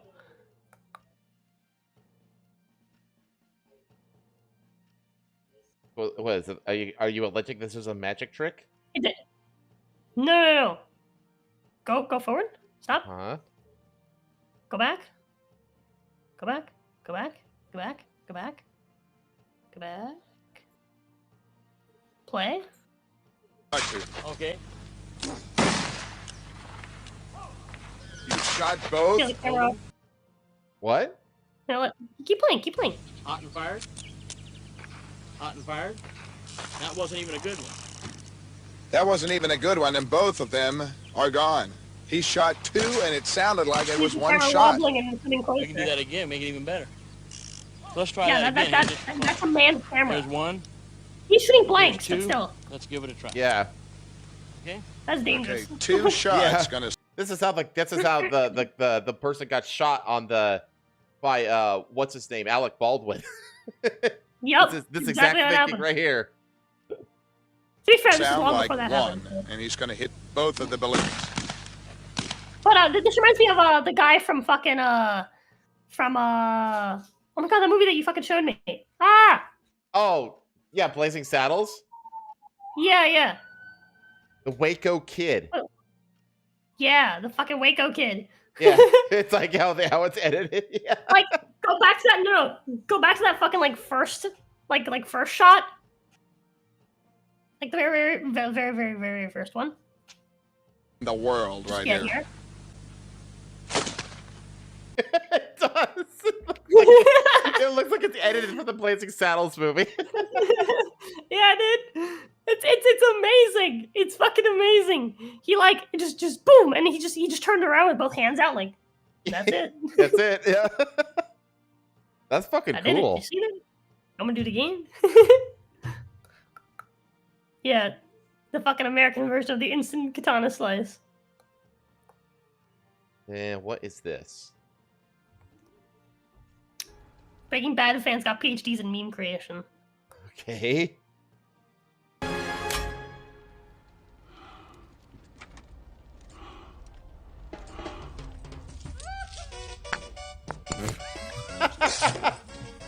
Impossible. Booyah! Wow! this kicks like a mule with his balls wrapped in duct tape. Wow! Tight, yeah! Blue, yellow, pink. Whatever, man, just keep bringing me that. I don't even know who you are.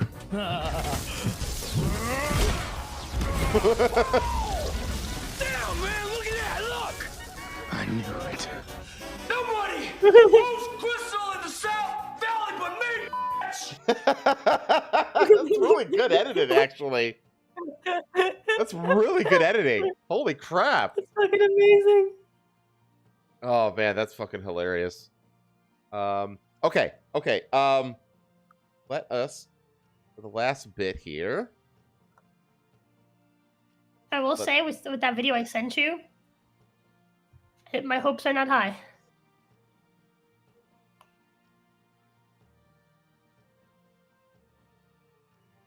So there's this one. There's 2 trailers, okay? And one of them is like, cause like the thing is like is Carl Urban as Johnny Cage. Like he's like the new main character, right? But they release like one of those like fake movie trailers as well. For like the next like Johnny Cage movie that's coming out. I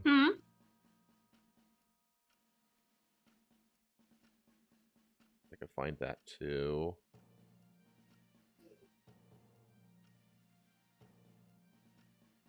Where is it?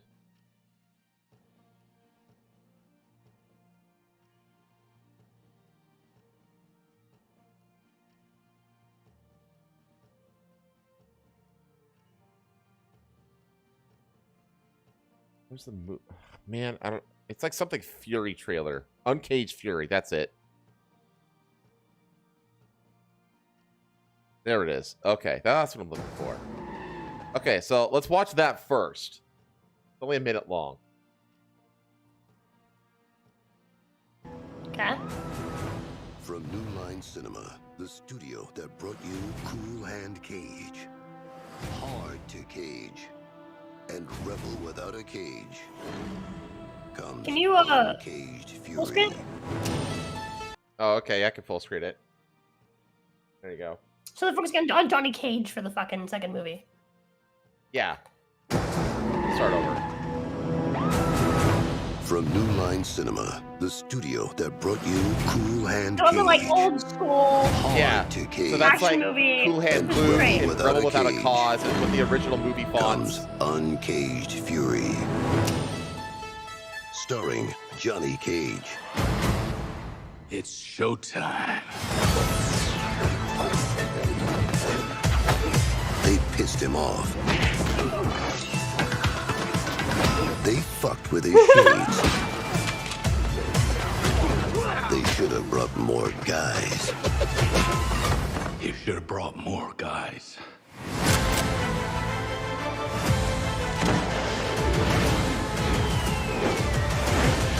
And suddenly it's hitting a helicopter.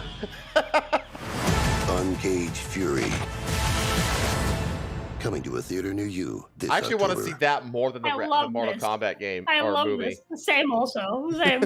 But I love this. I love when they go really hard on the like, you They're know, leaning into just it, and references you- and cheesiness, and they lean into it. Yeah. I'm telling you I like right that. now that they are leaning into it with the A actual lot of people movie. didn't like the first movie. I really did. A lot of people found like the joke about like the guy doing like the trip over and over again. A lot of people found that like annoying. They're like, oh, it's stupid. But I don't know. I feel like anyone who actually fucking plays games is just like, yeah, that's a cute little gag. Like The anyone who's only not thing fucking that I like didn't one of like these, for the like, first fucking, movie like, is that they just made up a whole new character just to be the main character for the movie, and it was completely unnecessary to do that. Like, they just made up Cole, Yeah, I agree. and they just made him like this boring as fuck main character for no reason. And, Yeah, and now I in the agree. second movie, Cole is basically sidelined. Like, he's in the movie, but it's Johnny Cage is the main character in this movie. Well, anyway, let's watch this Red Band trailer.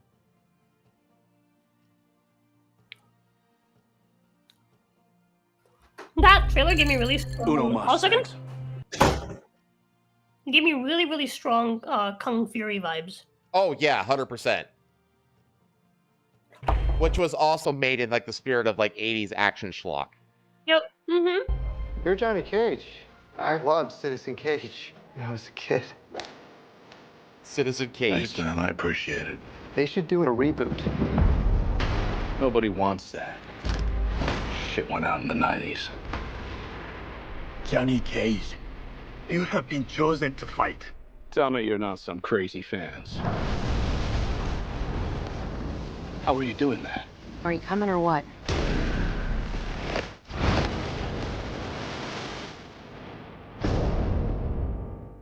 Where the hell am I? It's called Mortal Kombat. It's a fighting tournament. For the death. Fuck that. This is a war for the fate of your world. You dickheads in or what? I'm not some champion. I don't have transformer arms. Or 2 lightning bolts. This shit's got nothing to do with me. I'm an actor. I find you annoying. Not the face.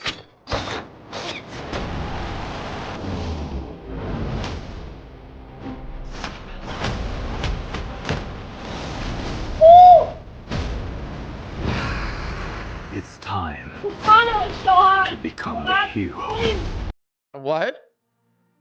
Go back to fucking. Is Katana's her name, I believe? Yeah, Katana. The chrome blue. Yeah. Her. Pause. Pause. Like the moment where she stretches her fucking like hair braid. Sorry, continue. You need to use the bathroom real quick. No, I'm good. Okay. I just needed to visualize. Okay.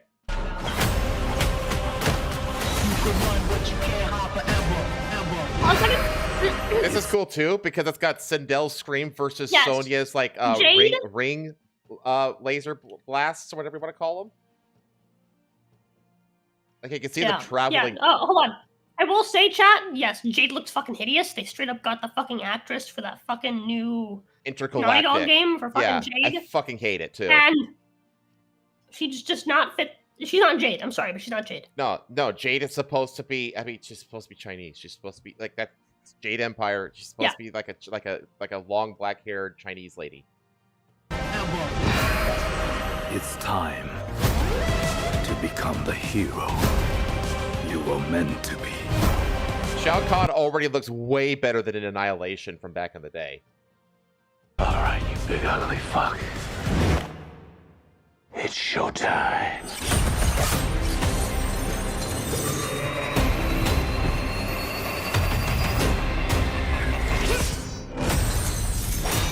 Get over here! He pulls him by his nipples! Only the strong survive.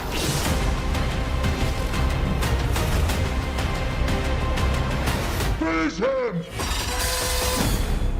Are you shitting me? You don't have any powers? Just incredibly handsome. They got the screen back and everything. Like they, I don't know. Yeah, like I watched this on. I'm down for this. Last time on Game. I'm sorry, I watched this over on Main Ace's channel the other night for the first time, and I was like, I am fucking here for this because it looks like a schlocky video game movie. It doesn't have the greatest effects.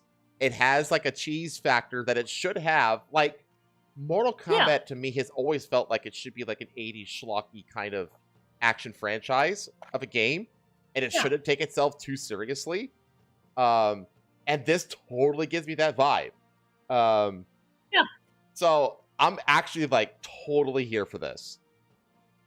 Yeah, and this is the first week for the POV of Cage. I mean, maybe. I mean, I'm glad that they recognize that it's actually fucking a tournament, which is good. But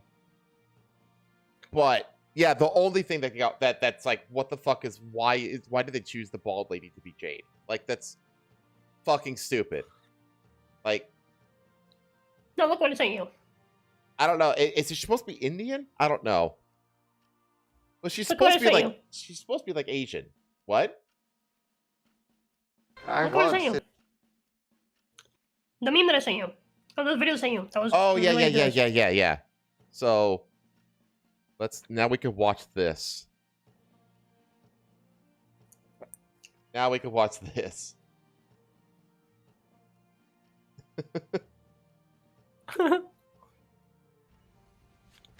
Holy mother of Jesus. She's a man. I went to second base with a damn Frenchman. It's the crying games. I'm Brokeback Carter. Oh, I'm not a man, he's just a wigger. You sure about that? Huh?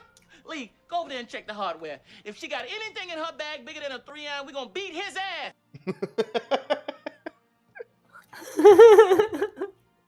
Oh, man. Yeah, that's like the only thing. It's just like, fucking why? Why? Where is she? There's like a... Go forward, go forward. Right there. That's Cole, by the way. That was Cole. With his literal plot armor. That. Why did they choose this to be Jade? Like, this is ridiculous. Everything else, though, like, everything else, I'm down for it. Like, it looks great. Didn't earn it. The katana thing looked fucking cool. Like, the way that the fans, like, the sound effects that the fans made. It's a fighting tournament. That's, like, straight out of the game. Yeah. That's exactly what it sounds like in the game. You know? So, and then they have, like, Kano's laser. I hope we get a lot of good, like, banter between Kano and Johnny Cage, because they're both, like, the... Same. Like the comedy relief quippy kind of characters, you know? But there's also, like, it very much feels like... Remember how, like, Annihilation had, like, every fucking character imaginable in that movie? Even, like, to the point where they were just, like, they would show them and kill them in, like, the span of, like, 3 seconds. But Jax looks good. His arms look good. I'm fine with Sonya. I'm glad that she's got her little ring powers. Johnny seems less Johnny in this one. Yeah, he seems like the serious character. It's the one that's like throwing me off. Kinda. He's not like over, like he's very normal human. Like, I can't do this, man. What the hell? You know? Yeah. As opposed to like, oh yeah, I'm Johnny Cage. Yeah, man. Fucking pure style points and luck will get me through this shit. Yeah, he's very like, well, like in the games, they like take him into the tournament at like the peak of his career, right? Yeah. Whereas in this, he's like washed up. You know, he's washed up in this one. So I like this too. Where is it? I love this too. Like the way Raiden looks, like they look like they get snatched them right out of the video game. Like this costume looks like looks like a Comic-Con cosplay. Tell me you're not some crazy fans. Like it does this Raiden outfit, but it's like it should kind of, because it should look kind of cheesy. But it looks like. But you are right with the way like how serious Cage is being. Yeah. He doesn't feel as cocky as he should be. But we'll see. They like Loganified him. A little bit, yeah. So I don't know. We shall see. But welcome to the Rice Fields. We have lightning. I am That's how I feel about cautiously optimistic about this one. And I know they also just recently did like a bunch of casting announcements for the Street Fighter movie. Looks. And they casted like 50 Cent to be the boxer dude, and fucking Jason Momoa as Blanca, and a bunch of other people. What? They casted the guy who was the star of that show Warrior to be Ryu. Oh yeah. Yeah, so like they did that as well, and I'm just like, honestly, when I like just reading, fucking Roman Reigns is playing Akuma, and Cody Rhodes from WWE is playing fucking what's his name, Guile. You know, so I'm just like, show me. Oh, you don't know who? Okay, yeah, you don't know wrestling. That's right. I don't know who any of these people are off the top of my head. Yeah, you don't know wrestling.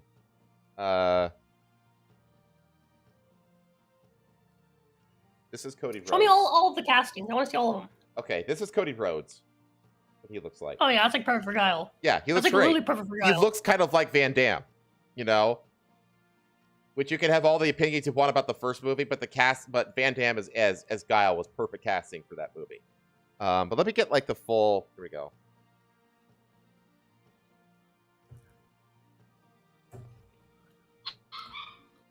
Let's see here.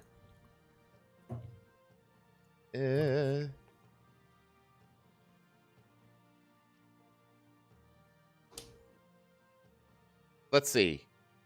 Here we go. Okay, so you have Roman Reigns as Akuma. Andrew Koji is the warrior guy. I don't know why his picture isn't showing up here. Noah Centineo is playing. I think he's Ken. I think. Yeah, he's Ken.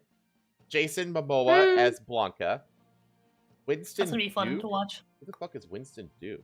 I don't know who this guy is.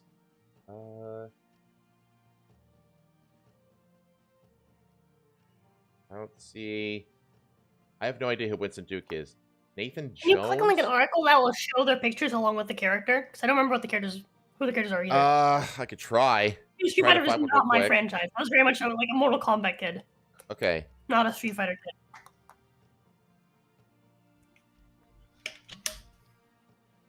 See if I could find something for you. I'm pretty sure if you scroll down, you'll find it. Will I? Maybe. Yeah, but you'll probably find an article. Oh, here we go. Here we go. Got one on Reddit here. Yeah, that works. Okay. So the So guy his name is from Ryu. Warrior is Ryu. This guy, what's his name again?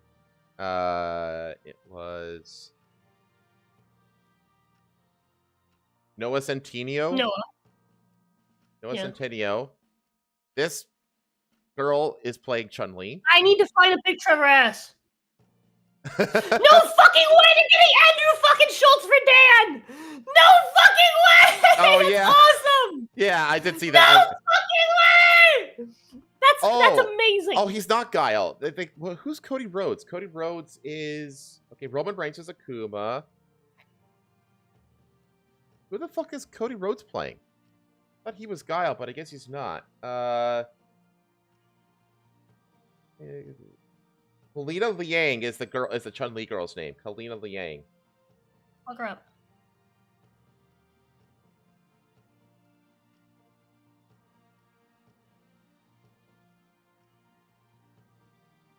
I need full body images.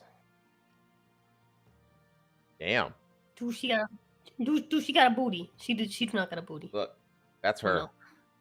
Oh wait, hold on. She do got a booty. I think She don't that's got fat adequate. ass. I think to expect actual Chun-Li proportions is kind of unfair. You know what? That's fair.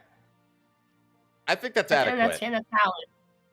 I'll take it. I'll take it. Yeah, I'll take that. I'll take it. Um, I'll take it. then let me go back here.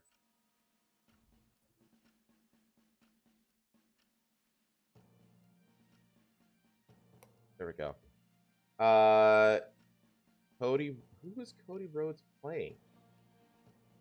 Not in this. It's not in this compilation. I don't know who this He's guy is not playing Guile? Vega. We got Jason Momoa playing Blanca, 50 Cent as Balrog, Andrew Schultz as Dan, which is fucking amazing. The fucking That is perfect. it's so great. That is ingenious. And then we have this is the guy from Reacher playing Guile. So They should have picked him for Ken. maybe The guy, I the guy who's playing yeah, Ken. honestly, I kind of agree with you. This guy should have been pick the playing guy for Ken, Guile and for then Ken. Cody Rhodes should be playing Guile. Yes. So I don't know. For the most Alan- part, I am totally fine with this casting. And Yeah. honestly, the fact that that Warrior ended the way it did, where it just pithered out in the middle of the story, and this guy never got to finish his show, and now he's playing like the main character of the Street Fighter movie. I'm just hell yeah, because he's fucking great, and he's Yeah, dude. more than capable of the martial arts stuff. He's a great pick. I don't think we can expect him to be as like fucking jacked as Ryu. I mean, you go back to like Street Fighter No. 2 days, I think it's more fair. That's under. Yeah. So yeah, I think it's pretty good casting, honestly. So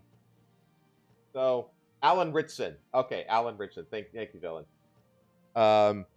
But yeah, I think this is a pretty solid cast. It's like you said, there's a few in here that like this casting alone, Andrew Schultz alone, are enough, I think, to make you go see it. So I'm excited to see 50 Cent. 50 Cent's a great actor, by the way.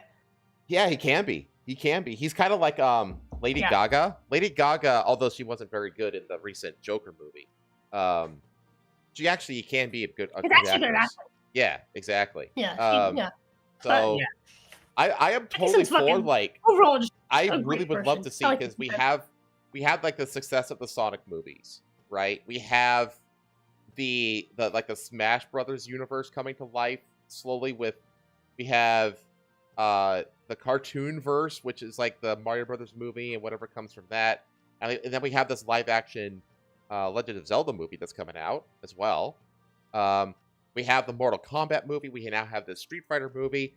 Like, I would love to see like a resurgence of like fun, good, schlocky video game movies just take over.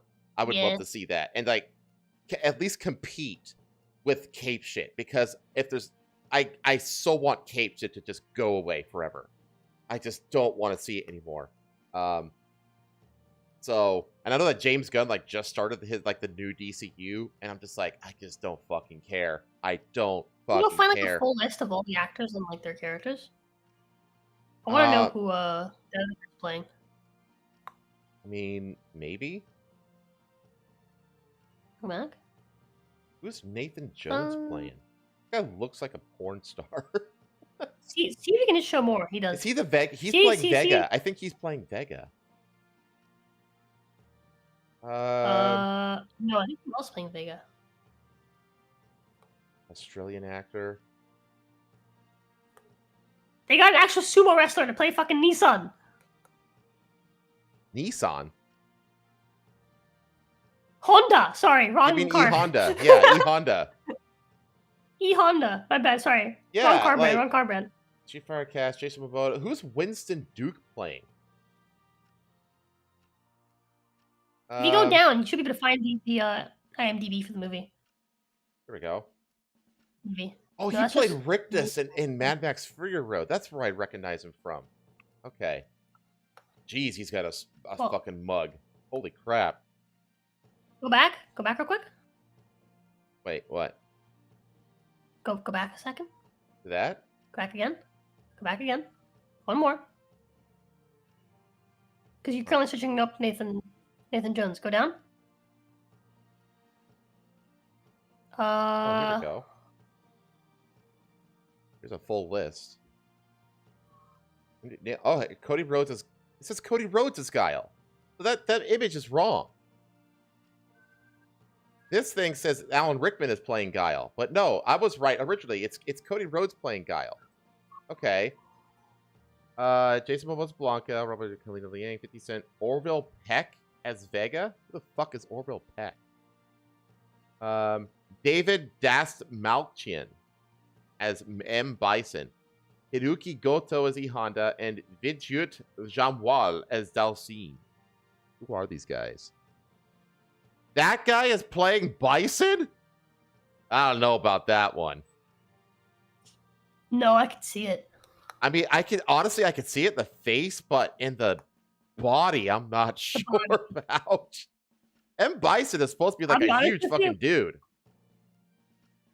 Yeah, but so is fucking Ryu.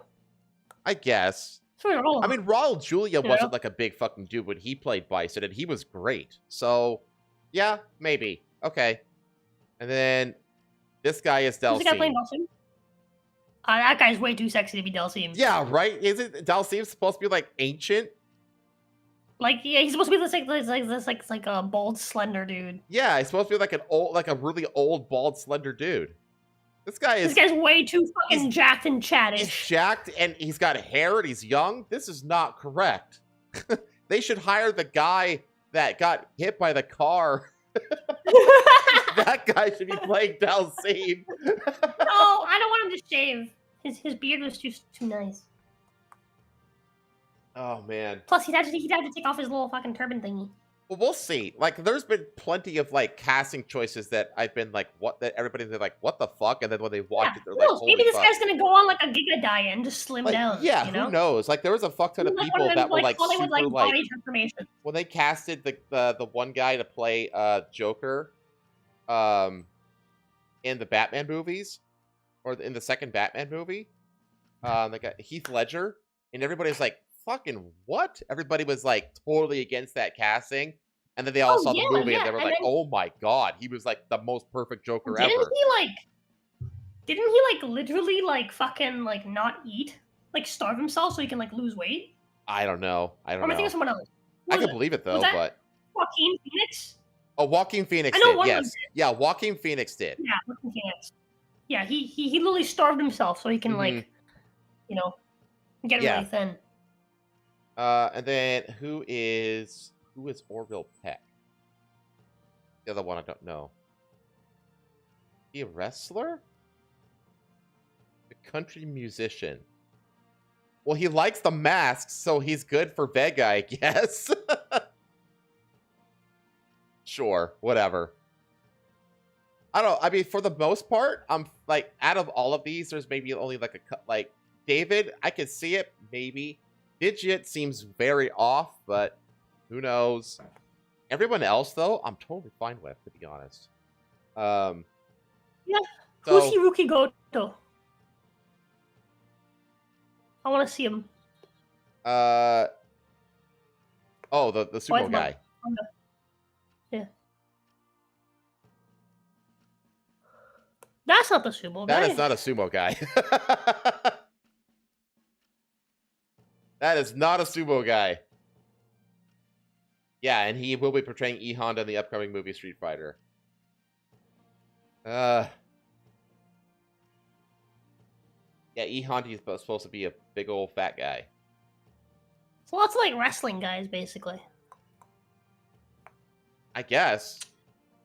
Yeah, you're right. There actually are quite a lot of wrestlers being cast at this thing.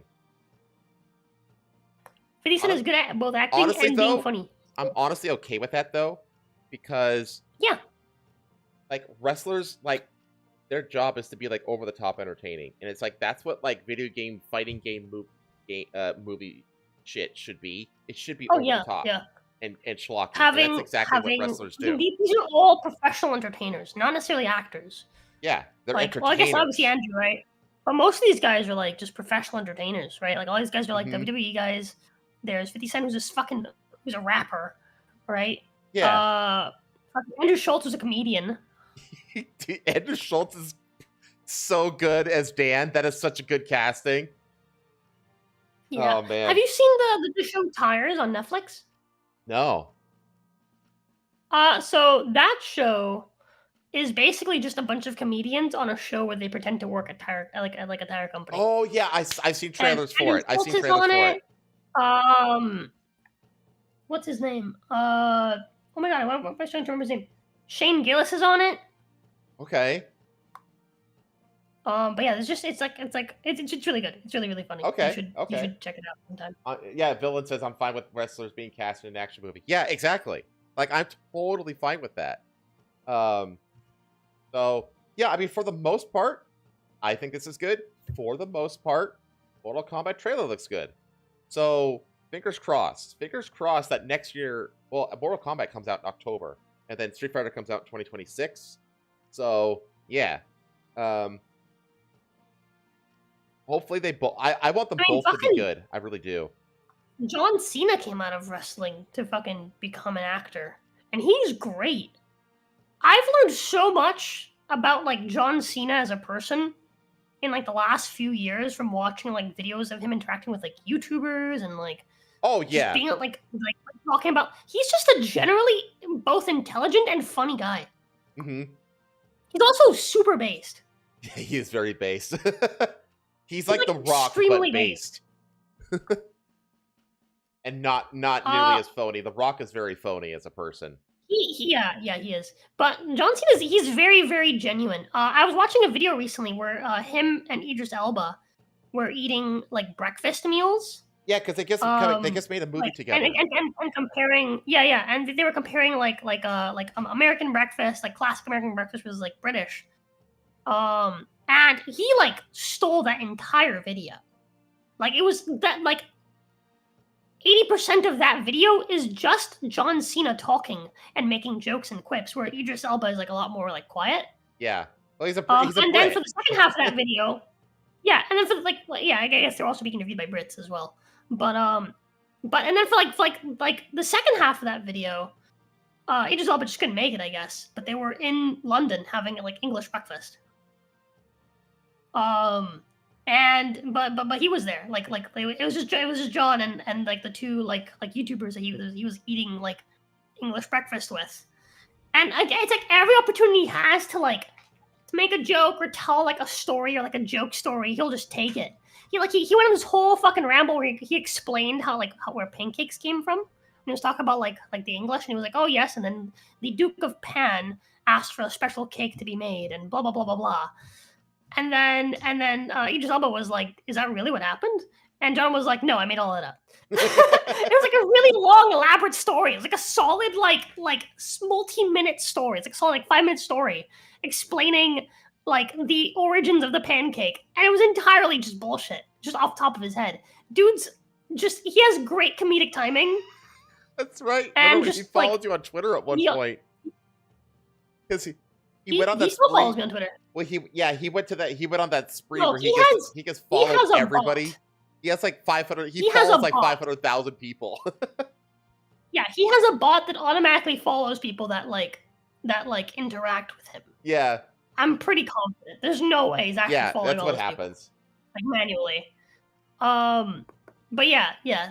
John Cena's fucking hilarious and honestly really, really genuine from like how I've seen him interact in like multiple videos and like very like candid like sort of videos, and like he's just great and he's very funny. He reminds me a lot of Henry Cavill, and I'd like to see them in a movie together. I can see that. Yeah, he reminds me a lot of Henry Cavill in the sense that like he's like, you can tell he's like he's like very much like a fan of the things that he interacts with and the things that he becomes a part of. Yeah, 100%. Yeah, no, I think that John Cena, he gets a lot of shit from a lot of people. I don't think it's that deserved. I think he's fun, you know? Yeah. So, okay. Well, I think with that we can get the hell out of here. Yeah. You got your planning stream next week, I'm sure. Well, I'll let you say. I'll let you say what you're doing. That's I got planning stream next week. Aside from that, next week is also collab week. I don't really have all my collabs set. I'm probably just gonna spend it. I'm honestly okay with that. I know that on Monday I'm planning to do some Night Rain probably. I'm scheduled for tomorrow, but my plans right now are just Night Rain on Monday. I know Friday I plan to do Monster Hunter with Jazz, Pay, and Bonnie. Okay. Do we decide on Tuesday or Thursday for our thing? Thursday. Thursday, we're playing Dune. Right. I can't remember if we were playing Dune or if we had finally decided to play Absolver. Honestly, we can do either. Do you want to do Absolver? I kind of want to do Absolver. Because I'll be real with you, as much as I enjoyed playing Dune, I didn't enjoy it as much as I enjoyed playing Conan. And yeah, I think Conan is the better game, just overall. Yeah, I think Dune needs a lot of time to polish before we can like get back into that. I feel like I want to give it 6 months. Exactly. Same. Why don't we go? Why don't we go back and come back to it after 6 months? It wasn't bad, but I 100% agree with you. Well, yeah, we'll come back to it in 6 months. I'll keep the private server in the meantime, just in case. Okay. It doesn't cost hardly anything. It's fine. Okay. And yeah, let's play Absolver. The game's good, and I feel like it's a very it is a better starting point than Conan was, but they still need to take some time to actually like work out kinks, and also for the community to grow and make mods for it. Yeah, and they already came out with like a huge update that changed like the end game and stuff like that.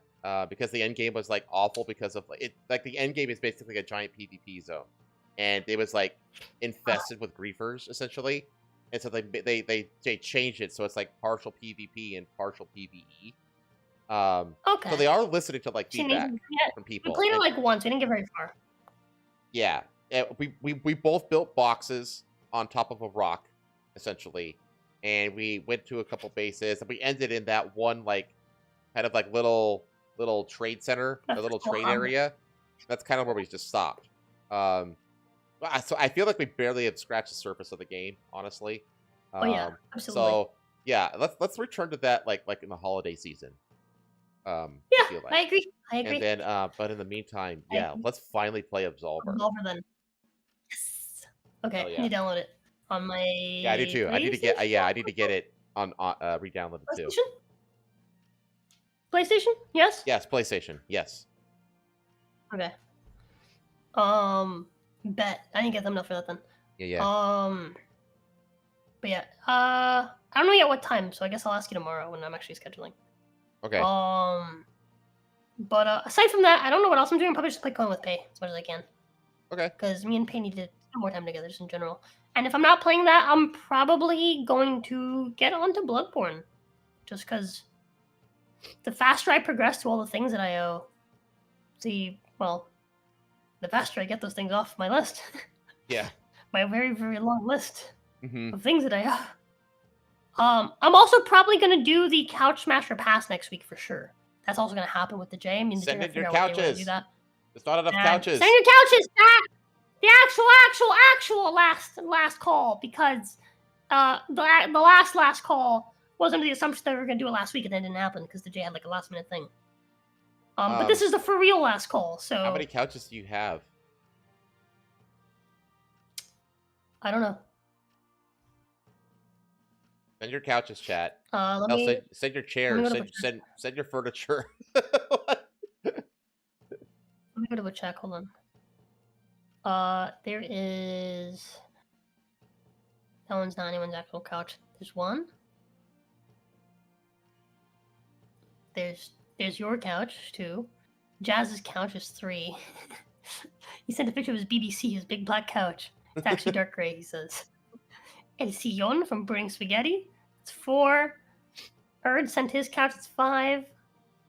Typing sent his couch, it's 6. Oh, he has 2 couches. Typing has 2 couches, so that's 6 and 7. Okay. And Cthulhu sent his couch, so that's 8. So we have a good 8 couches right now. We need more we need couches, 20. Chat. We need 20. 20. Send Chat, couches. get us more couches. Yeah. Send us couches. Send us pictures of your couches. And if you already sent a picture of your couch, send us a picture of your. Tell your friend to send me a picture of his couch. Right? Ask your message your friend, parents be like, hey. to send you a picture of their couch. Yes. Tell your parents. Tell family and friends. Just send them the link to the tweet. Be like, don't look at it, don't read it. Just send a picture of your couch. My friend is doing research on couches. It's very important research, and they need as much data as possible. My friend is a professional couchologist, and they need couches. And that's what you tell them, okay? Right. That's what you tell them. And then, like after the stream happens, you can send them a link and be like, "Here's what my professional couchologist friend thinks of your couch." And it's just me gooning over their couch. Yeah. And then you can laugh at them. It'll be funny, I promise. Maybe. Oh, look at Archie! He's so cute. Yeah, he He's decided so to join cute. us He's at the such a last handsome minute. Boy. He's such a handsome boy. Yes, he is. A little tuxedo. And he's got. No, his coat's He's coat's so coming cute. great. It's like perfect black and white. He's very healthy. Hell yeah. But yeah, and my next week, I'm just back to the usual grind with the Yakuza and Red Dead and Expedition 33, and we're playing Absolver on Thursday, which means I gotta get back to Subnautica. I gotta after this week, the following week, I will get back to Subnautica. That works, Jimbug. I'll try to. I'll just send it on your behalf.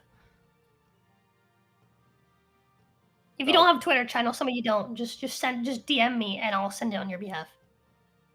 There you go. All right. Well, that's it. Thanks for hanging out, chat. We will see ya on the next one. Have a good night. See you guys later, chat. Don't forget to go fuck yourself. It's healthy. Watch is yours as always. Take care. Bye.